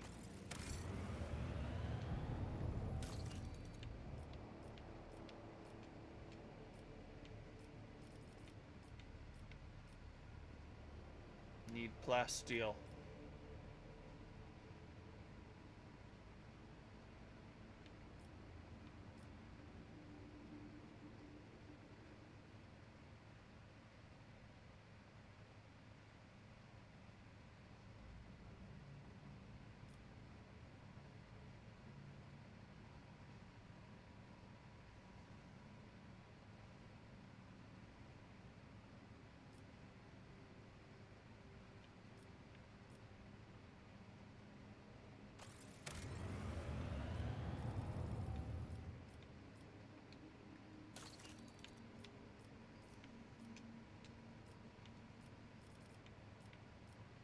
Yeah, finally have it.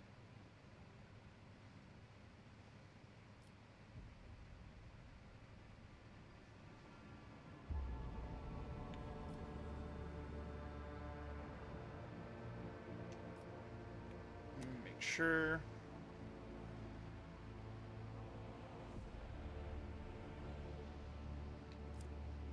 See, when I can get one of these, right? If you look at it, and it's an idea I had. So, like, the Tears of Repentance. Every so often, I get 5 of these. They're Adeptus Mechanicus creations. They count as cargo. I can stick them in cargo and use them. 10 of them equal up to something. Right? So, if I can do that on a world with several of these, I can greatly improve my thing. Also, these are really good ones. The whole toxic damage with armor penetration provokes each character in the area of effect to attack the nearest ally if they fail a willpower resistance test.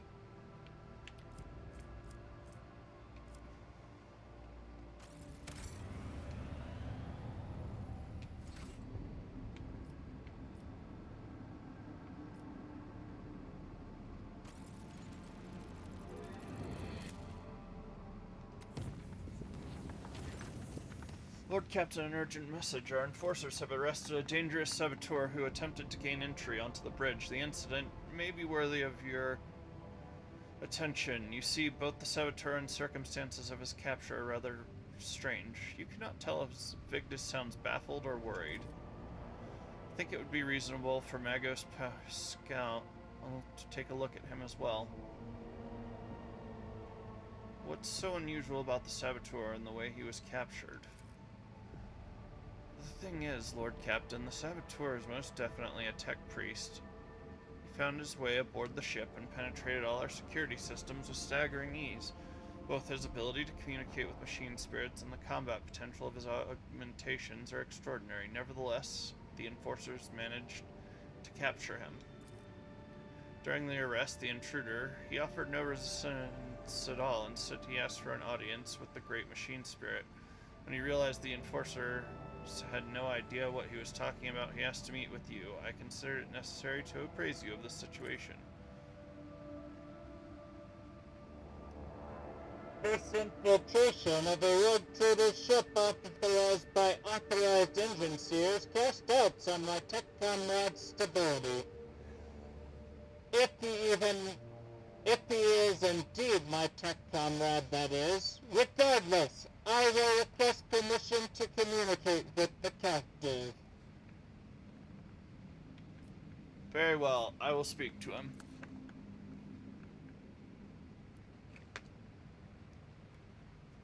Understood, Lord Captain. The saboteur will be brought to you. Are we on the bridge, or are we in my office? I would have preferred to do this in my office. That being said...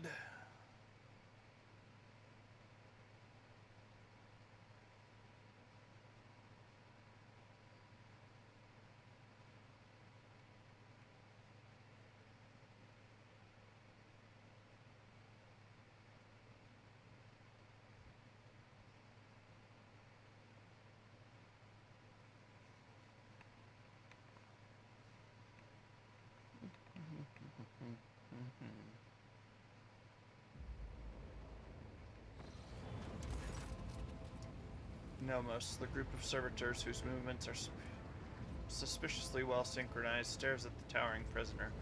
You do not need to hear them speak to recognize Nomos, who has seen fit to attend the interrogation. Asclepius, the captured man, if he can be called that, looks positively gigantic next to the enforcers.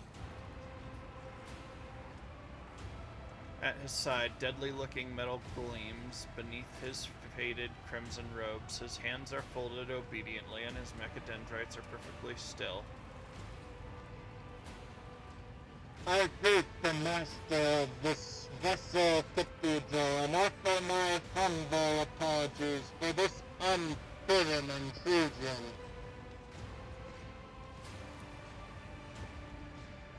My apologies to you as well, brother. The interloper inclines his head toward the direction of the frowning Pascal.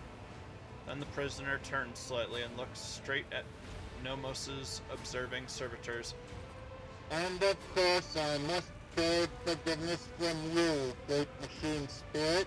It was not my intent to desecrate your temple.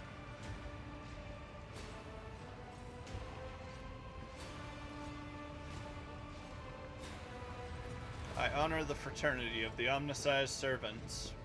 It pains me to see you trespassing on board like a thief instead of arriving as a guest. The giant's shoulders shift slightly. For that, I apologize as well. I did not expect to find understanding amid the suffocating ignorance that abounds within the laity, and even many of my brethren. For this reason, I chose to carry out my mission in secret, and without seeking your permission. My name, if it matters, is Asclepius, formerly a computer general of the Cognizance Fleet, now a legal recluse with the status of Malatek.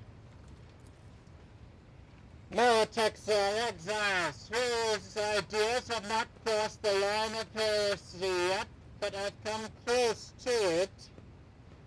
They are removed from the fleet's structures to give them a chance to see the folly of their ways and prevent sedition from spreading. Pascal's voice sounds unusually alarmed. All of that is trivial. My part is nothing but a set of archive data. My lost status is part of a replacement string in the long chronicle of the Cognizance Fleet. I come not as the priesthood's messenger, but as a faithful disciple of the most holy Amarnant. My brother once served as the engine seer prime on this ship. Asclepius gestures around him reverently. He was an adherent to the school of discontinuing the cycle, as am I. It has spread that far? It is difficult to discern Pascal's emotion from the turn. I know that my brother perished, but before he died, he sent a message that told of a journey embarked on by Theodore von Valentius, a journey through a dimensional gate, an artifact more ancient than humanity itself, and toward worlds unknown. The blessed Amarant was with her. There, upon those dark worlds, he witnessed a great miracle, the birth of a machine spirit of incalculable love and might. My brother believed that the spirit then fell asleep within the ship like a child in a cradle, not responding to lowly pleas. That was the purpose of my pilgrimage, to reach the ship where my brother died, the ship upon whose decks the blessed Amarant had walked, and prostrate myself before the Great Spirit. Amanet traveled on this ship? Yes, he did. My brother's words on this were very clear. Years ago, Eminent was part of the rogue trader Theodore's inner circle before their ways parted. Tell me more about Theodora's journey. CO2 buildup. My knowledge of it is scarce. My brother suspected that his memory, along with the memory of all who might have known the details, had been purposefully modified. He saw it as a great sign that the journey had revealed a great truth, and that there were those who did not wish to see that truth brought to light. All that he conveyed to me was that Theodora had reached worlds unlike any the people of the Coronis Expanse had ever seen. There she unearthed the great treasure of technology, one that Amaret had the privilege of experiencing. Does the name Nomos mean anything to you? Nothing. He has not come to know us yet. He will if you let him, Uriel. We know. We sense his words are about us. That the story he has told is our story. What do you know about this great spirit? It is a great miracle, but meant to help us discontinue the cycle. It was born of that treasure that Amaret and Theodora discovered upon those dark worlds. Yet even a being so glorious needs attendants and guides, and as long as the Cognizance fleet is racked by schism, my brothers and sisters suffered defeats without end, there is no one to aid this spirit. That is why I came here. You are strong, yet you let yourself be caught. I took a vow that I would never inflict physical harm upon lay people. The Omnipotent grants us the power of the true flesh for a purpose other than damaging the frail and blind creatures that are all who have not yet tasted his knowledge. I've made my decision regarding your fate. Whatever it is, I will accept it. As will I. And yet I plead that my brother be shown leniency. His story initializes thought. We ask you to keep him for us. Nomos' servitors speak up suddenly in the faintest of whispers.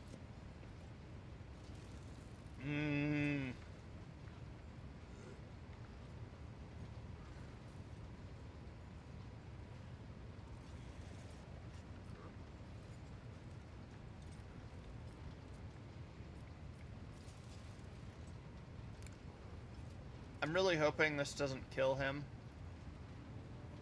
I find you guilty of offenses against the cult Mechanicus and House von Valentius. Your crimes warrant punishment more severe than death. You will atone by serving me and therefore the Imperium.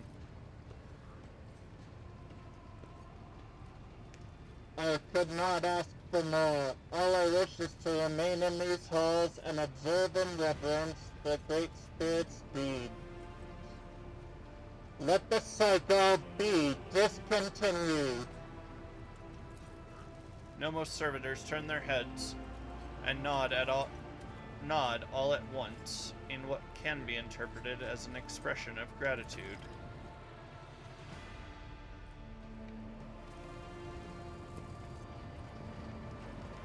What the crap, Nomos?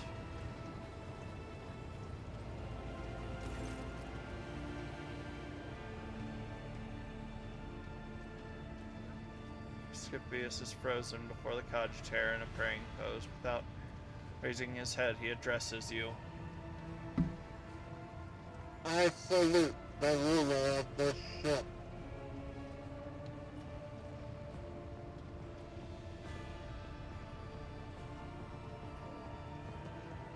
find a servitor's body at my Magna Ascensio, Nomos. How is it that you are once again in a cogitator? Nomos are not in a cogitator or in a servitor. We cannot say where we are, but our existence is tied to the existence of the ship for now. The servitor and the cogitator are external interferences, or interfaces, shells like humans, and their bodies. So are you really the spirit of the ship? Nomos is silent for a long time as though mulling over your words. We do not know what we are. But the ship is not us. The ship is our cradle. We may rise from it one day. We would like that. Bodies are not merely shells. No, they are shells. A human's existence is more than the existence of its shell. This is obvious to us. There is always something more. Something that simmers and shines, for which the dark light and wicked hunger are always reaching. Enough about that. You read the databank recovered from Theodora's cache, and then you said the incident marked the beginning of Nomos. What did you mean by that? Yes, Nomos, remember. You brought us data sustenance, and it contained a name, Epitaph. We recognized it. No, not like that. It is not... In that name, we recognize the place where Nomos originate.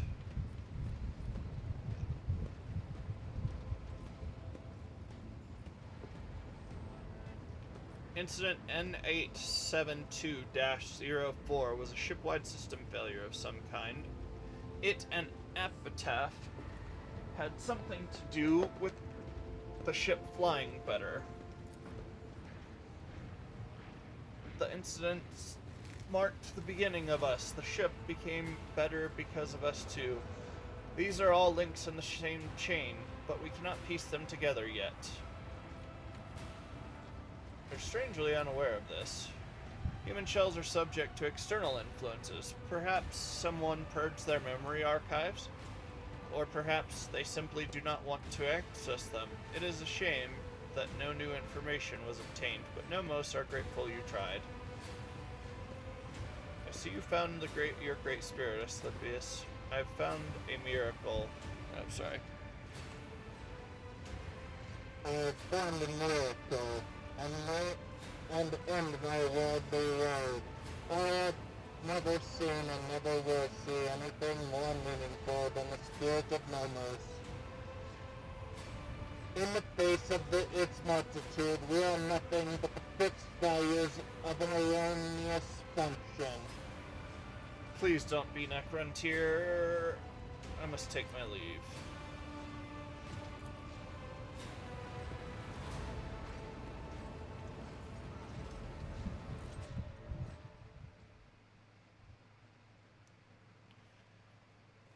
Alright guys, one more time I gotta run to the bathroom. I need to, I want to find one or two things before I get off. I want to try and be off within an hour.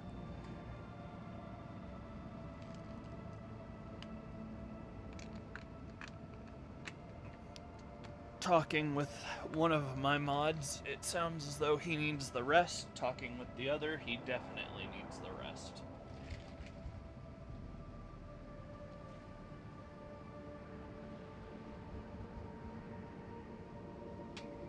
Specifically, I like the ship combat, and I really want to blow something up with new toys. I'll give you alternate break screen because I'm feeling nice.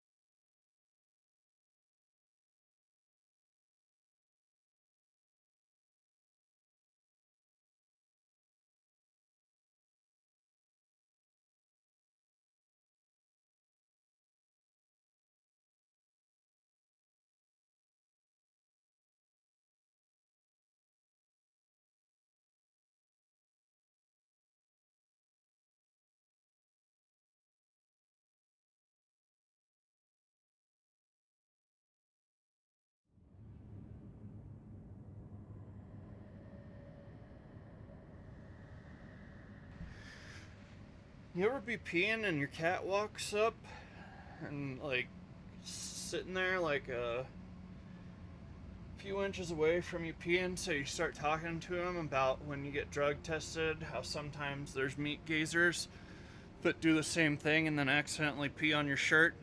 Well, me too, and that's why I'm wearing a different shirt.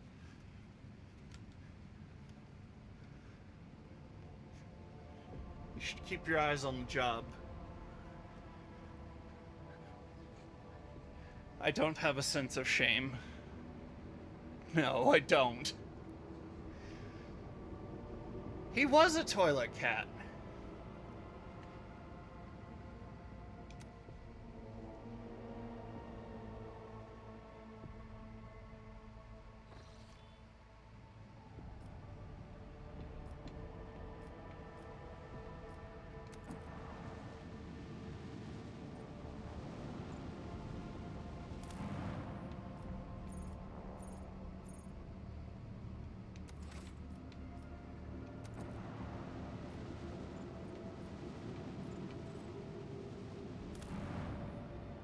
These all worry me.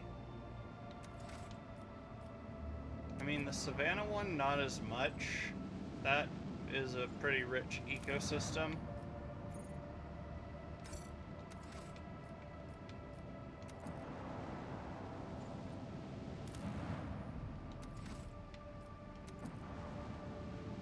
But the Dead World is the one that feels like it's closest.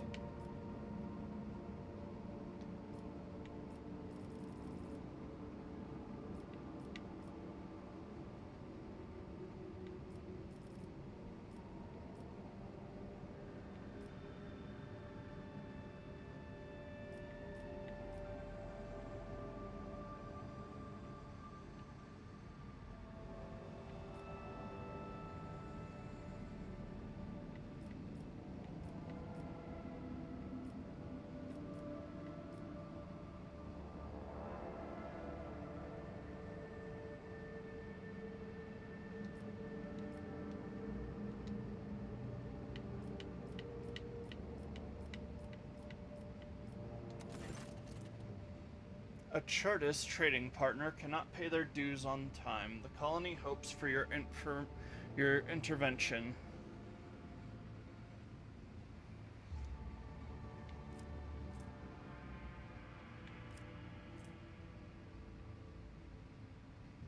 Wait. Takes a few cycles, but the Chartist pays their debt and makes some additional generous donations.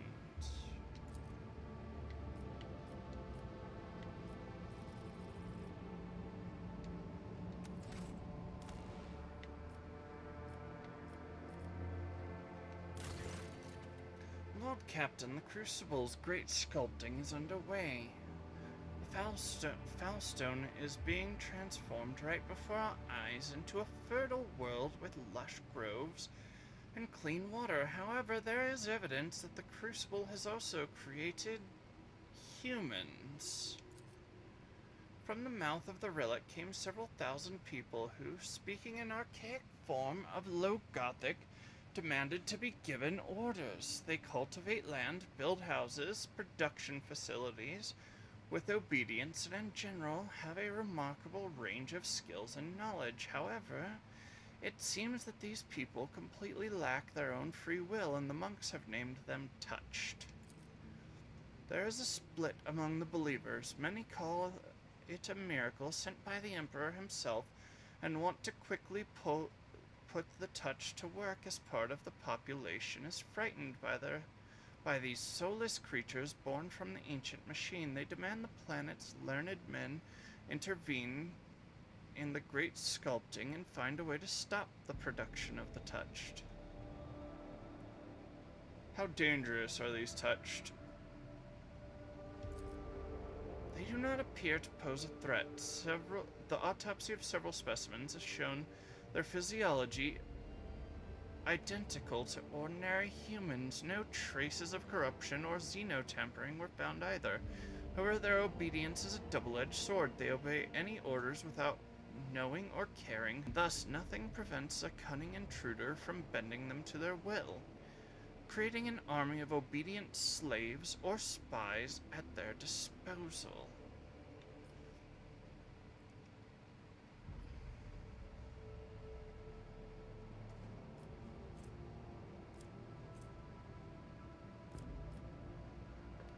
Thank my officers and advisors.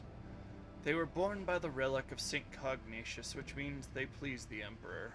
We have to remind people of it, arrange a public ceremony of tonsure to initiate the touched into the Order of the Hammer, and a service dedicated to reading parables about the acts of St. Cognatius and his followers.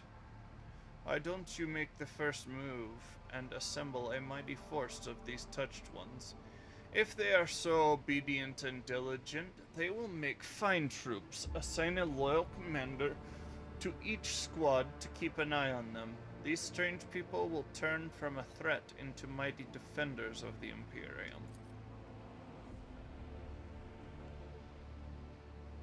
Lack of war, registering a high probability of manufacturing failure within the Crucible's sacred processes. It is recommended to dispose of the finished batch of units and halt production of new ones. The algorithm of the great sculpting requires further examination.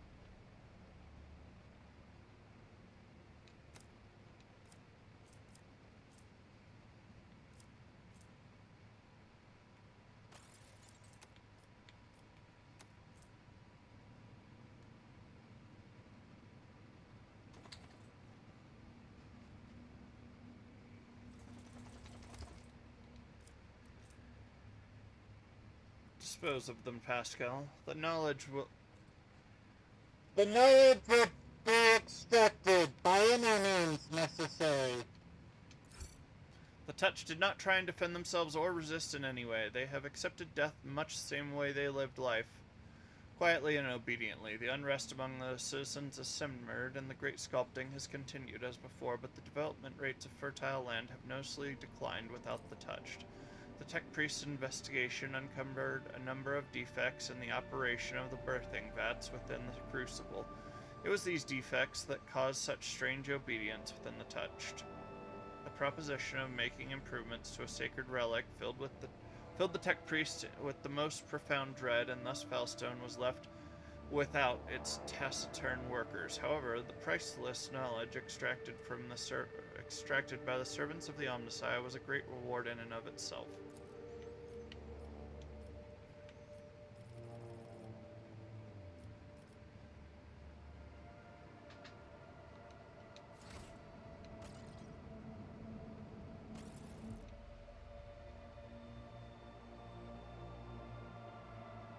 How close to 45,000 am I? The Drusians.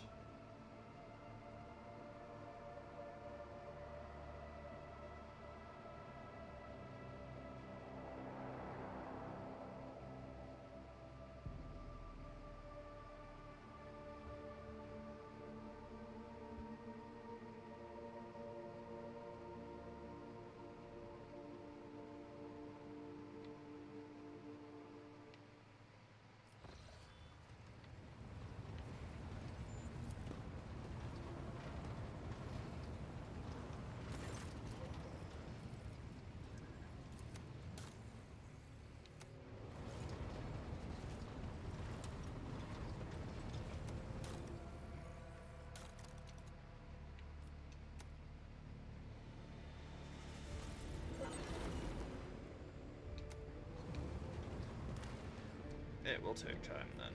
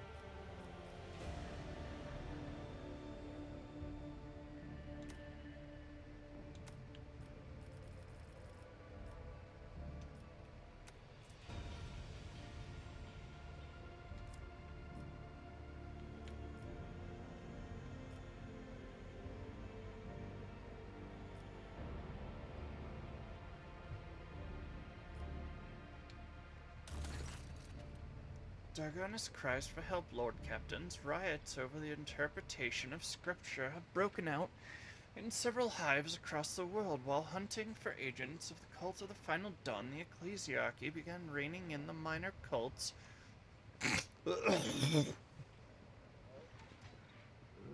attempting to force upon them correct adherence to the creed.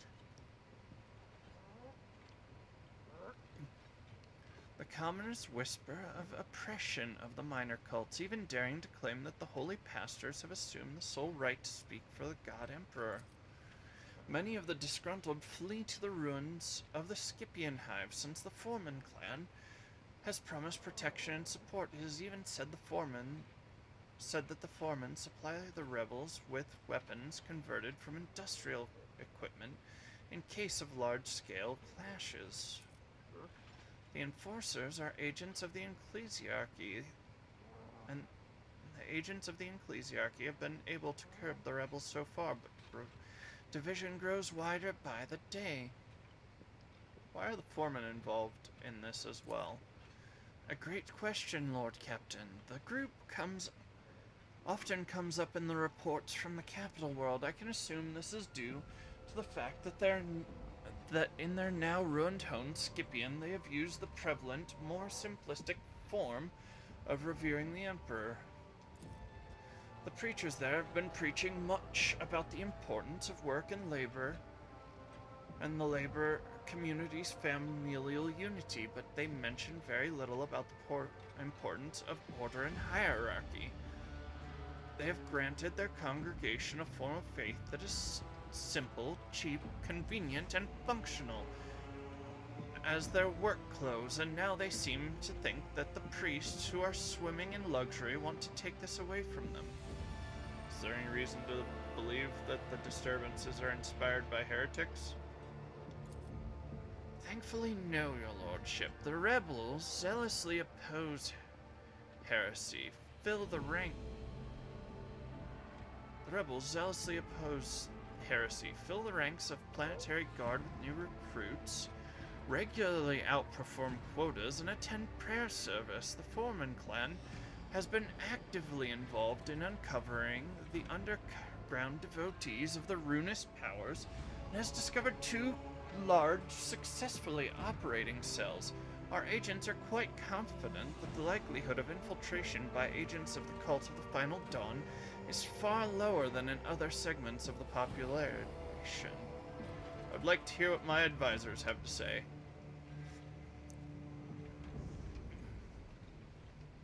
Small deviances in the creed give birth to large ones, and large ones to heresy. The basis of our beliefs lie in the absolute trust of those above us, and if their beliefs push them toward the revolt, that means that these tenets have been wicked from the very beginning. But it does not make the priests wicked. They could simply have been misguided. Pass them into the ecclesiarchy's care for re-education so that they may see the truth. and guarantee their flock's obedience.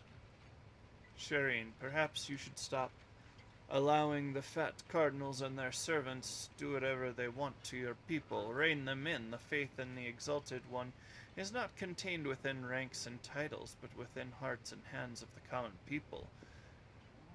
And even this can take many forms as well. Let those who shoulder the welfare of Dargonis to at least choose which manner they pray to him. Take the minor cults under your protection.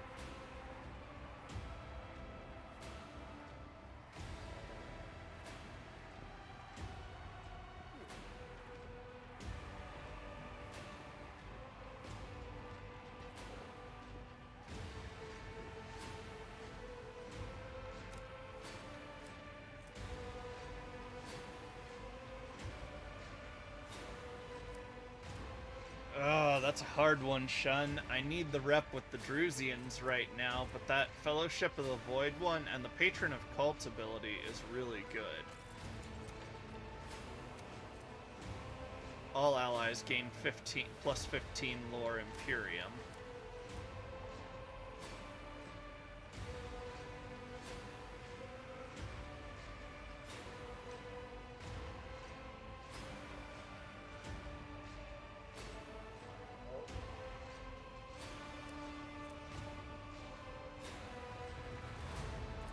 Detain the priests. The enforcers.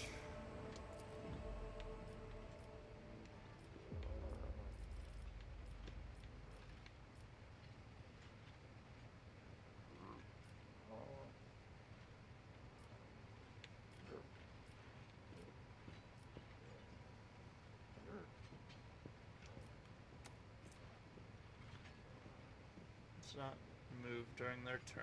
Cover efficiency.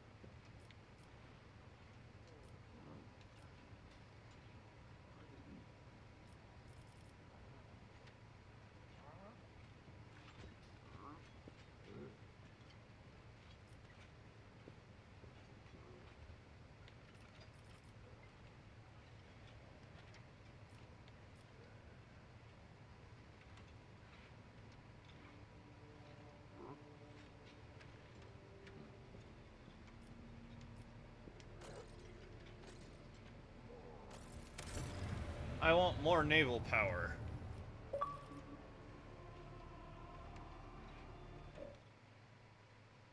Oh, hey. Cool.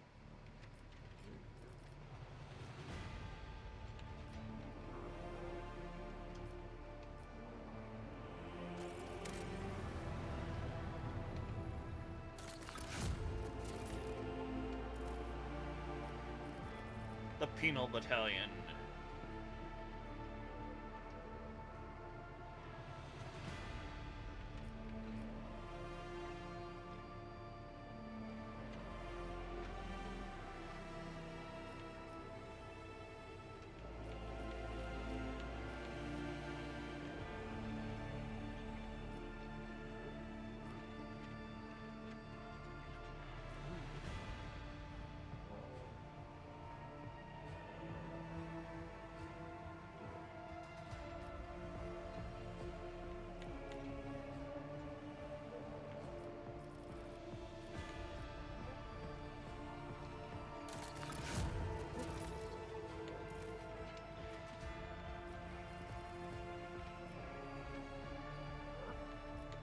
Have not enough minerals.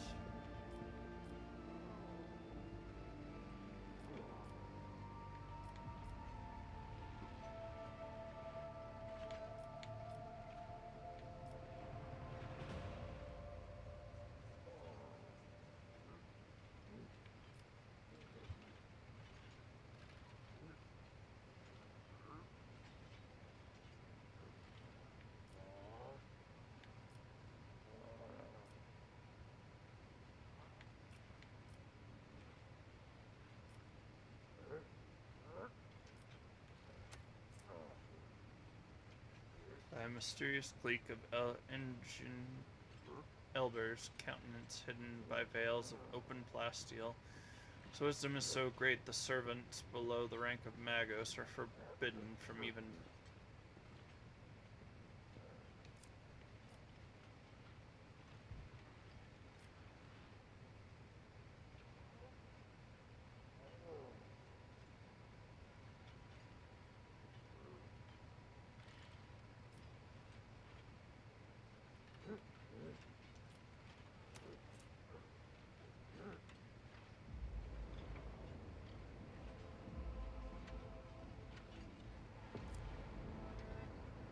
Sky Barrier 1. The Sacramento Light does look nifty, but that's probably going to be the one I go towards. Archive of the Expanse. Holy Ammunition.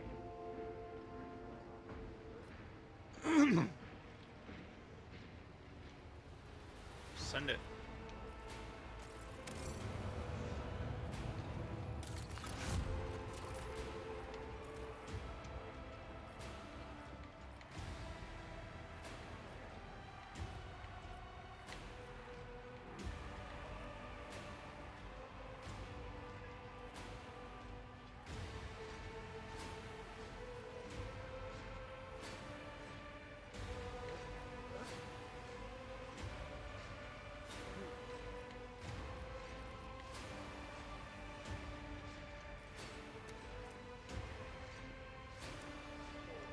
Wait, a bonus?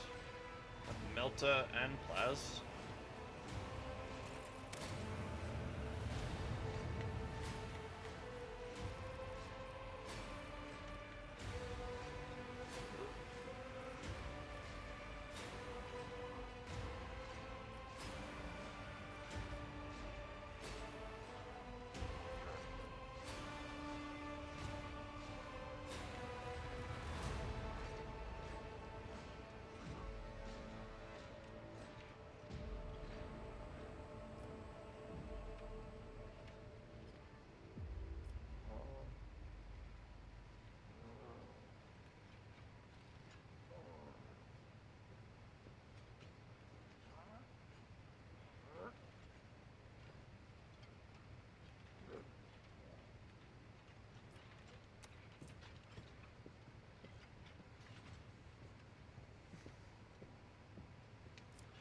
Hmm.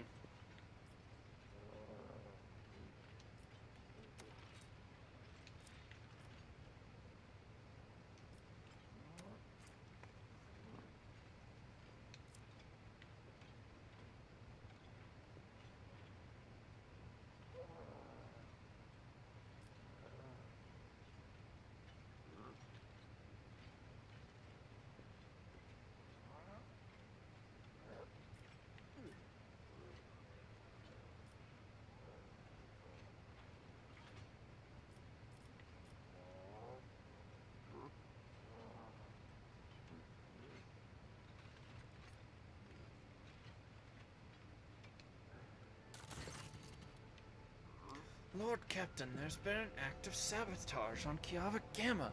The cult of the Final Dawn has invaded the planet, cultivated a pack of schismaticals in the bowels of the manufactorums, and set them upon us. The attack was so sudden,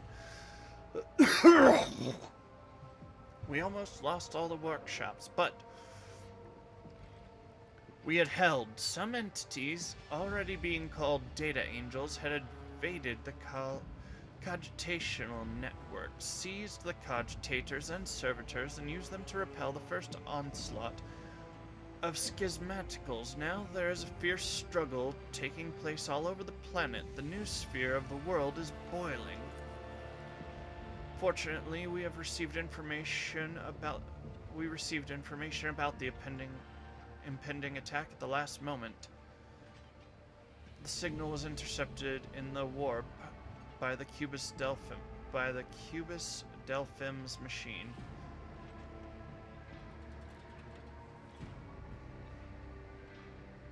How did the cultists infiltrate my world?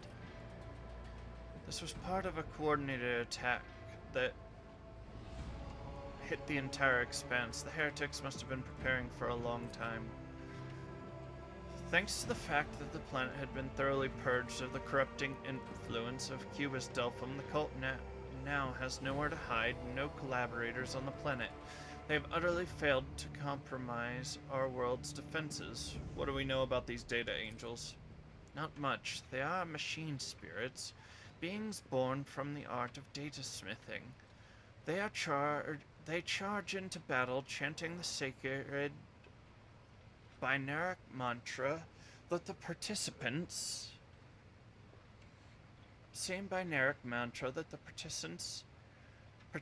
of Procedure 0-C chanted. There are not many nodes they can reside. Perhaps because we destroyed the cells used in Procedure 0-C, this is quite beneficial to us if we will not accept the help of these strange creatures. Advisors, opinions, thoughts, homies. There are backup cogitators located in Kiavagana's manufactories to ensure the continuity of production in case of an accident. The severity of the situation would call for disrupting the service algorithms.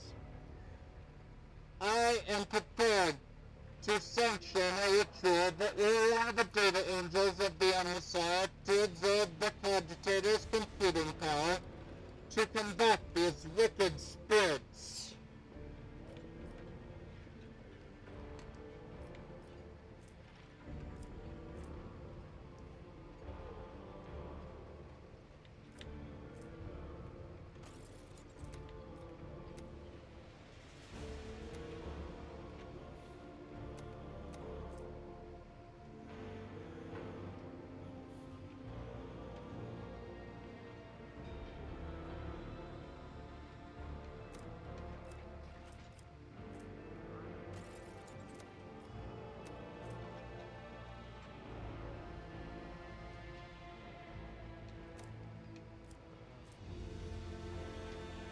Pascal?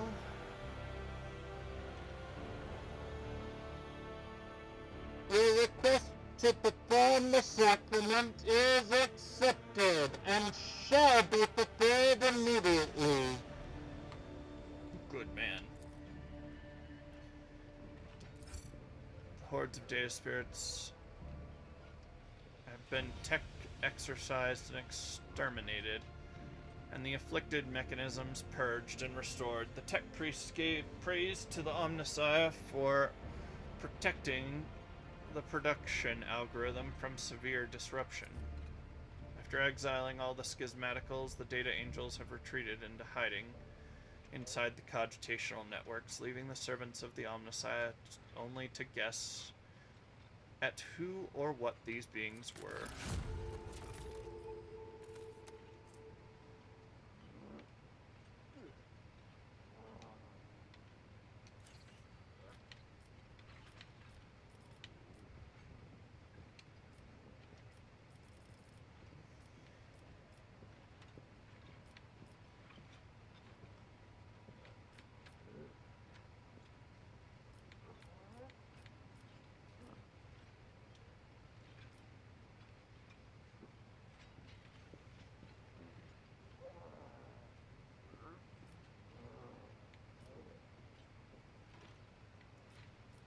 The sky barrier is the one I want.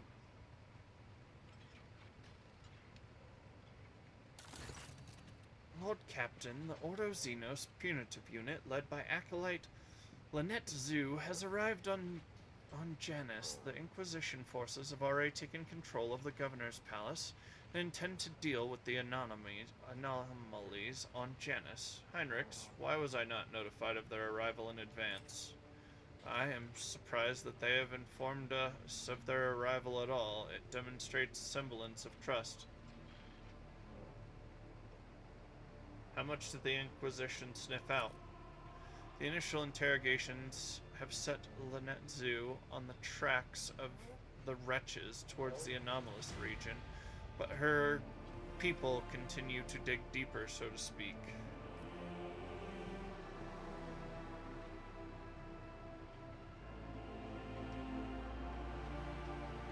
What do you think, my officers and advisors? Cooperating with the Inquisition could do us more good than trying to hide the current misfortunes of the colony. I can send them a message to keep us informed about the interrogation as a favor. If we could only throw them a bone, let them catch the evidence they want. One can get by without. One that we can get by without. The rest could be concealed away from their inquisitive eyes, like a sand lizard shedding its tail. Sometimes one must cede the battle to win the war.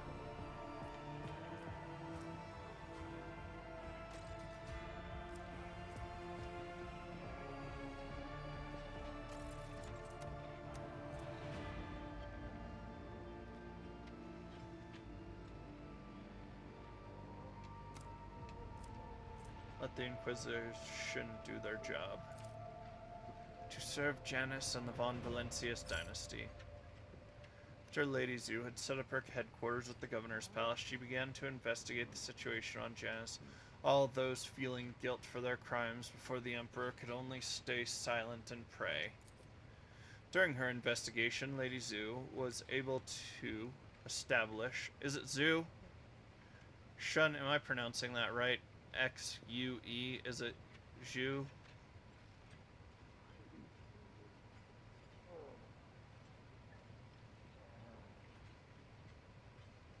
Or is it Zhu? Can you type it out phonetically?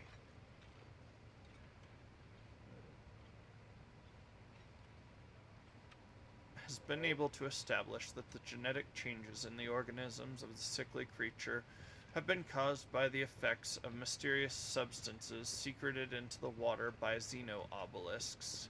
These substances did not contaminate the water until recently, as shown by an analysis of the Magos biologists. Shu.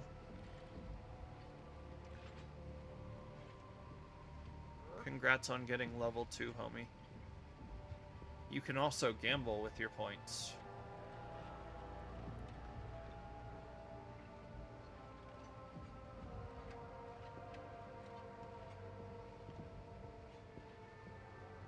Until recently, as shown by an analysis of the Magos biologists, some xeno-obelisks appear to be linked by a chain of energy communications, also serving as sources of unknown radiation that seem to have caused the outbreak of contaminated growth in the currently uncontrolled sector of the planet. This also seems to be causing the appearance of the mysterious phantoms. Lady Shu said, Lady Shu suggested that there is some sort of ancient mechanical construction located on Janus that had awakened from its slumber, and the anomalies occurring on Janus have been caused by the blasphemous machine trying to start itself. And they say playing with fire is bad.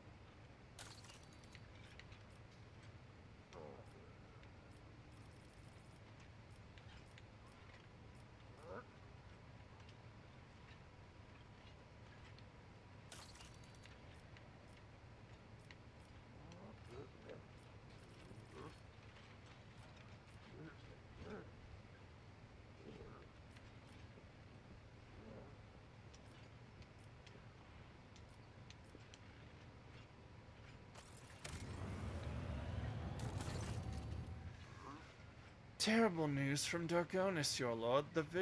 Your vigil servants have discovered an abscess of treachery on our capital world, one that has grown far too large and could rupture at any moment. The informants report that the group known as the Foreman clan is actually a cover for a horrendous cult of genetic degenerates who currently have their people in every echelon of the hive. They are traitors to the purity of humanity, traitors to the creed, and rebels and heretics.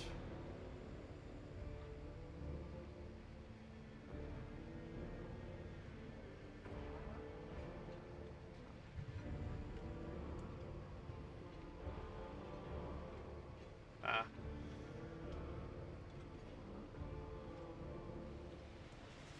What exactly did my people find out? One tenacious clerk from the Administratum had questioned the authenticity of the reports coming from the ruins of Scipion 84-249. He personally attended the debris removal and entered the lower levels of the fallen hive. There he discovered signs that proved Scipion to be infected by the gene plague. Thousands of corpses of the extra-armed degenerates had been buried in a mass grave. He had also found the remains of Achilles Scalander's people. It seems that they had noticed the signs of corruption and their traitors, aiming to cover up their crimes, buried their misdeeds under the ruins of the hive. On the way back, the clerk's transport was destroyed, but he miraculously managed to survive. Now the heretics think that they have covered their tracks once more, so they continue their plots oblivious and unprepared for our attack. What is this mutant plague that has affected our capital? A horrendous distortion of the human image. It seems they spread their poison by biting and enslaving the victims. Some of them are indistinguishable from normal humans, while others are disgustingly ugly. The heretics hide them away from prying eyes. They seem to be connected by a common consciousness and are loyal to the despicable cult. The astropathic choir master of Dargonis has suggested the cult may be behind the extermination of the psychers on the planet. He can sense a ghost of a powerful consciousness of some sort.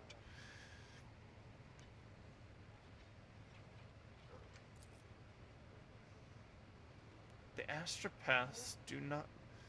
astropaths that we have forced to serve on Dargonis are afraid they do not wish to become a living shield if the enemy launches another psi assault at us. I am afraid that this line in our defense is quite fragile.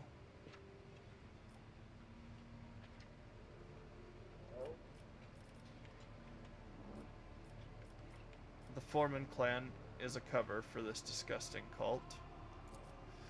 Indeed, they have probably started to recruit workers. It is easy to blend in with the laboring riffraff, disguising themselves as technomats.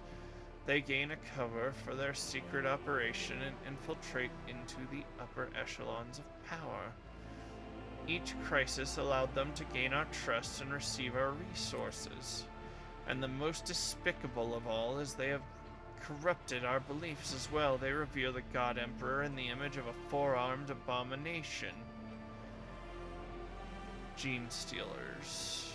Their prayers are full of hatred to those in power and promise of a reckoning when the dreadful deity will come and equate them with their oppressors, with us that is. Many fools and troublemakers have fallen for their lies. Living alone in the labor settlements of the ruined Scipion, they gained the ability to act with impunity. But at least their plague has proved weaker than others, and the hive has been minimally infected. The suppression of the minor cults dealt them a harsh blow by returning the flock to a loyal stable. We have cut down the possible amount of new recruits. Heinrichs, what are those mutants? Gene stealers. They are called gene stealers, and they are not simply mutants. They are a Xenos plague that breeds inside the human brain, forever distorting the genetic makeup and enslaving them to the brood. This is much more threatening than the Drukhari fleet that ravaged the capital earlier. If they are on Dragonus, they will try to overtake the entire planet sooner or later. What forces do they have at their disposal? The heretics mostly consist of workers, but some have infiltrated the guard as well. Their weapons are primarily made by repurposing industrial machinery. The cultists are fearless and will readily sacrifice themselves for the sake of their common goal. The worst part is their psychic threat. We cannot even begin to gauge it. We fear that the tribes of the engine vandals will support them as well, partially influenced by the plague, and partially lured by the promise of a good raid. We have to act. Absolutely right. It is impossible to negotiate with these degenerates. Oh, our only option is to completely annihilate them. We should start from the top. We should attack decisively and quickly. We should expose ourselves by bringing our heavy weapons into the capital and gain an advantage in... Wait. Should we attack decisively and quickly, or should we expose ourselves by bringing our heavy weapons into the capital and gain an advantage in firepower to quietly eliminate their leaders, or to hit the infected territories and cleanse them of traitors? Uriel, raise the people to battle and publicly proclaim war. Tell the people that the heretics are hiding among them, and that millions of loyal subjects will grind the thousands of traitors to dust. May Dragonus clean itself of this filth. Your cleansing should be thorough. Ever since the Xenos scum attacked your world, the wrecks of downed ships floated everywhere in orbit. Connect them with your ships and send them flying towards the nest of the spawn trying to encroach on your domain. Since all of them are linked by a common will, we could start out by launching our attack there. If the astropathic choir could drown out the voice of the brood, we would be able to launch a sudden strike and act quickly enough that the enemy could restore cohesion and alert their forces to the assault.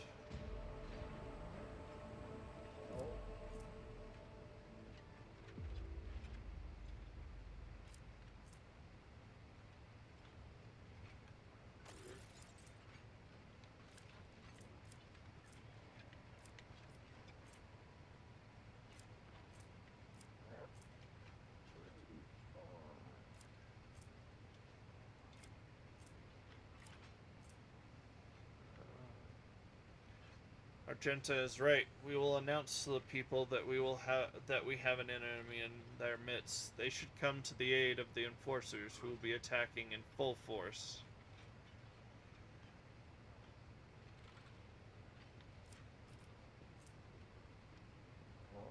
Wait, hold on.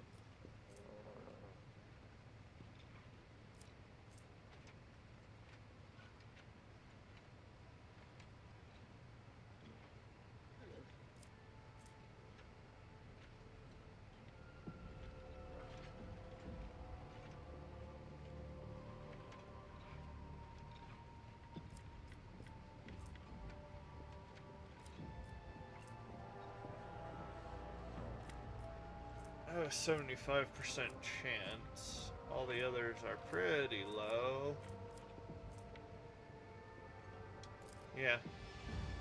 May the mutant heretics purge in the cleansing flames. At the appointed time, the hives of Dragonus shook from the thunderous tread of military machinery. An army of enforcers came to wage war on the mutant heretics. The heretics, while having time to prepare their defenses, could not match the planetary guard's weaponry. The enforcers were supported by an enraged mob led by a fanatically howling priest. The fight has quickly devolved into a bloody riot. The inhabitants of the hives readily threw their support behind the enforcers after watching them severely punish the minor cults. The lesson in obedience had been learned, and the volunteers hoped to obtain some spoils from the losing side. Everything was over after one planetary cycle. The filthy shrines and heretic sanctuaries set ablaze, the cult's agents mercilessly exterminated, and the rest of the degenerate's strength crushed amid street battles. Only one thing made the rogue trader's servants feel a sense of unease. Inside the cult's main temple, they found a hatchery for some grotesque, enormous monster. It was empty. They did not find it.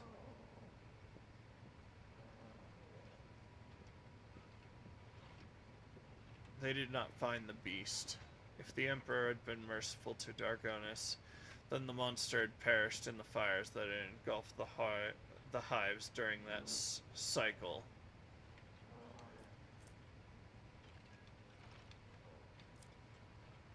Oh, the big one is just another gene stealer. Pure strain, probably brood leader.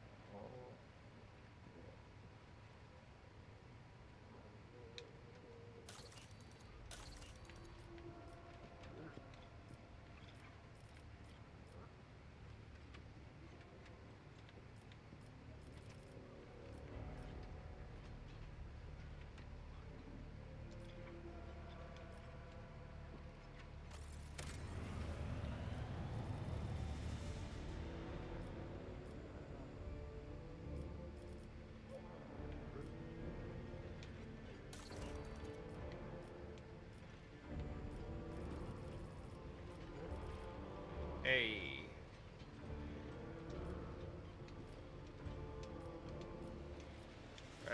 Go. There, yeah.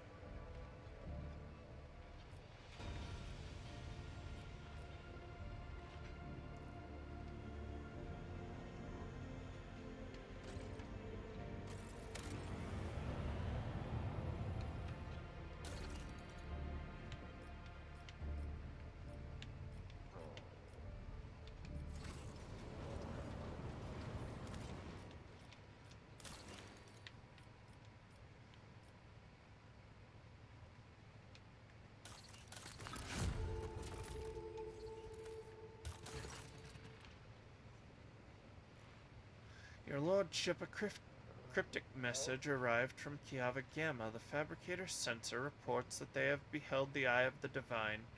I requested details from your less devout servants, and they clarified that the inquest group, which had been investigating the many inexplicable events that have taken place on the planet, followed a trail of mysterious binaric harmonics and came upon an ancient and abandoned data complex. It continued into the manufacture room by a maze of communication lines and contains a gargantuan data loom. The mechanism's markings are shown that its designation of, or should I say its rather menacing name, is Nal Caliph. Nal Caliph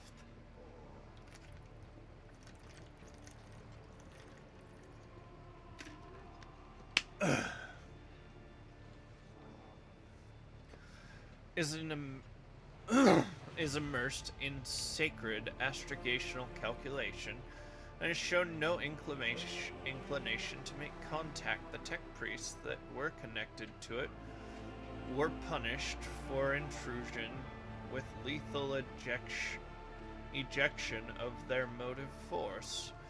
The only thing they managed to find out is that the spirit of the data loom is not bound by the vows of compliance that would normally restrain a machine spirit of such power. This astoundingly mighty entity bows to no one, driven by its own aims.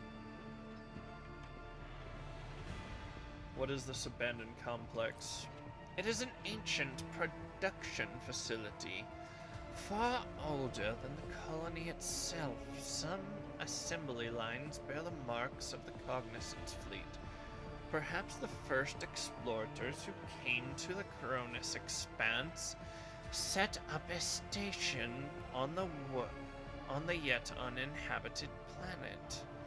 The station was then consumed by the developing industrial colony and eventually forgotten. It is possible that whatever plans they had for it were so clandestine that its creators' death ended up casting it into oblivion. The directory contains no data to support this hypothesis. It does, however, contain the designation Null Caliph. The Null Caliph Initiative is a project of the famed Archmagos Opticon-107, whose function was the initial exploration of the Coronis expanse. All information on this project was removed from the directory as per Fleet Conclave's decree following Permissibility Hearing 16. By that same decree, Archmagos Opticon 107 was stripped of his title as the Conclave's Bellocutor Supremus. I want to know more about this data loom. What is it? A sacred computational mechanism of great power. Its body is vast and the wisdom and metal of its machine spirit would befit an imperial titan.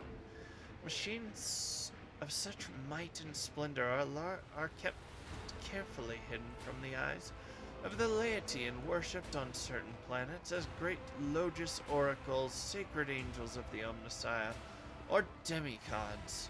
Null Caliph's structure includes remarkable pieces of archaeotech, parts of it extending far throughout Kiava Gamma like a void kraken's tentacles. We now know the warp transmitter modified by Cubist Delphum came from. It must have been part of this mechanism.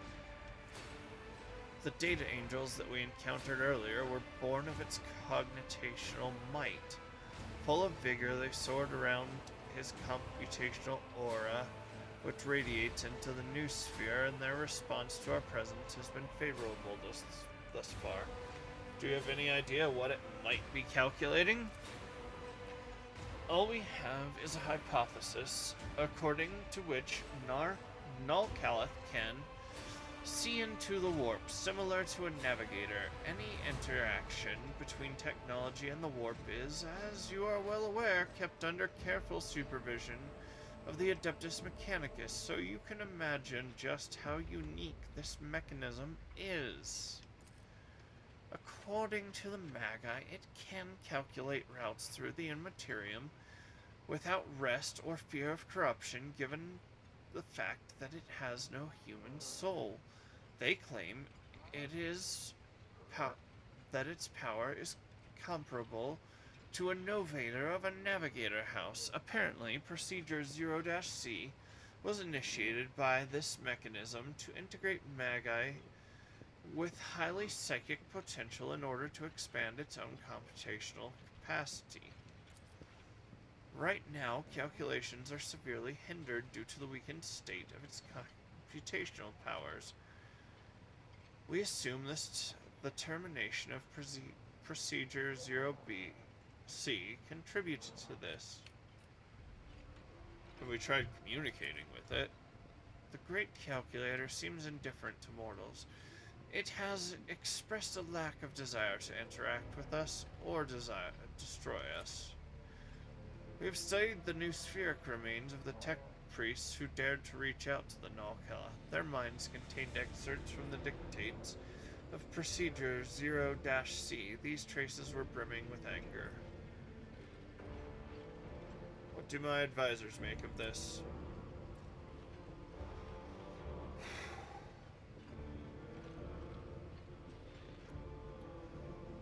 The great machine that identifies itself as Nalkella bears potential as a valuable ally, one that could replace the need for navigators comprised of malleable flesh. We must make contact with this holy entity, but to do so is to honor the Omnissiah's tenets. With the tech priests already, they had the audacity to disturb the Nalkella with the deprived of the native force as a testament to the might of its data voice. I heard the knowledge to create a mediator and could interface with the fearsome machine spirit and ease the burden of its revelations on unprepared minds.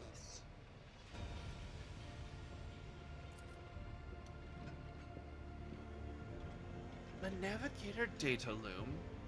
The abomination makes a mockery of every Navigator house's legacy. The fact of its existence is profoundly sickening and vile. Nalkella must be destroyed post-haste. Allow me to send word to the other Navigator houses. They will waste no time in dispatching their forces to destroy this monstrosity.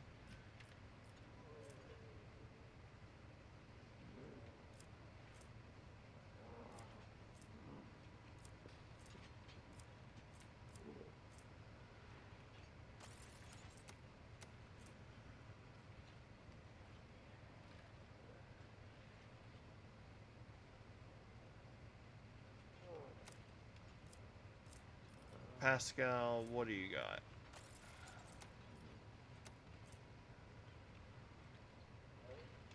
got? More crap to hang on my neck. Send him, Cassia. Thank you for your lordship. I'll send. Many have perished under its frenzied gaze, brimming with warp energy. Although their sacrifice saved many lives of the righteous servants of the Ensemble has been seized. Even the power of the binaric demigod was not enough to oppose the rogue traitor, but before the resistance was broken, the eye of the divine turned its gaze to the planet's manufactorum, and the horrific warp manifestation claimed the lives of thousands, even disfiguring the manufactorums themselves. The blessed boards were carefully detached from the processing unit, forever ending Nalkellith's contemplations. These ancient cogitation modules now serve the machine spirit of Lord Captain's ship.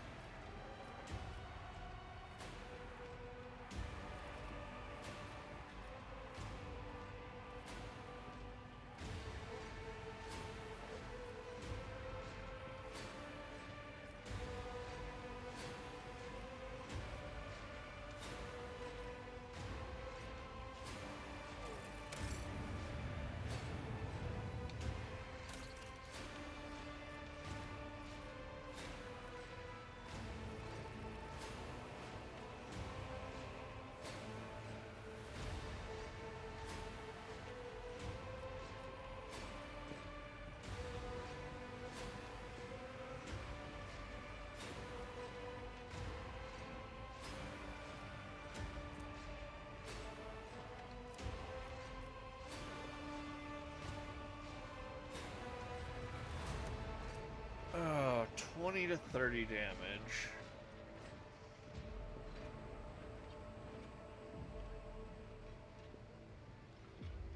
That is not a bad one.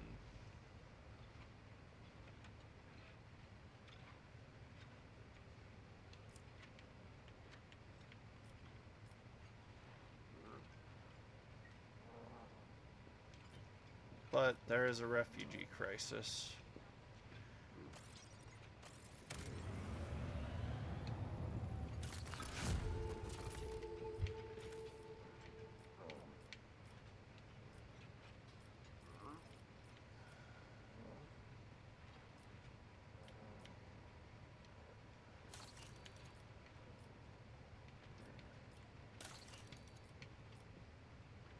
I'm still working on Dargonis, I take it.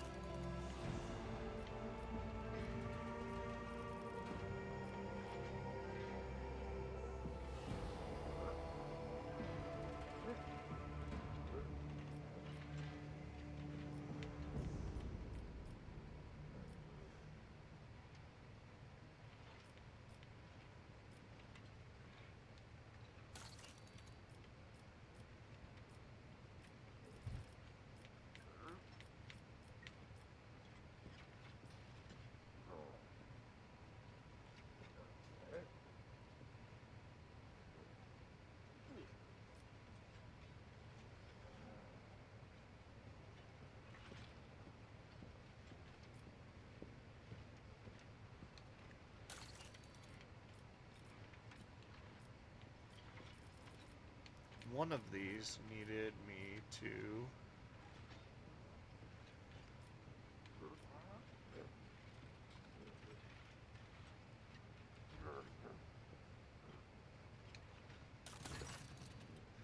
Your lordship, a monstrous storm has broken out on Janus. The apocalyptic anomalies are tearing the agri-world apart, and their epicenter is the desecrated sector. Something must be done before the whole colony is destroyed. We have to find the source of this madness. Come down and report what exactly is happening there.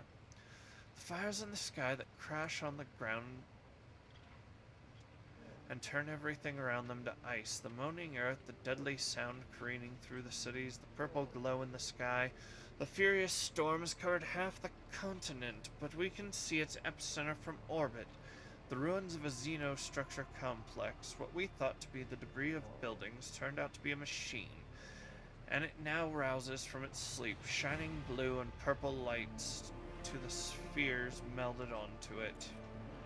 It is relatively safe only in those parts of the desecrated sector that have been scarred by our weapons. For some reason, there are fewer anomalies than in other places.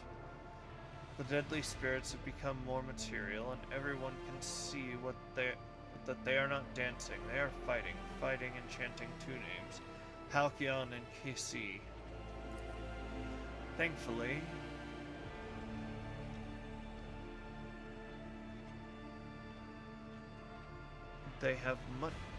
there are much less of them than there were before. Gaps have even appeared in the horrifying cyclone of dance twisting about the epicenter.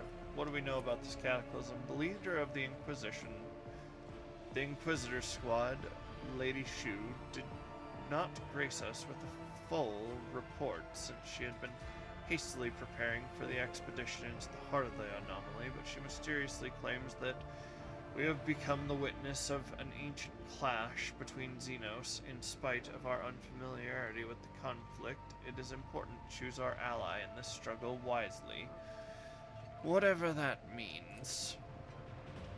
All the wretches in custody have instantaneously gone mad. We cannot pull a modicum of information from them, though we have a sense that they understand what is happening much better than we do.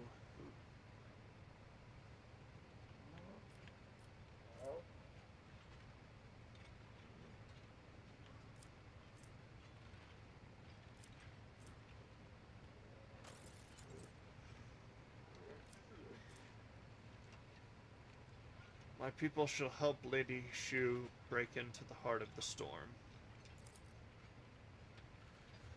The escort squad reports that the people of Lady Shu demonstrated incredible skill investigating the anomalies and advancing towards the epicenters. Our people have reached the Xenos ruins that once served as either a palace or a gargantuan machine. They have encountered an extremely high concentration of spirits. It appears the spirits are fighting among themselves, with two particularly vivid ghostly creatures among them. One of these prominent spirits radiates blue light and seems to be clad in Eldari armor. The other is engulfed in purple flames and clad in a Xenos ceremonial raiment. They utterly sound reminiscent of Eldari speech, but any attempts to translate them have proved unsuccessful thus far. What does it matter what those spirits are babbling about? They both must be slain, 8-bit. Return to your warriors and inspire them to fight for their home to the very last. They've already made sacrifices to get this far, so sacrifices were for. Lady Zhu intends to fight both sides of the spirit conflict, but your soldiers are waiting for you to confirm her orders.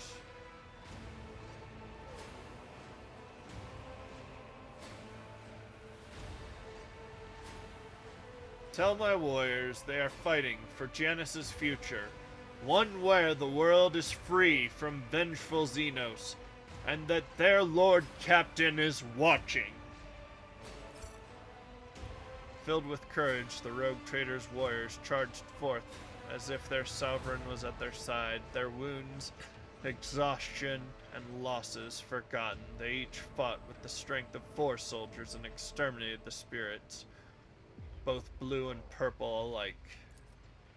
The anomaly stopped ravaging Janus. A group of explorers carefully approached the site of the battle and began gathering evidence to shed some light on recent events. Piecing together the knowledge that they had gathered, they were able to retrace the history of this world.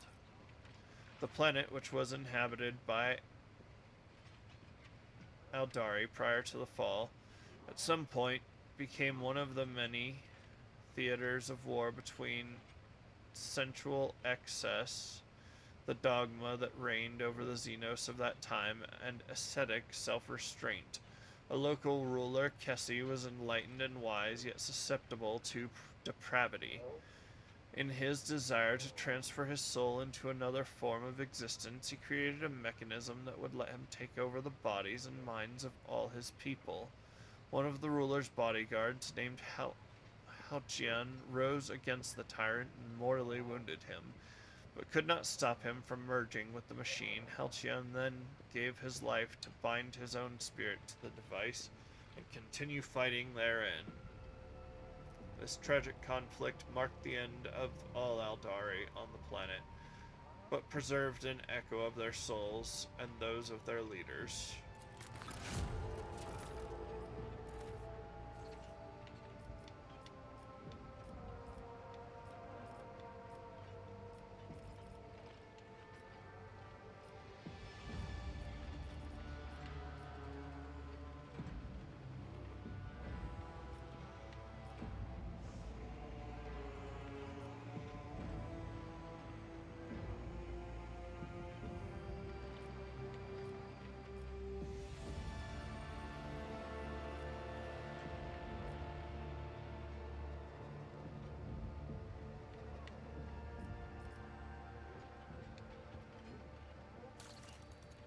Why can I not find this place?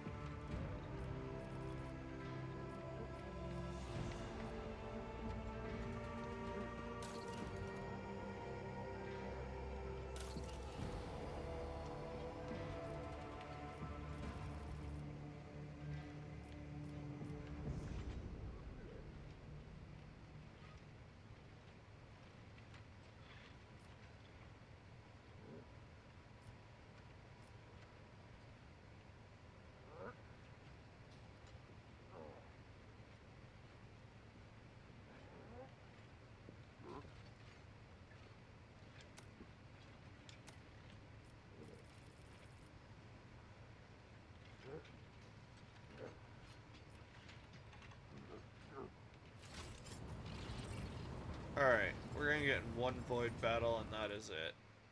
We're done after that. I've been wanting to kill something in the void for a minute.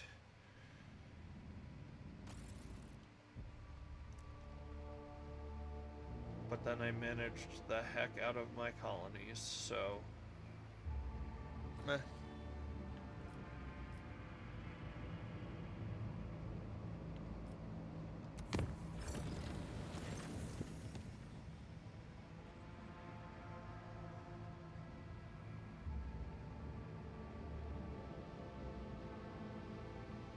Lord Captain, the Lady Navigator has been waiting for you on the bridge for half a watch cycle. You see, because of her presence, the officers...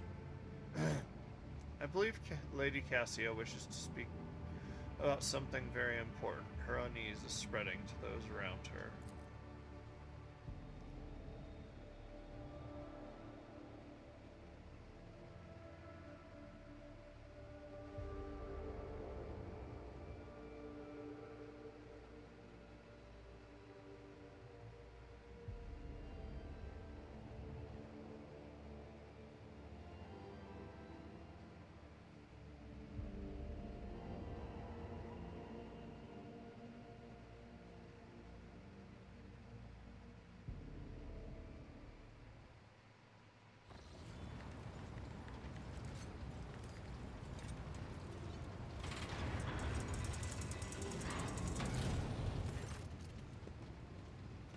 Lord Captain, Cassia clasps her hands together.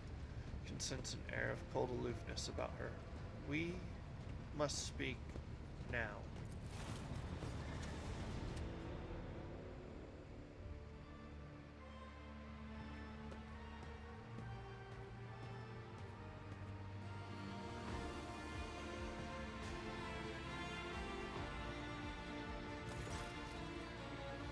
Cassia takes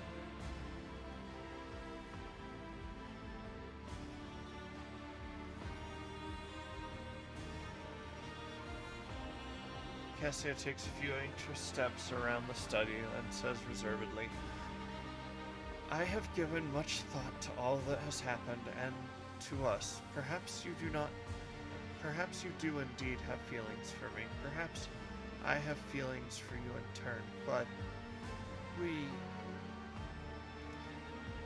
are not meant to become something more. A time will come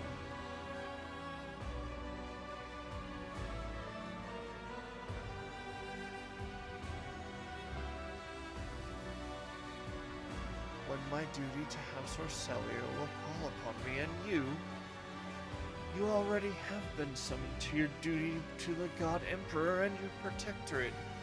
Would it not be better then if we ended things now before it is too late? If I truly am dear to your heart, you will understand.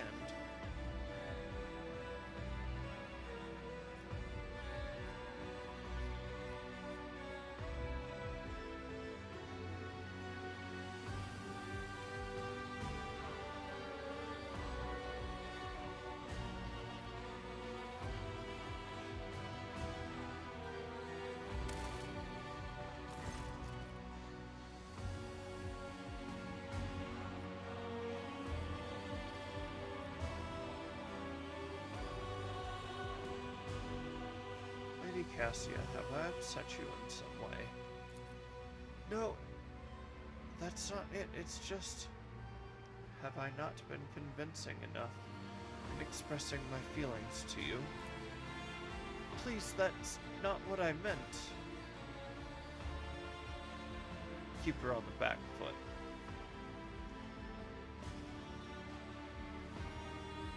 It is already too late for me. I cannot bear the thought of a life without you. No, that is merely your heart telling you. I see human feelings every day with these very eyes. Emotions are fleeting, they wither all too quickly sometimes. Love, fear, attachment, everything passes.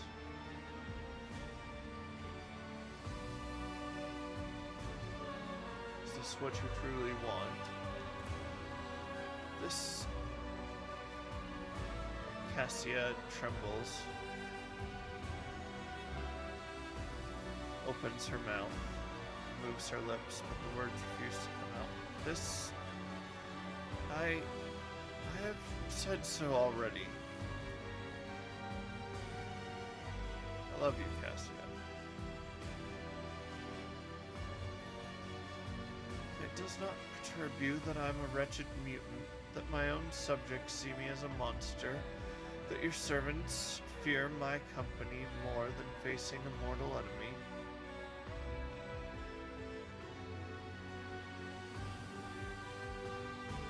It saddens me that you could not see your own gracefulness and beauty. I nearly killed you.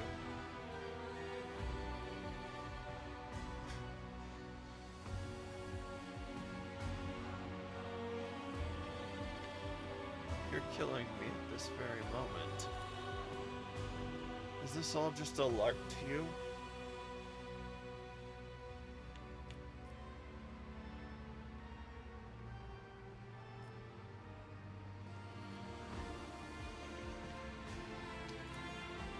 No. Please don't come any closer. Familiar sensation envelops your being. The pain in your chest is suffocating. You fall to your knees. Why can't you understand? I'm a navigator, a mutant. I'm nothing but a tool in his hands, in humanity's hands, and tools are not supposed to have feelings. Cassia sobs and rolls up one of her sleeves. From her clavicle to her elbow, the skin on her arm has grown so thin. You can see every vein, muscle, and tendon within. A new mutation, Uriel. Just like that, in the middle of the latest warp jump, and this body will go through even more ghastly changes in the future. I don't want you to see what I become. I don't want to see you grow to loathe my hideousness.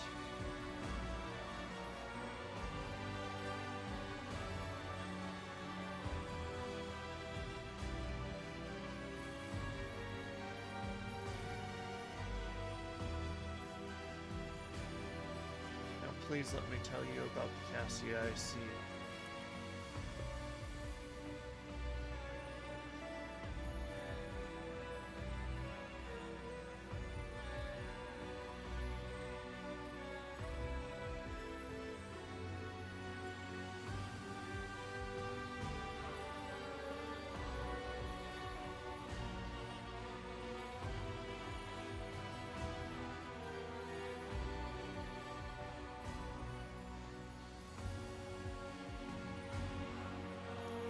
studied thousands of books. You wish to learn everything there is to learn, and I am dazzled by your keen mind and curiosity. Your eyes shine like rubies against sunset sky, and your skin and hair are like fresh snow. Never before have I seen anything so beautiful. When I hold you in my embrace, I feel I am home.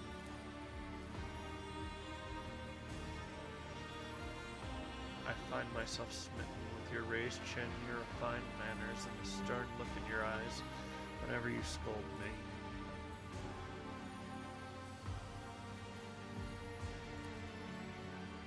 Uriel, stop, I hear you. Crimson tears stream down her cheeks, but she is smiling. And hers is a smile of joy and freedom. I can see her colors, so pure that I'm afraid I might scare them away. Only when I stand before you, fully dressed, do I feel utterly bare and defenseless. You have captured my heart, made me fall in love with you, and shown me how to love myself.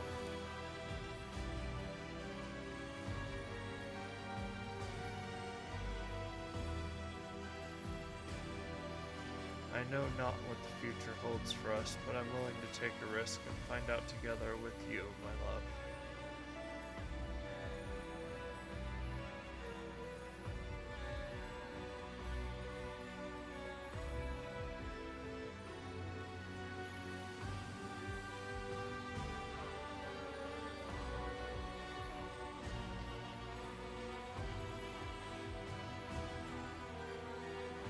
You're exhausted. Come.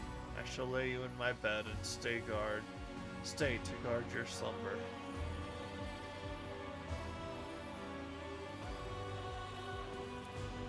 Oh, Uriel, that's... Cassia looks abashed but does not withdraw her hands. That sounds wonderful. No one has ever guarded my sleep before. You will be the first.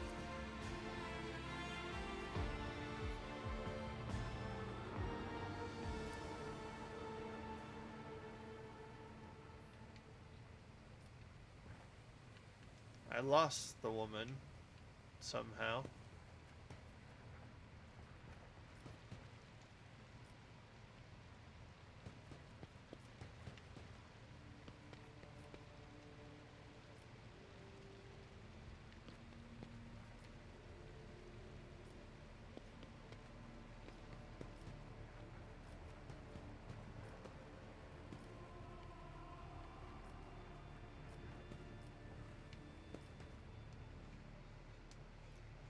We, I believe, unlocked, or that romance was soft locked.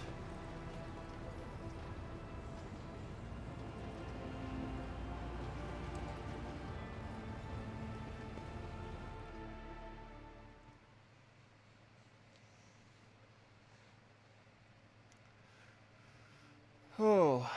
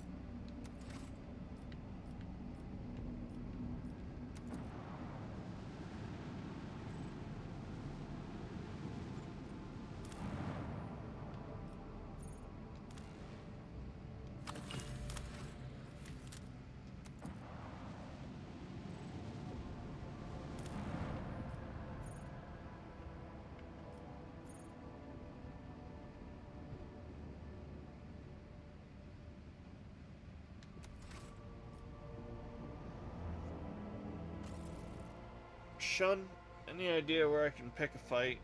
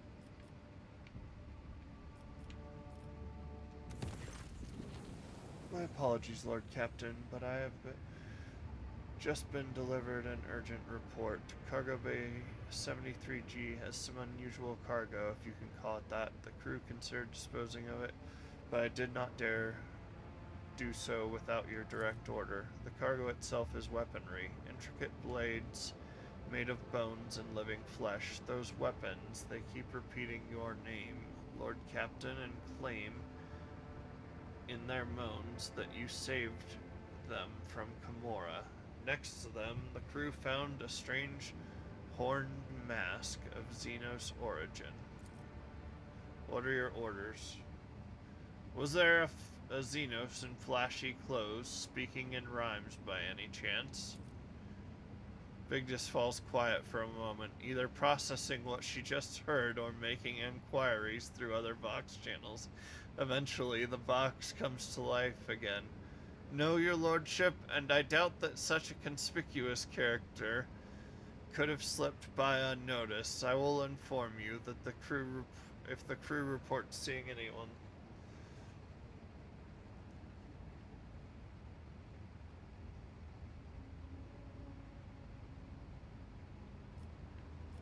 Store the weapons into crates, seal them, and hide them out of sight. There's demand even for such goods.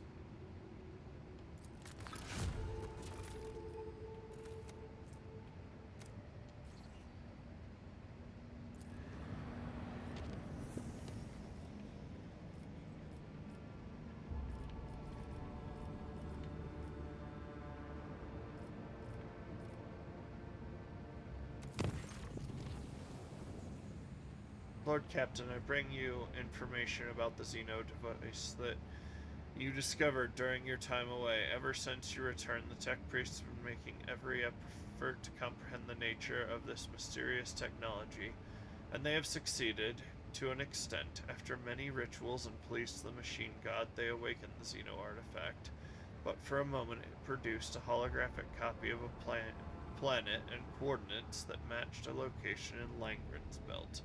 Perhaps you wish to see with your own eyes what this destination holds.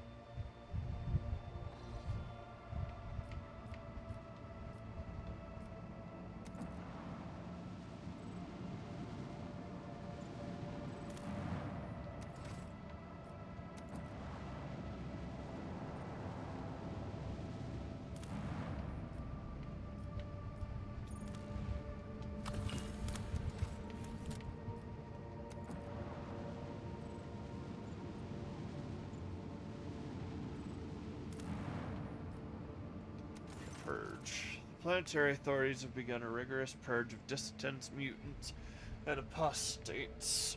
The spree of arrest and execution has people terrified.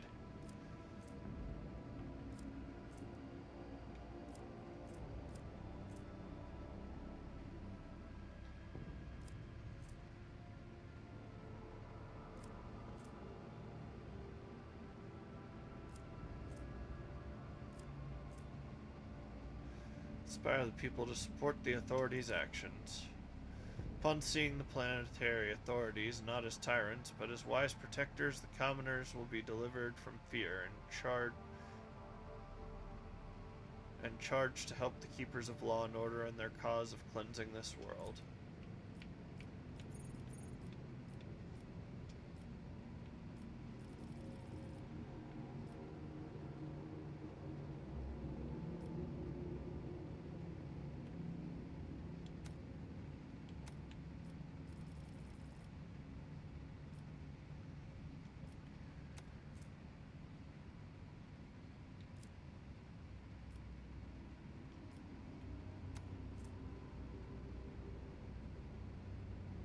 Heidi's charge is so stupidly powerful, though. I don't know what I want to do. Is the armor worth it at all?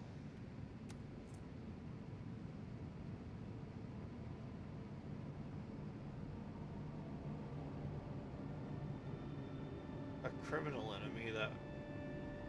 Okay, that's crap, A. That is good, and so is that.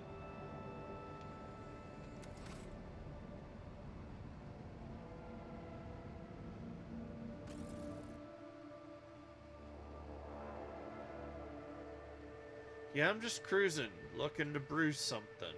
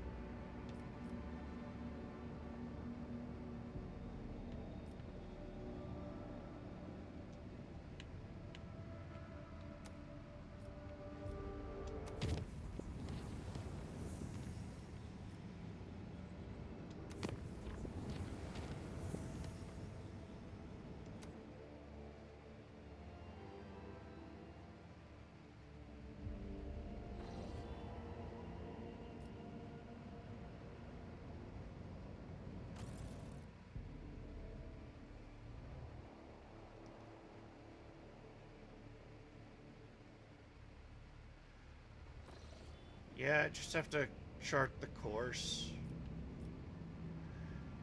But if I do it, I'm doing it from... If I'm gonna chart the course, I'm gonna do it from either Trinitas or... You know what I mean? I like having a warp route.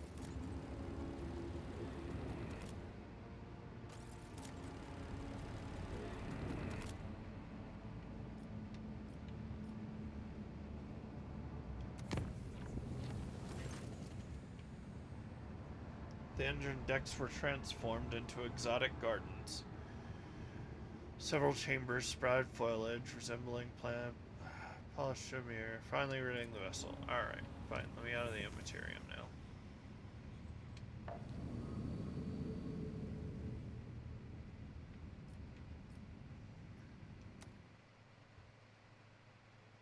I just want void combat.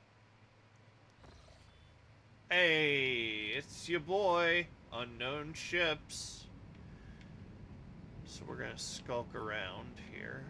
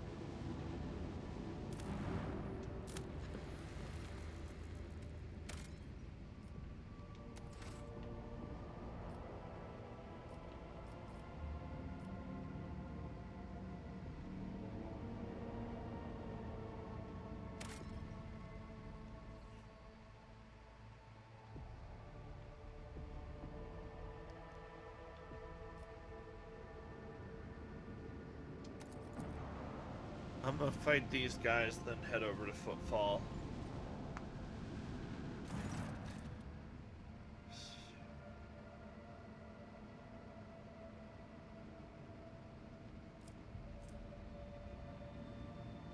We're facing several Eldari scout ships. The Xenos are in no hurry to attack, and time seems to have slowed down. One wrong move.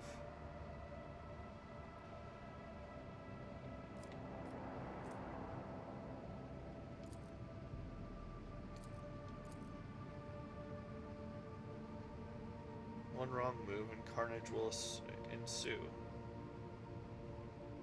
I want carnage, homie. I bring an extra ship to the fight because carnage.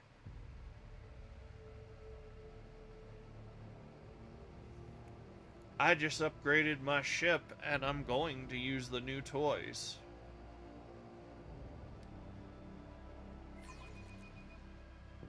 Today we claim victory or die trying. That's really cool, man. You got that little thing going. You got your little flip-a-majig. Isn't that nifty? Like it's nifty, right? I'm not being patronizing, I don't think. At least not for Xenos.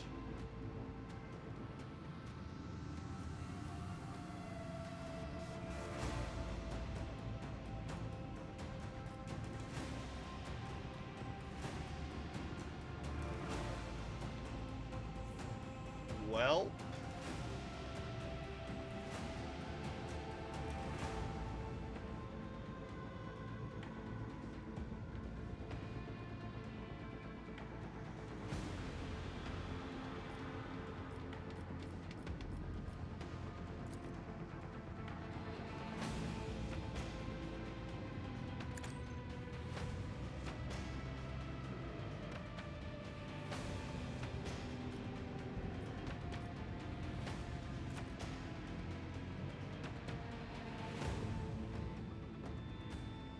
Send our enemies to the void.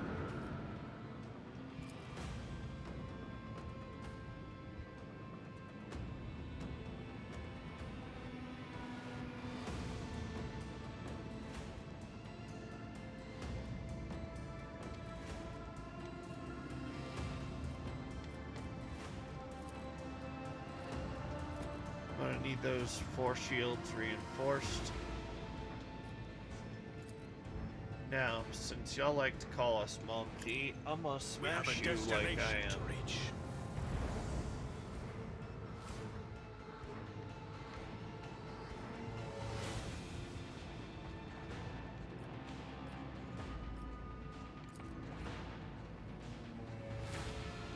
Deliver their demise!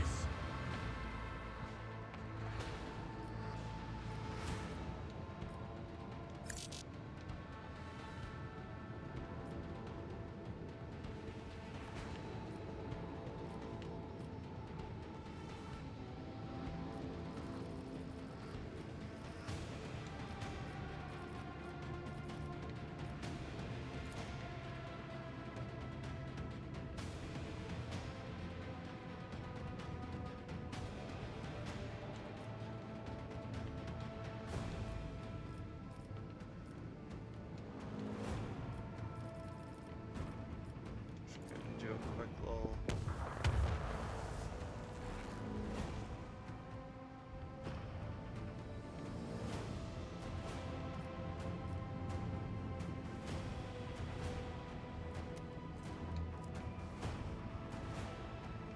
I don't know why I hit the other. I meant to hit the other one, but so it goes.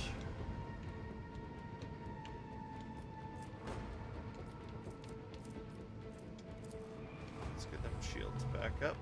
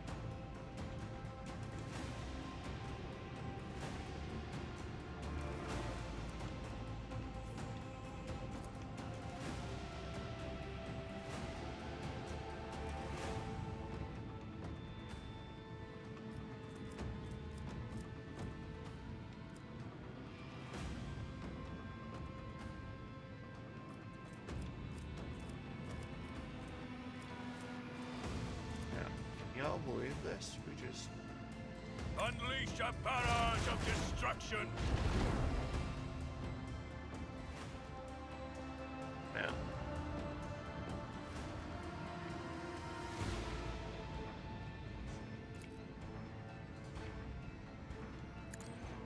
Helmsman, navigate us to the designated coordinates.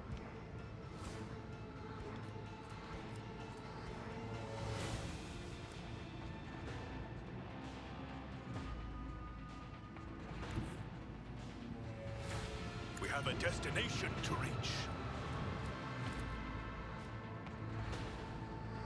I want to hear the macro cannons roar!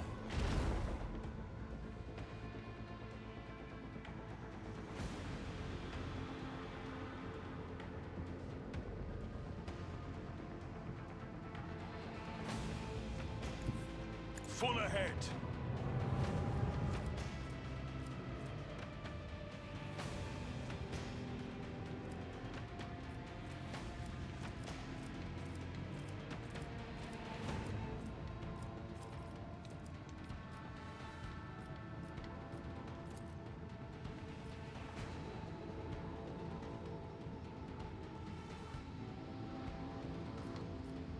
Starboard shields.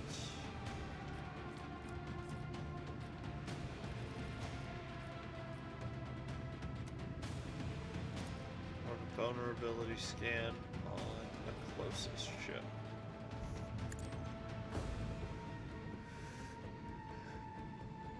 All right.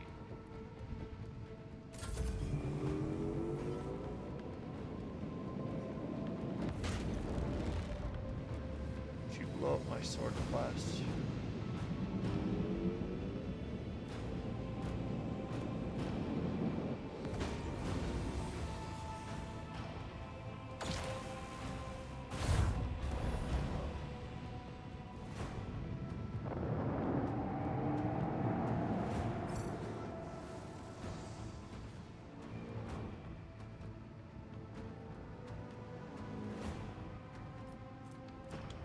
Lord, I'm gonna need you to coax a little bit more out of all this.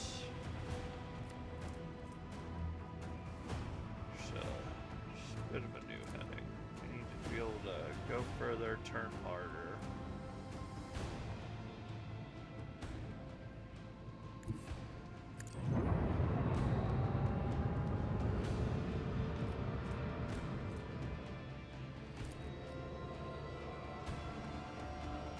Unleash the power of our lance batteries.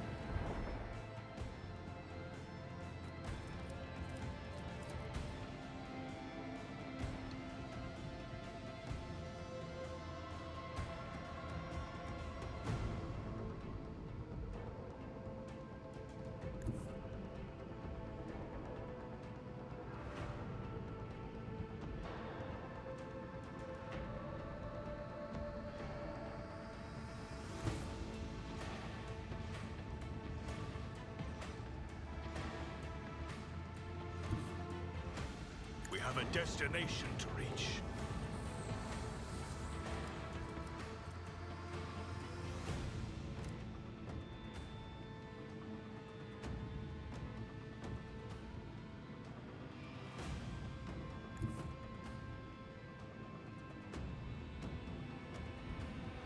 Full ahead.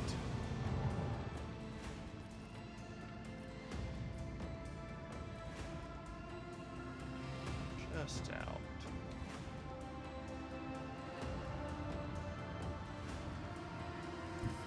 We have a destination to reach. Show them the fury of our macro cannons.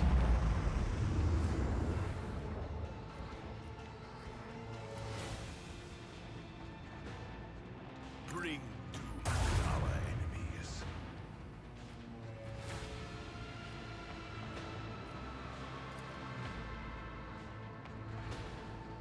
If I could coax anything Rain more out of destruction upon our enemies. Nebraska right now, I would.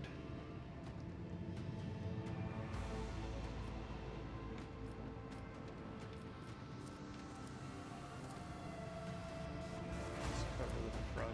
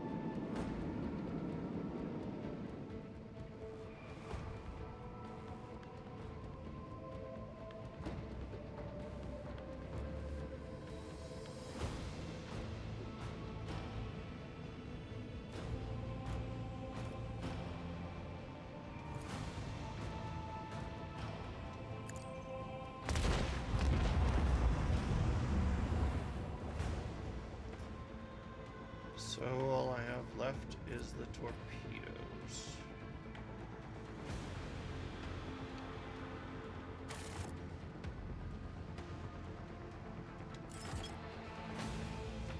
Quick save here. We're gonna do something dumb that might not be dumb. Abelard.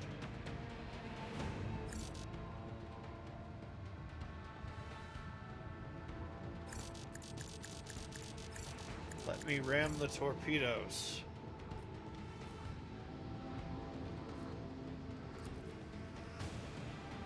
Unleash the power of our lance batteries! Bring doom to our enemies!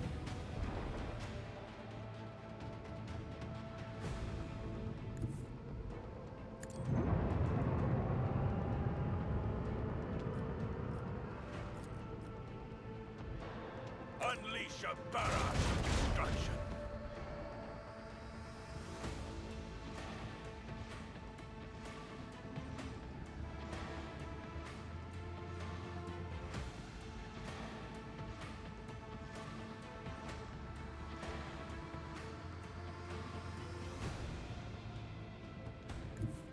Full speed ahead!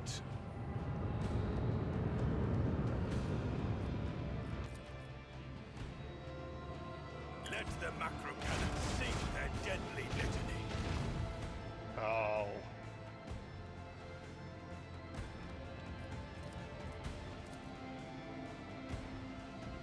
Well, that leaves me with the port one.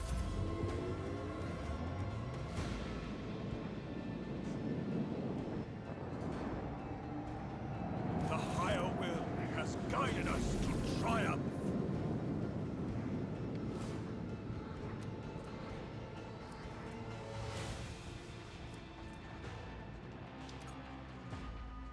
I have a bunch of those sails. I don't know if I've been cargoing them or not.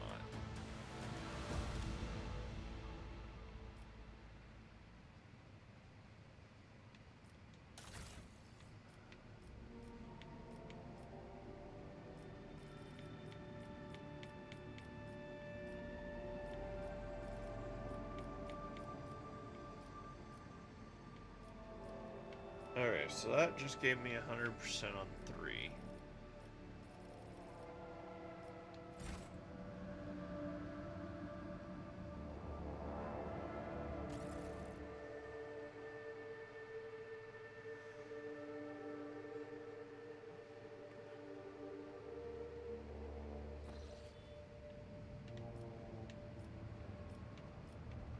The Inquisitor could probably use my help, so I'm going to footfall.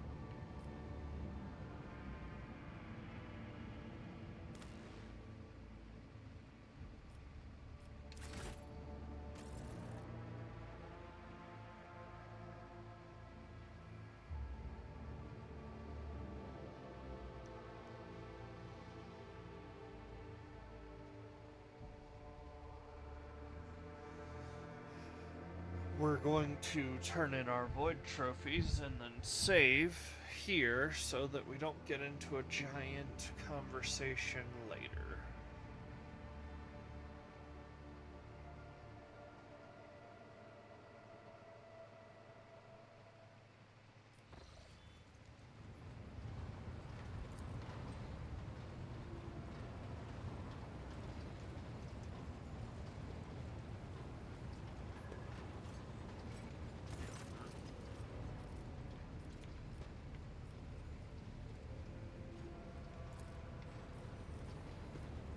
Oh, I'm as high as I can go with them.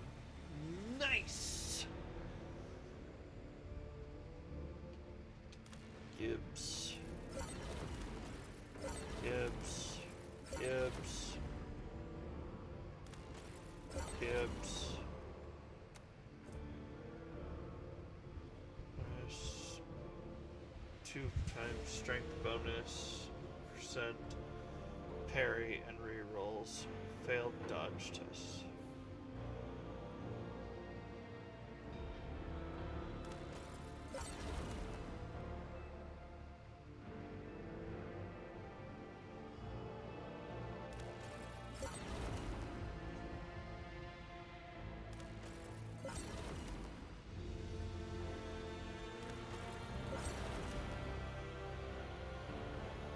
Forge World Origins Skitarii Ranger armor.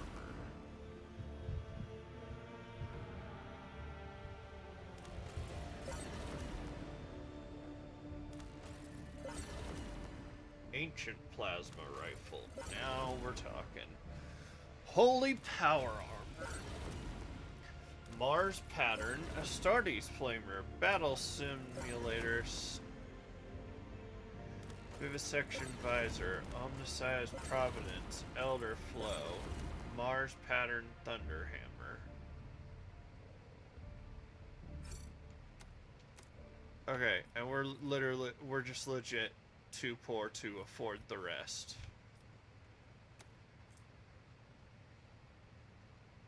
30 to 45. Oh yeah.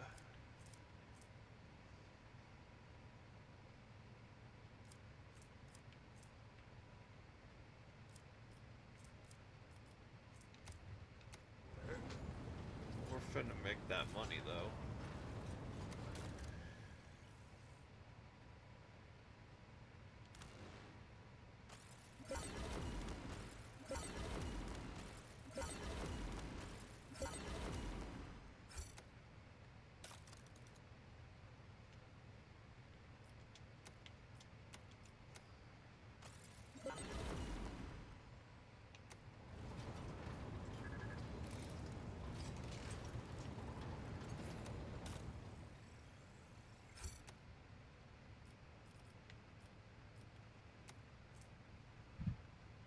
I want this so bad.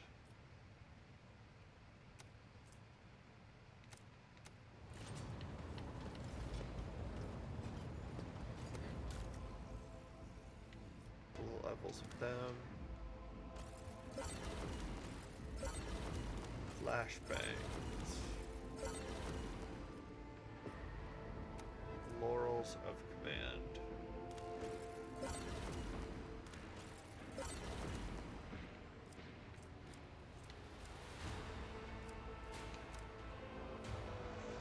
I just have to give them...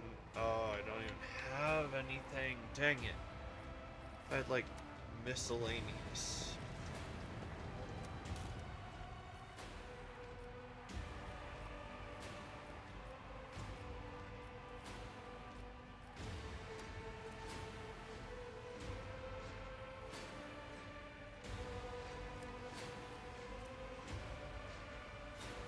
Nice. Yeah, Beaky Boy armor time. Crusade pattern. Burning levels doubled. Gain plus 50% additional damage, but never critically hit. I mean, that's not bad.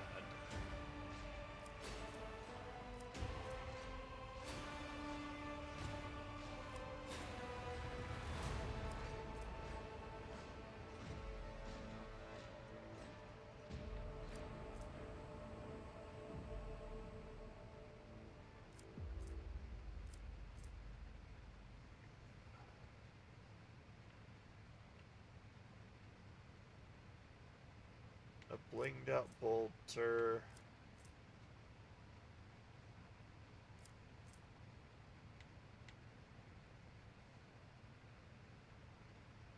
I mean, I'm gonna get power armor proficiency just to have it.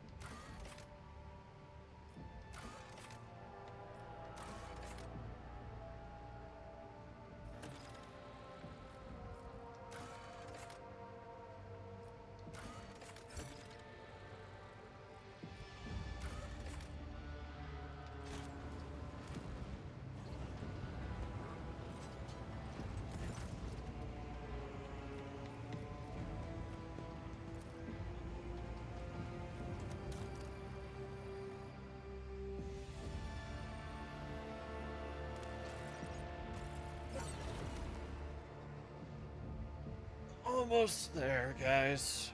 But it's gonna be all for tonight. I'm on an hour later than I wanted to be. Ugh. But it was good. We got a lot done.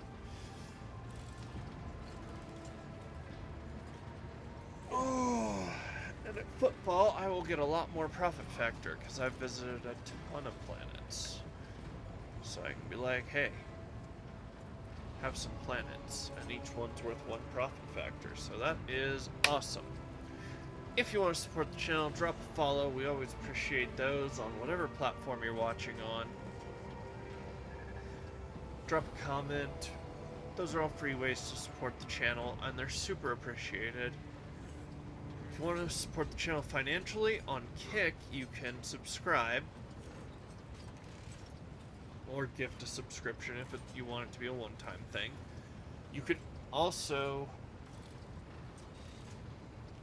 click on the link tree, find your way to the Patreon that we're working on getting up and running.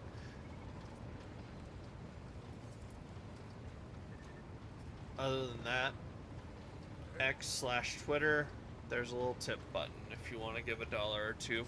All I ask is that if you can't afford to do it, please don't. I don't want you to be eating ramen because you're like, well, I want the Cabbage Man to like me.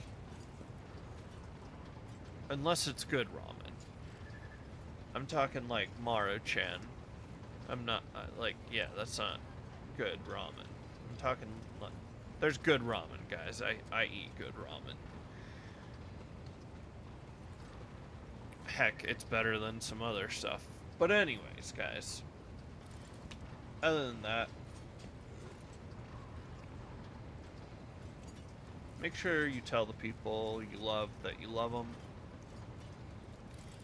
It really does matter. A lot. You don't know what day's your last. Annabelle, I love you. Coyote! I love you! As always, drink water. It's hot. When it's not hot, it's cold, and both of those things need water. So drink it. This is a threat. Have a good night, guys. Cabbage Man out.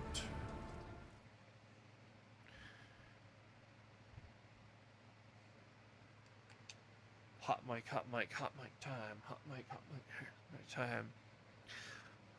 We'll look at rating, I guess. Yeah. Let's see. Where are we going? Anywhere? McSpeed PvP, it is